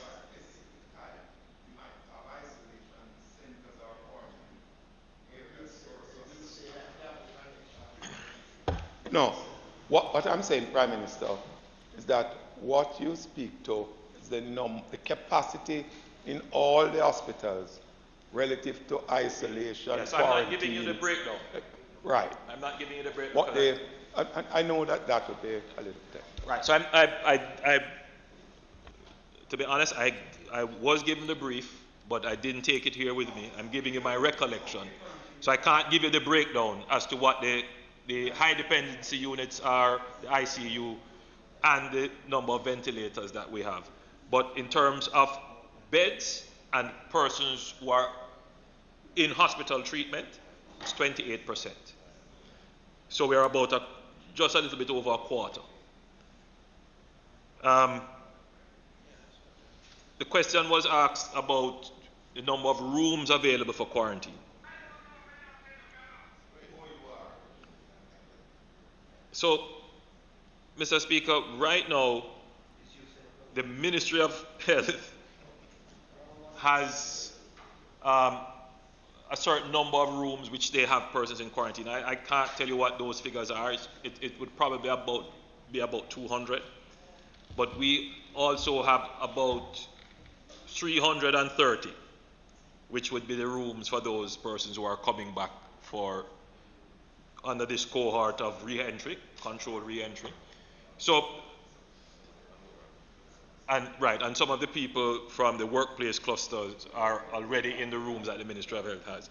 I can't say if 600 is the number, but if you were to add up the 330 plus what the Ministry of Health already has, it would be approximately in that region. So the question that you had asked about the national arena. The national arena, to my understanding, is not being designed for a quarantine center. In fact, it would not meet the standards for quarantine. So it is being outfitted as a hospital, as a field hospital. Right? So we wouldn't contemplate that as a quarantine facility. The reopening of the economy, the question about not having enough tests and the caution of ensuring that we still maintain the public health practices. I want to just repeat for the record and for public understanding is that the reopening of the economy is inevitable. We must reopen our economy. There are many persons looking on at other countries and hearing all kinds of experts. The challenge would be that depending on where your outlook is and where you receive your information, you may form a particular perspective. But if you read widely and look at all the science is not all in agreement.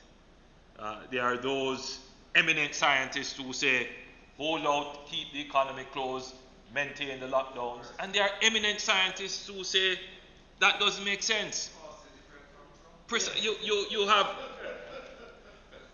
You have examples of, Sweden versus New Zealand. Precisely. You have different perspectives. what it says to us and to the Jamaican public is that there is no one measure that fits all sizes. You have to look at your particular circumstances and tailor the measures to fit them, which is why we have said our strategy is measured, it is advised by the science, and it is situationally appropriate. Be clear, if there is a significant rise in our numbers in an exponential way, a lockdown becomes situationally appropriate. This is not new.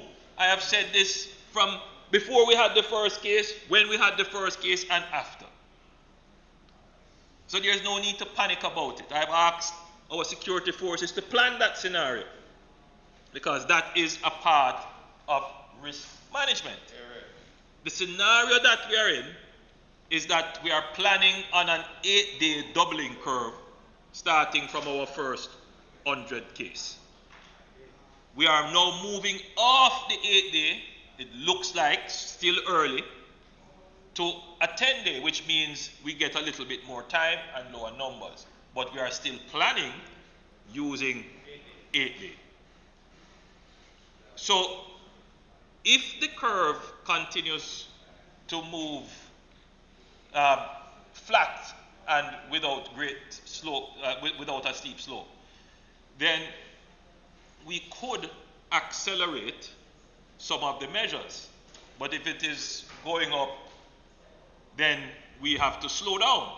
So what I'm doing, Mr. Speaker, is signaling to the public what measures are likely to come, get a good understanding, because it's important to have public understanding, and when the numbers come, if public understanding and the numbers and the science all match, then we move. It's a gradual process of carrying the entire society along with us. That is how we have operated. So the economy must open inevitably. We are not rushing to do it, but we are being practical in how it is done, and we are always, whatever we do must be informed by the science. So as I had said with the bars, it is going to be a controversial issue, no doubt.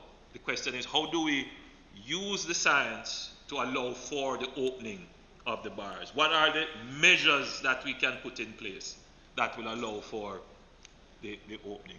So, Mr. Speaker, I want to thank the members. Well, Prime Minister, I just want to raise the issue, and I didn't do so frivolously. The fact is that the nursing homes and the infirmaries. Oh, I'm very sorry. Yeah, are areas of potential vulnerabilities, and I just want to get a feel for what.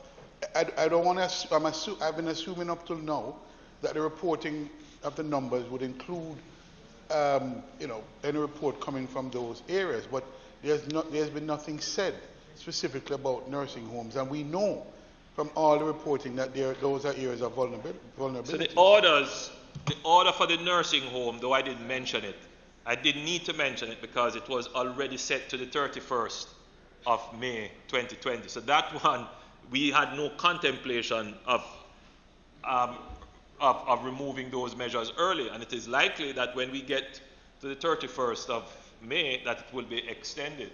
The nursing homes, prisons, they represent high vulnerability areas, and in this order I should have mentioned that we have now placed the no visit order for prisons as well. So I want the member to rest assured that it is of great concern to us. The Minister of Local Government and indeed the Minister of Health has said that they are going to be doing their inspections to tighten up on those. The Minister already put in place some very strict measures regarding no visits, no taking in no new patients, and now he was very strident, that is the Minister of Local Government, in ensuring that there is testing specifically for the workers of the nursing homes, and that is being arranged to be done. Mr. Speaker, may it please. House Leader. Mr. Speaker, Mr. Speaker, time has been well spent, and we have gained a lot of valuable information. I want to thank the Prime Minister very much for being so fulsome and frank, straightforward. But every good thing comes to an end. And we are at that point. It is not proposed to do any further business today. So I invite you to adjourn this Honourable House for next week, Tuesday. The question is not the House. We now adjourn until next Tuesday at 2 p.m. Those in favour? Those against? Ayes have it. This House now stands adjourned.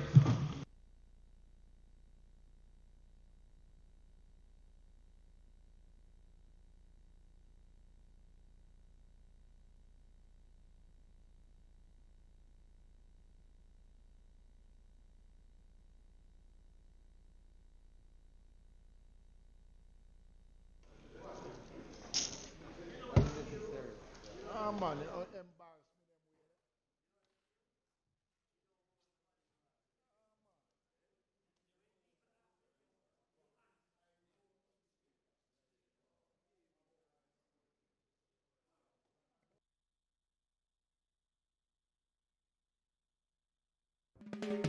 Cha la la la la.